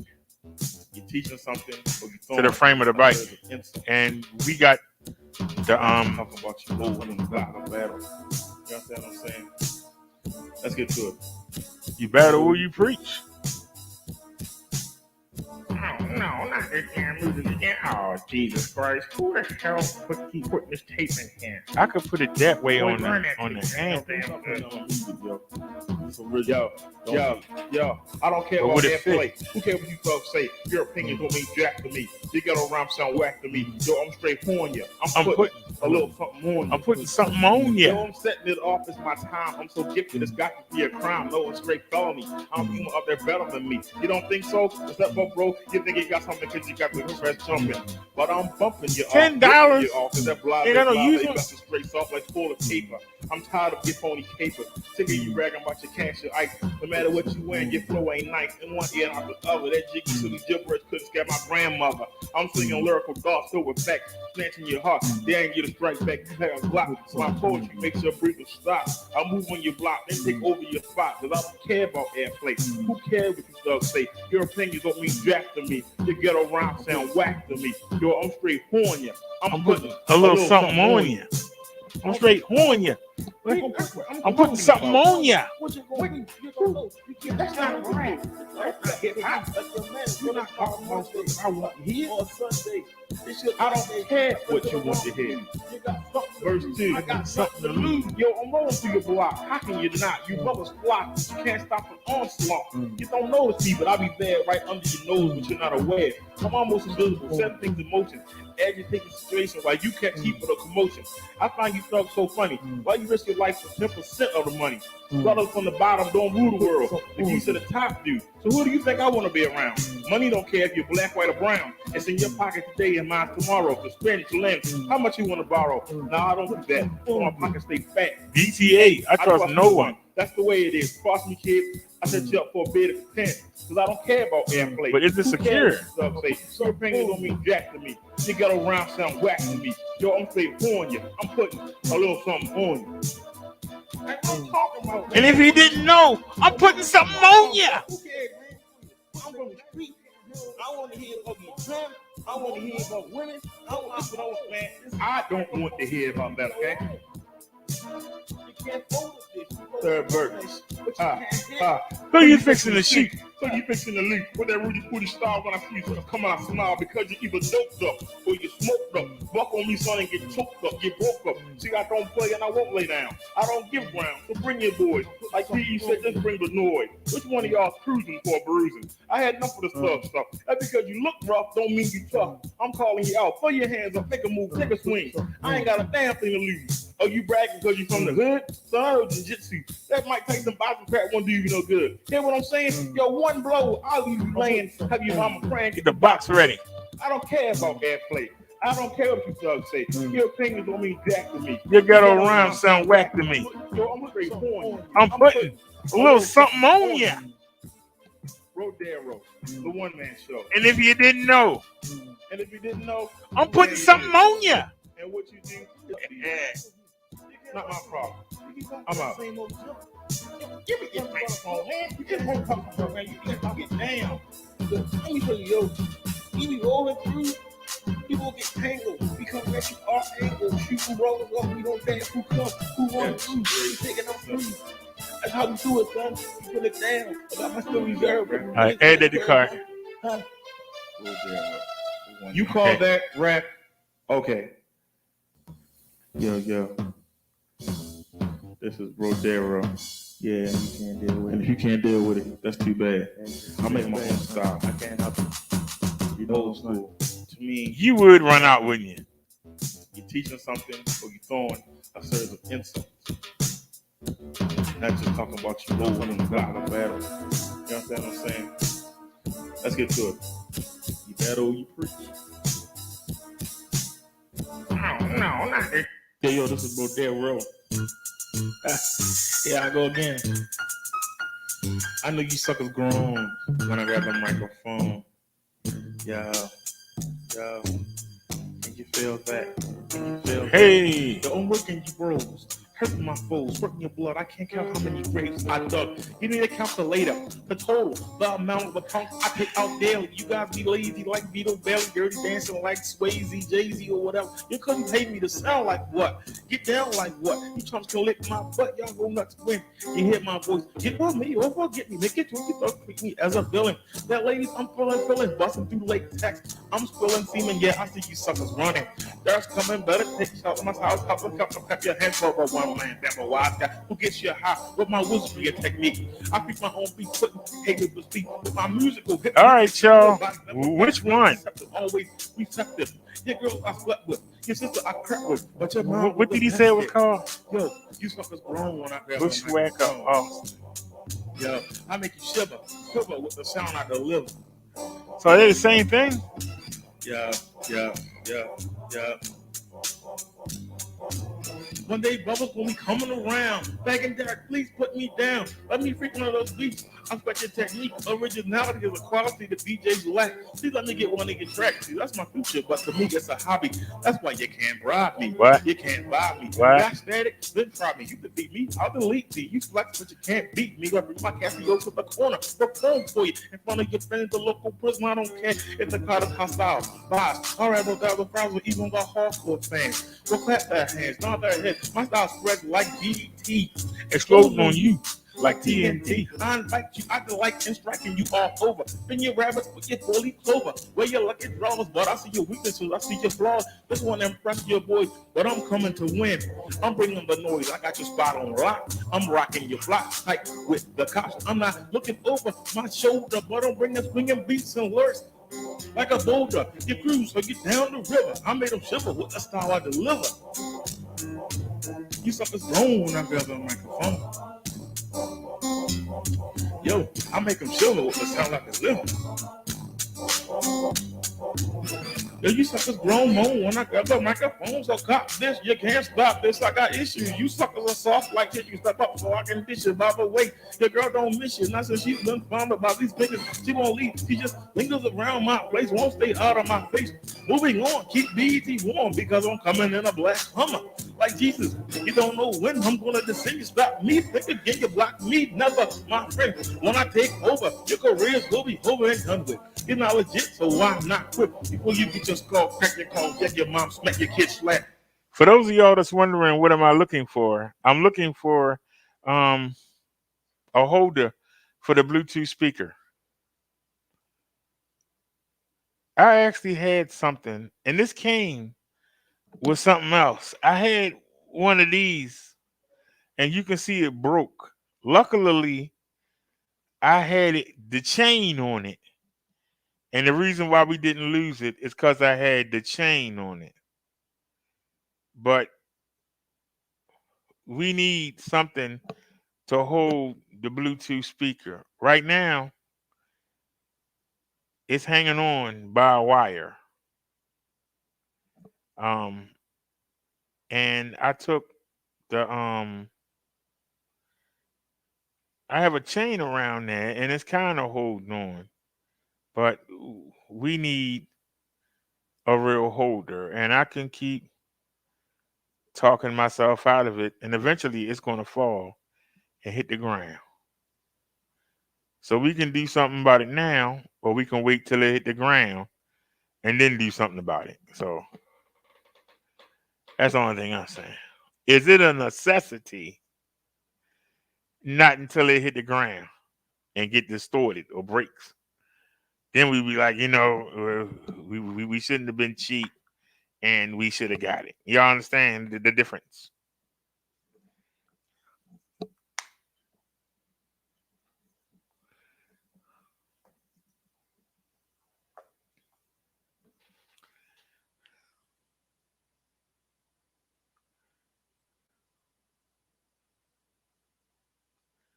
But it looks like it'll hold it. That's what we need. Something to hold it. And then I can wrap a chain around it. I can lock a chain around it to get the impression that it's locked down. But right now, it's looking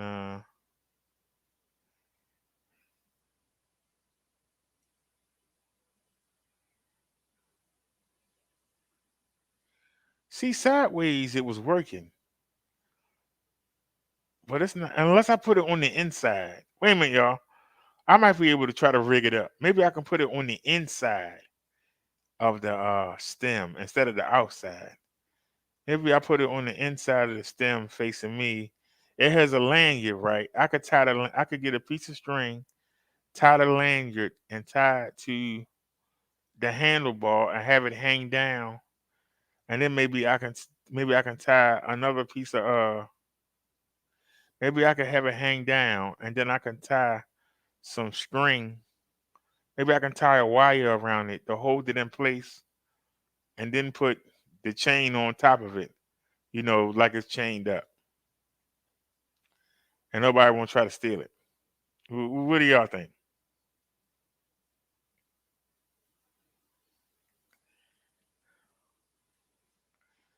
There's so many ways to do it. I could put it underneath the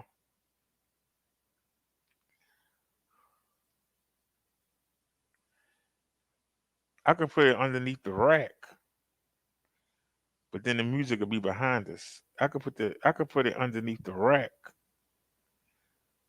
and let the pannier bags cover it. But I could run the chain and get the same illusion.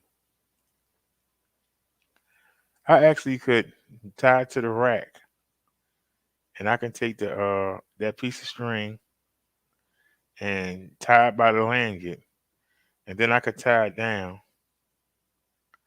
I would need an extension. I would need a cord to reach that far though. It would have to go from the power bank all the way back along the bike. Now we don't want that to do that. That's going to add a wire. Wait, take a look. Yeah, I guess I could do that. Well, let's just hang down. I could let it hang down.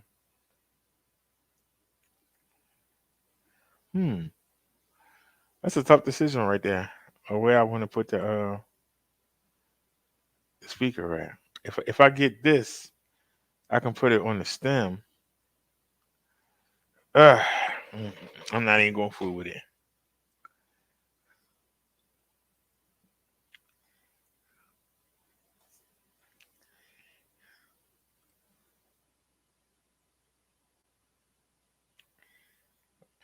Alrighty.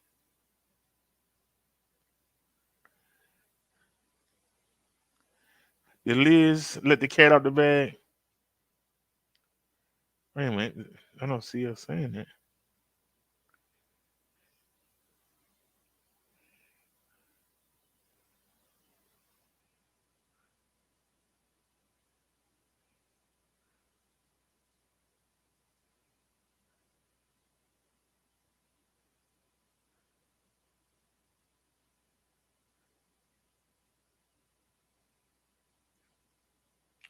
Did Liz let the cat out the bag?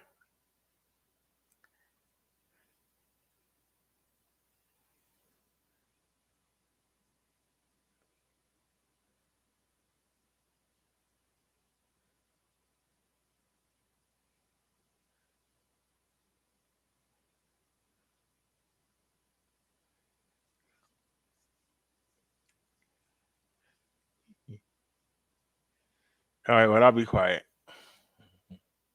Let the ladies talk. All right, y'all. I'm gonna put this. It's in the watch list. I'll get it. It's only $7.50. I'm gonna try if I can see if I can do it myself. I'm gonna try and see if I can rig it up myself. Maybe I can rig it up. I'm trying to think.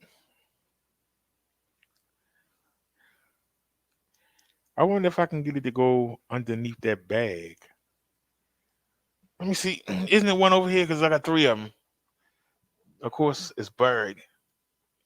But I have to see. Oh my goodness, that's why I couldn't find a tie.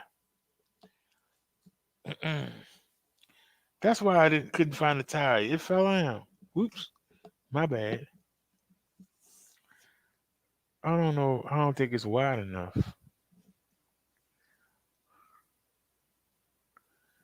I don't think it's wide enough.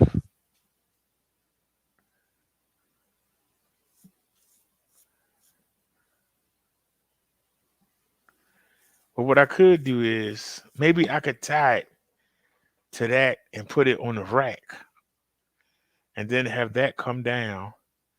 I gotta make sure it don't touch the wheel. Maybe I can have that hang down off the rack. I can put a little pannier bag. I could tie it to the pannier bag. And then that has a string. I don't know if it's wide enough. If it's wide enough, I don't think it'll cover the rack.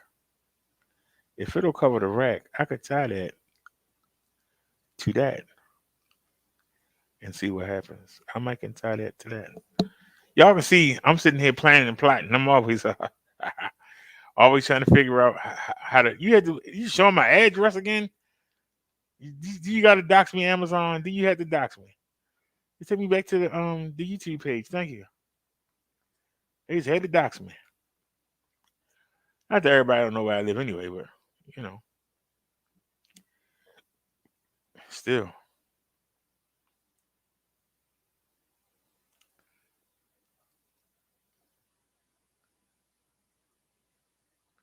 Okay, this is what I wanted to show you earlier about the man that shot the woman in Burger King, shot the little girl, 19-year-old girl. This is all again.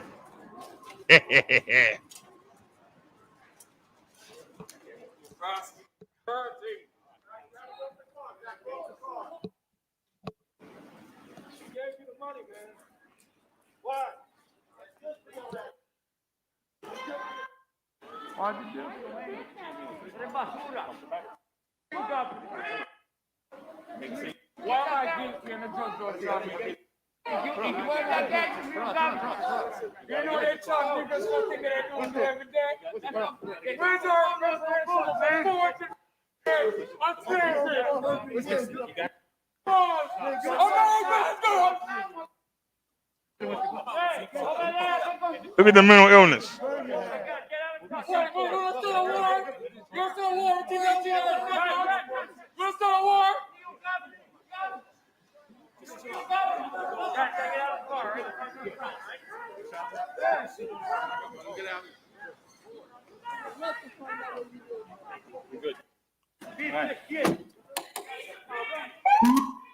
Shot that young lady for nothing. Shot that young lady for nothing. And he know he wrong, and he still couldn't take it. He should have had his head hung down. He should be ashamed of himself. He shot that young lady for nothing. $100. You took somebody's life. And somebody telling you was wrong, you can't handle it. Instead of hanging your head in shame. I don't know what the heck he was saying. What he was saying. He should have his head hung in shame. Instead, he's sitting there arguing with the people, trying to justify. How did you justify that? You shot an innocent young lady for nothing. You took a young life, something we can't get back. You did it for $100. There was no need. You already had the money in your hand. She was just an employee. She don't control the safe. You should have had the manager take you back there to the safe and get you some more money. That's what you should have done.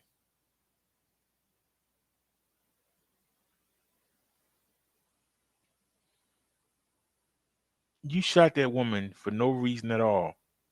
And you should be ashamed of yourself. You should be hung for it.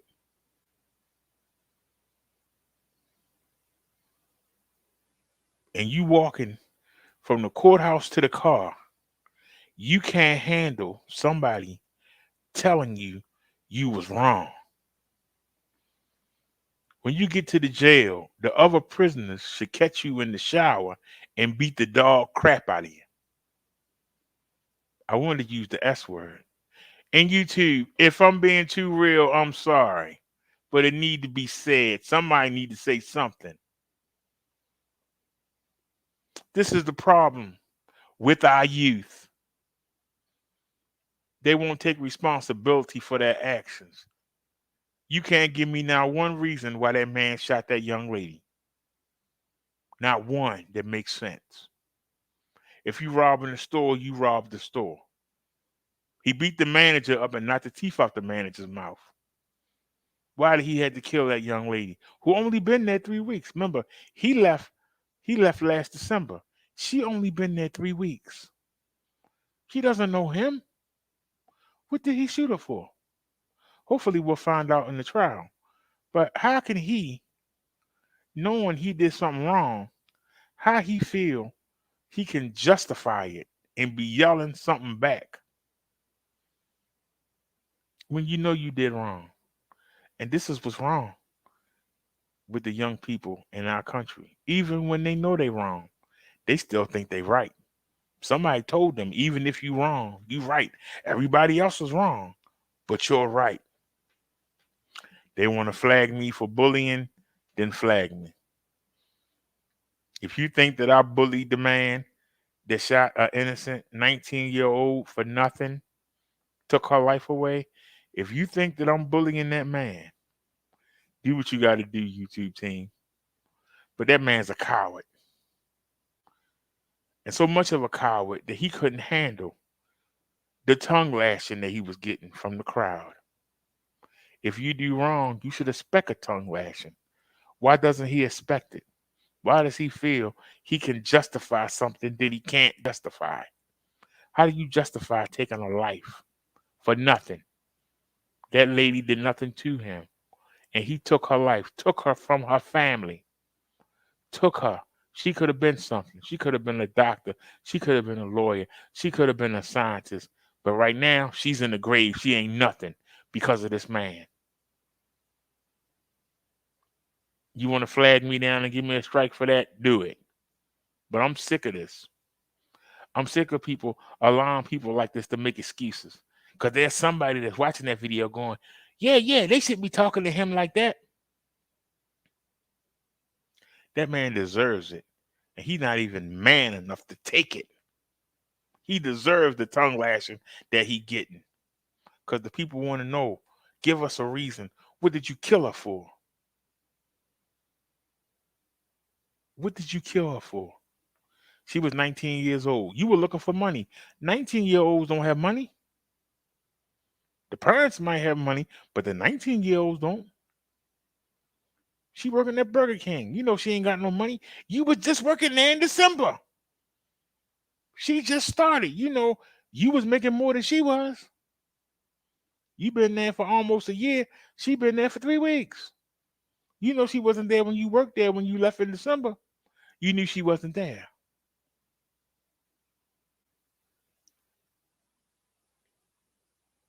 So what'd you kill her for?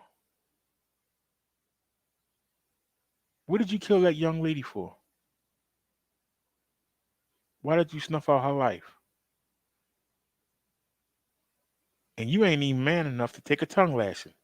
You should have hung your head in shame and got in that car. Not sitting there trying to defend yourself. You can't defend it. What you did, you can't defend. Go tell her mother and her father and her sister and her brother. Go defend to them. You won't, because you're a coward. You can't even take strangers yelling at you. How you going to actually talk to the real family members? How you going to look them in their face when you sitting in that courtroom? You can't even deal with people you don't know. How you going to deal with the family members? Coward. And am I cyberbullying him? If I am, let it be. But somebody got to say it. Somebody got to say it. And if that's your son, mom out there, I don't want to see you on TV trying to make excuses for what he did. Same thing for the father. Same thing for his sister. Same thing for his brother. Same thing for the woman dumb enough to lay down with him. We don't want to hear it. We don't want to hear no excuses for insane behavior. He should never see the light of day again. Spend every day in jail regretting what he did. And if somebody want to come up here and make some excuses for him, here's the link right here. Let me put it in the chat. Here's the link right here. Somebody want to come up here and give me an excuse? Because I wonder, YouTube team, is this kind of coward protected under your cyberbullying law? Do you actually back this? I can't even call him a human being because what he did, the most cruelest human being. I don't think an Adolf Hitler would have done that.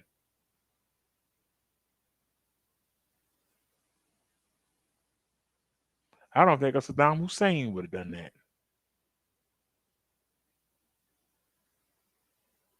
That's how cowardly this act was.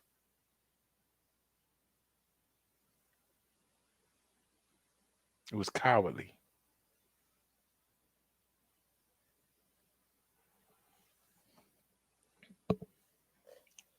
When you commit something that atrocious, your response is remorse. I'm sorry, I didn't mean it. I lost my mind for a second. I wasn't thinking. It was a quick reflex. That's what you say. You don't, and I'll kill you. That's not the response.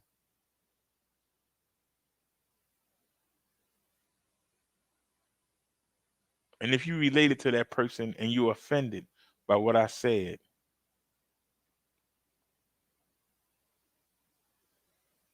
maybe we need to get you out of here too. We don't have room for that in our society. You don't kill nobody for nothing. And that's what they did. That's what he did. He killed that woman for nothing. She working the job, you was just working. But she ain't out there robbing. She ain't out there killing people. But you took her life. Ain't no excuse for that. You can talk to me all day. You can make up as many street sayings and as much street logic as you want to use. It won't hold up. It's full of holes.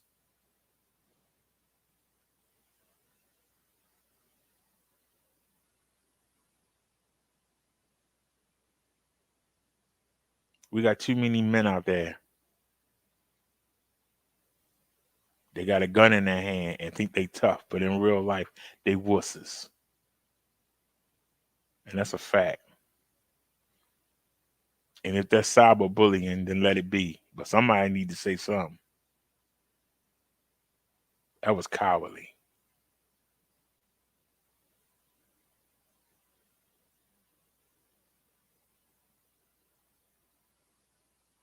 And I'm tired of watching movies and seeing these cowards getting glorified, doing stupid things.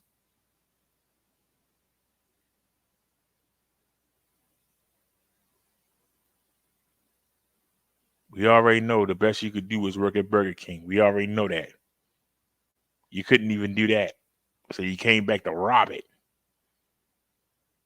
They say you don't bite the hand that feeds you.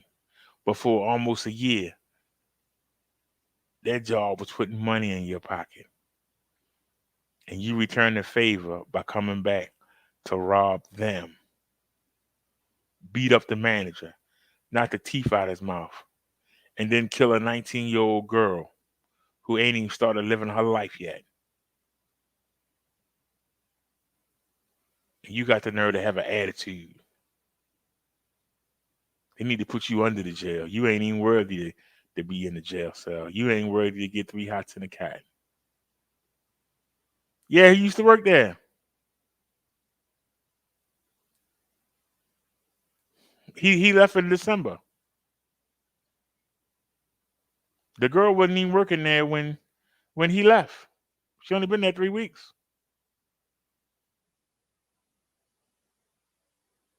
If he had a problem with the manager in Burger King, why did he take it out on somebody he didn't know?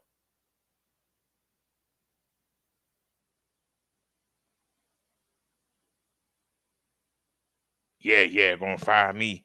I'm gonna come back and rob the place. Came back and got $100. $100 wasn't enough. He had already hit the manager, pistol whipped him. Why he didn't drag the manager to the back and make him open the safe? I used to work fast food.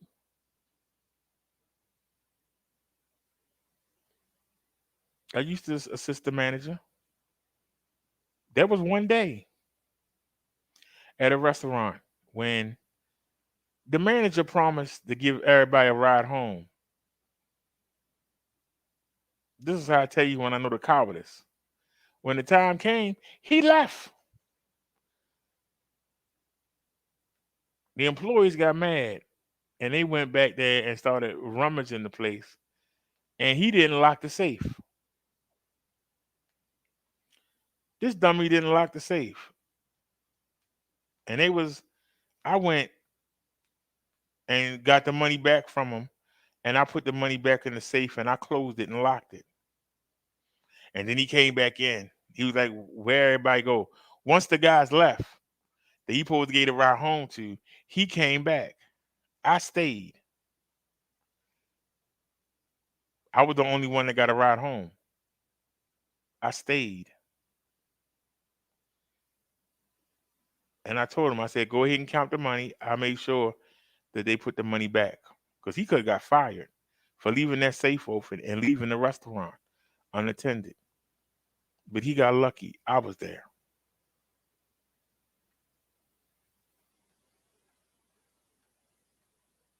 He got lucky. Because those guys was from the projects. They could have cleaned that store out. And if they didn't have respect for me, they would have done it.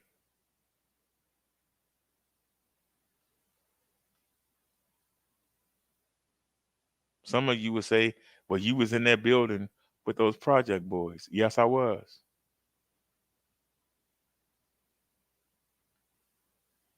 And I had to fight a couple of them to get that respect.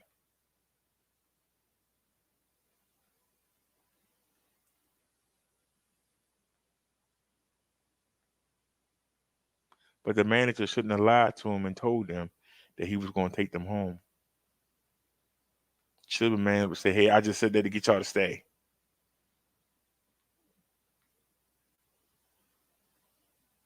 Is that something I can give you? Because there wasn't no more buses. I don't know how them boys got home. I don't know if they called somebody. I don't know if they got together, put together and got a cab. I don't know how they got home.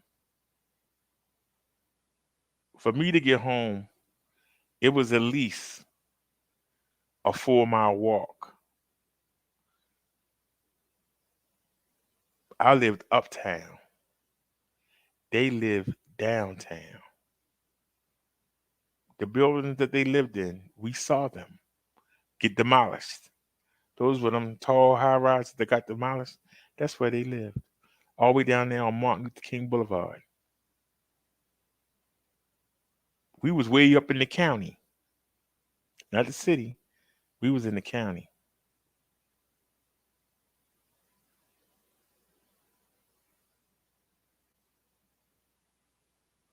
A lot of them guys quit.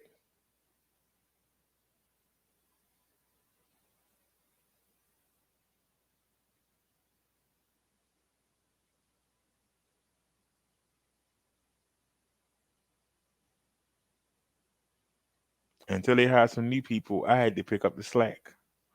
Liz said she get ready to lay down. Yeah, Liz, I'm going to get out of here too. I've been with y'all since 12 o'clock on 3 different shows. So I appreciate y'all for coming by.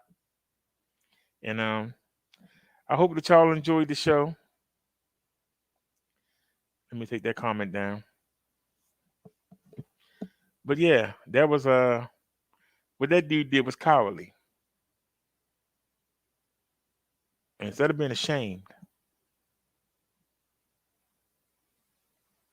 he was ready to go hurt somebody else. If he wasn't handcuffed and they would let him go, he would have went out in that crowd and started swinging. Because he couldn't take being told what you did was wrong. You killed somebody, and now he wanted to go kill somebody else. So yes, he needed to be off the street. We don't need him walking around in society. If that's cyberbullying, then take it down. But those who heard what I said, heard it. You can't take that back. Nia said, good night, gang, West Royal. Well, as Nia would say, see you soon. As I say, I catch you tomorrow. As Chung Lee would say, don't leave home without the wasp spray. I'll see y'all tomorrow. Thanks for watching, everybody. What's the day? Friday. So we got Saturday sermon tomorrow. If anybody got a special topic that they want me to cover, hit me up on the Hangouts or the Gmail, and we'll get it done. We went to the market today and the doctor, so I got no place to go. I will be here all day. If y'all want to hit me up, anybody got something they want me to focus on for the sermon. And if not, I will see y'all tomorrow. We'll probably do the sermon around 5 o'clock. So if y'all are up, come hang out with us. Look out for the notifications. And I will see y'all tomorrow. Thanks for watching and have a great night. Peace, everybody.